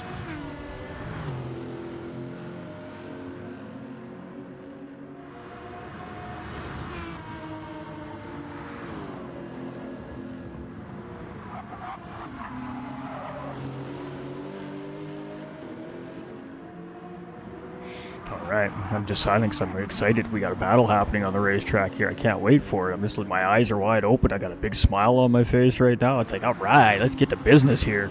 So this is a battle for 10th place here. This is a battle for position here on the racetrack. And, you know, it's pretty incredible after almost 16 hours of racing that these guys are still close enough to be fighting for positions at this point on this racetrack, with the conditions and all the absolute chaos that has been happening here over 16 hours of racing, weather drama, guys making mistakes, cars crashing. I mean, it has just been an absolute rigmarole of everything in a race here today for sure. So we seen an attempted pass right there from Prima GTR. It was a good defensive move right there from Brisbane, and he wasn't able to get the job done, so he had to slip back in behind the number 20 Aston Martin here and look for another opportunity to get around here. And oh no, huge slide. Oh, as he comes around the sweeping right-hander there, and oof, that is a heavy hit into Barrier there, and I know exactly what happened there. I can definitely break that one down for everybody right as, let's go see it happen here. Alright, so yeah, I'm very familiar with the Lexus around this racetrack specifically, so yeah, that was tough. That was a tough break right there for the 64 car, and I guess the replay is not going to show us anything, so that's unfortunate. But what had happened there was dirty air. Everybody's going to immediately think that was a dirty air issue. Dirty air had nothing to do with that. That particular corner with the Lexus, depending on how you have your aerodynamic force set, is a very tricky corner. Due to the situation that he was in dirty air there, he was probably in second gear at very high RPM, and when he went to make that shift to third gear, right at that point where we seen the car lose it, there's a bump in the road on the exit, and if you shift at that exact moment where that bump is, it will cause the car to turn like that. And I believe that is exactly what we just seen happen there. During my practice sessions for this race for next weekend for Split 2, I have done that exact thing easily a dozen times so far over the last 3 weeks. That was just a absolute unfortunate timing right there for the 64 Lexus. There is a bump, a dip in the road right at that point, and that at the exact moment is when you almost need to shift that car if you're in second gear. And because he was chasing another car, second gear was the optimal gear for him coming into that corner on exit to maintain the rear bumper of the Brisbane that he was chasing in front of. But he hit that dip, that bump, right at that moment. He upshifted into third gear, and that lightened up the car, which gave a little bit of wheel spin, and that's what caused the rear end of the 64 Lexus to go around there and eventually go into the wall. Super unfortunate there for Prima GTR there. that's heartbreaking. I know exactly, man, I have felt that exact thing so many times practicing for next weekend's race for our team as well. So, gut-wrenching, absolutely gut-wrenching.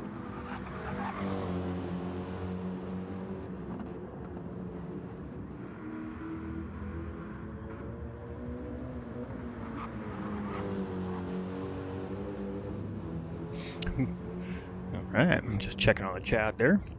I love to see that everybody's just, conversing amongst each other and having a good time with each other. That is the most important thing. I mean, at the end of the day, the whole point of what we're doing is that socialization. I mean, having a good time, having fun, and putting on a show for people around the world. We have racers from all around the world partaking here in this race today, literally from all corners of the world. We have drivers in this race today. It's no different than our viewers. Our viewers come from all corners of the world as well. The one thing I really love about sim racing and the sim racing community, there's no prejudice here, there's no racism here. We don't care what color your skin is, we don't care what you believe in, we don't care. All we care about is how you act on the racetrack. Are you a professional etiquette racer? If you are, we don't care. We don't care. We don't care about any of that pretentious stuff that happens in real life in our virtual world here. What it's all about here is a greater cause. Respect each other, help each other, compete against each other, and have fun. The whole point is to come and have fun. And if the drivers aren't having fun, then what is the point? The reason why we see these drivers have no-quit attitudes here at International Racing Organization is because they are having fun. This is a family in behind the scenes. Their competition on the racetrack, but in behind the scenes where I have access and where I get to see everything happening, this is a family. They protect each other, they look out for each other, and they help each other. So the whole point is to go out and have fun. And if the racers are having fun on the racetrack, that means the viewers should be enjoying the show at home too, ideally. So we really hope that everybody's been enjoying the race here so far today. It's been a little bit dry in this stint as far as battles go, but it is literally just, this is a race of attrition at this point. This is drivers really, really working hard now to try and put their final 2 or 3 drivers in a position to gain positions. This is the setup. These are the setup stints. Stint 8, Stint 9, and Stint 10 are what I like to call the setup stint for the final 4 hours, the real race.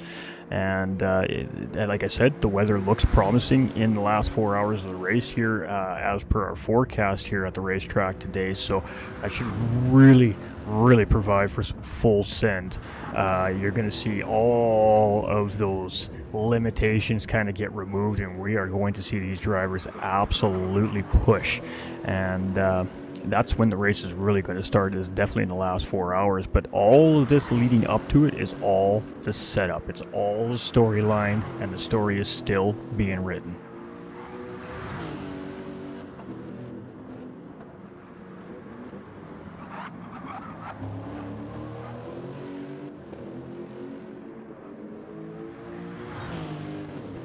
All right, Polsitter has 8 seconds right now to Neo in third place. So Polsitter has just been chipping away here at Neo in third place, and when Jaeger takes over here, he is most certainly going to have what looks to be an immediate battle on his hands there between third and fourth place. So that's fantastic news. And it is Candyman here coming around, so this is our official in-lap, and I'm glad that I noticed because we need to get some live timing out. So 1:35 ahead of second place, number 3, Lexus King Ears. He's got 28 seconds over the third place driver, who is 2 minutes and 3 seconds behind our race leader, and that is our number 1 ORT BMW. And we do this just for our officials for live timing purposes. We have the Sector 7 Esports number 5 Lexus here, 2 minutes and 10 seconds in behind the race leader and closing in on third place. The number 7 McLaren from Eric's racing team is 3 minutes and 42 seconds behind the overall race leader. Snowman for the GT Finland racing team here, the 66 Corvette, is 4 minutes and 53 seconds behind our current race leader. Yanis Racing in the 45. Last Minute Racing GTR is 7 minutes and 28 seconds in behind the overall race leader. With C from Sector 7 Boomers, the 764 Aston Martin is 8 minutes and 55 seconds in behind our overall race leader. That leaves us our Project Platypus number 11 Mercedes BX Royal behind the wheel, 10 minutes and 46 seconds behind the overall race leader. We have Brisbane from the Project 1 Racing number 20 Aston Martin, 12 minutes and 20 seconds behind our overall racing leader. And in the grand scheme of 16 hours of racing, that's not really that much, just saying. Prima GTR here in the number 64 Sector 7 Racing Me Cougar team here is 12 minutes and 36 seconds in behind the race leader, who has just entered in for his driver swap. Apex Hunter Racing is 13 minutes and 7 seconds in behind the overall race leader. Teasbap here is 15 minutes and 20 seconds in behind the overall race leader, and that leaves us our final driver on the grid here, Kaizen, 20 minutes and 37 seconds in behind the race leader. And again, when you really put it down to perspective over the grand scheme of 16 hours, that's not really that bad. So all these racers are actually doing an incredible job here.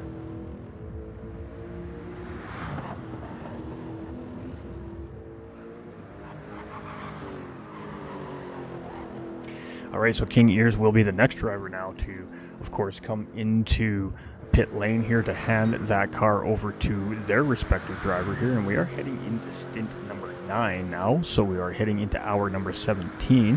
And we'll have to wait and see who that driver is. We have King Ears behind the wheel. Lucas just ran. It is probably going to be Jake. I think it's going to be Jakey. I'm just going to call it. It's going to be Jakey.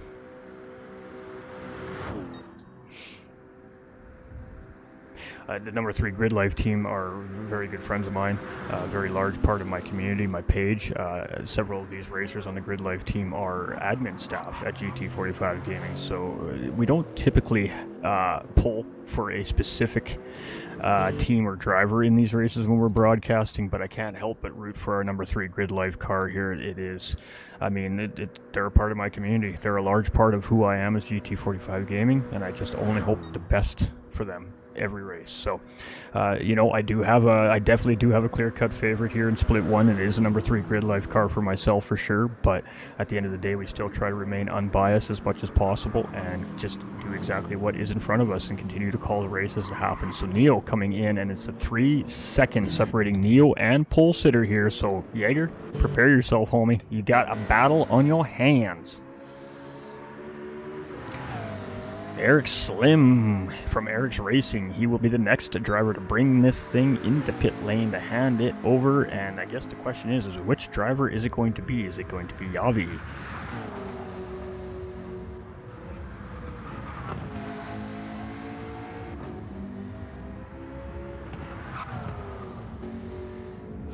Well, we are really having an interesting conversation in chat right now. I can't wait to get involved in that. Love it.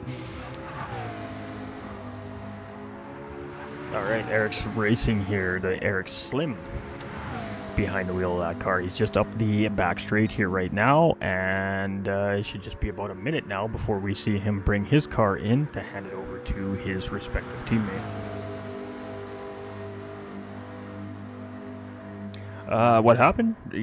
Jack did a really good job, actually, James. I'm not sure exactly what it is that you're referring to, but as far as the race goes and your team car here, they've actually been having a pretty good stint. So it may not seem like it, but they actually have had a really good stint here.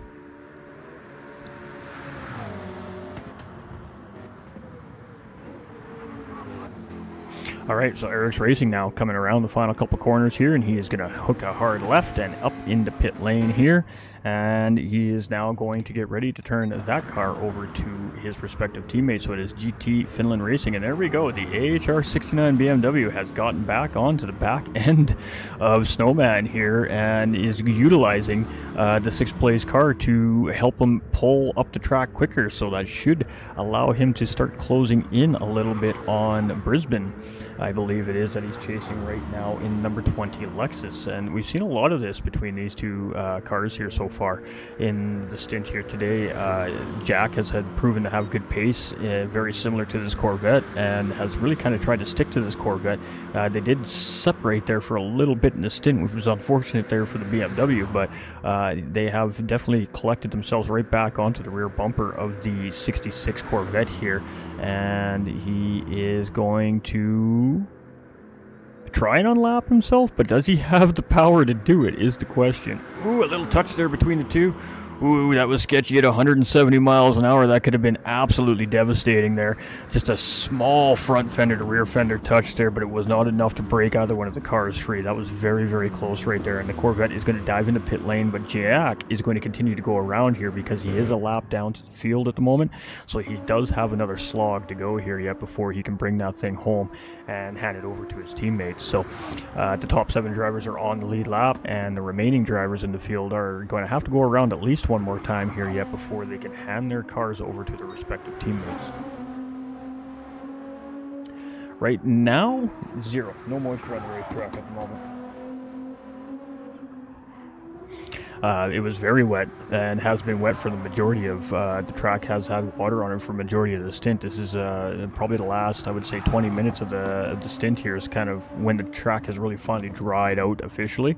Other than that, they've had wet edges around this racetrack for the entirety of the stint. So it's been some pretty tough racing for these racers here in the last 2 hours on track here. So currently we have very little moisture on the racetrack. If you get off on the edge of the racetrack and the grass around the curbing, we're seeing a little bit of moisture still pop up on that meter, but as far as the actual racing surface goes, it is currently dry as a bone.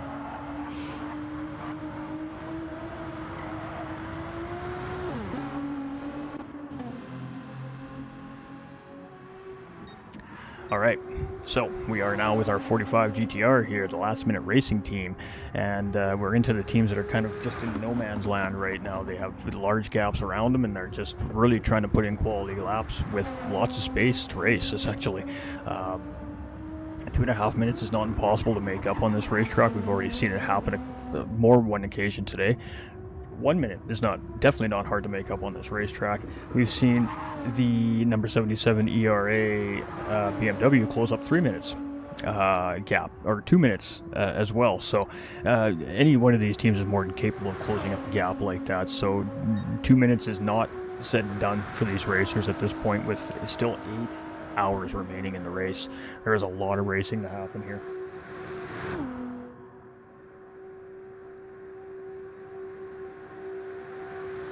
It looks like we're getting some information that we've got some rain starting to develop here for our next stint as well. So we're going to see much of the same conditions as we had here in stint number 8, where the conditions are light rain or a drizzle, but Mother Nature has other plans. I mean, that is just typical, right? Mother Nature can be a very cruel mistress at times.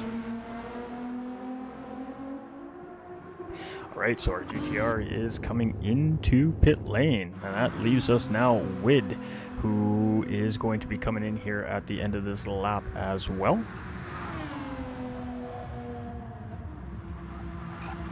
So thank you, GT45 and Gaming, the 760 for stint number 8. We are back live. Stint number 9, and I'm a bit low on the volume, so increase that for you. No, that's the wrong one. Game sound should be fine. Checking my mic levels. No, that is okay. So welcome back to the racing action here with crazy weather. But I have to tell you, we have to stop this part of the stream before it gets really spicy.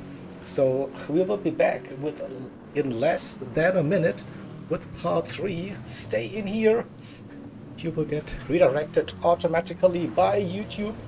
So I'm preparing the stuff and the background for the smooth transition for the streams. And then we continue with that racing action. Be back less than a minute. See you in part 3.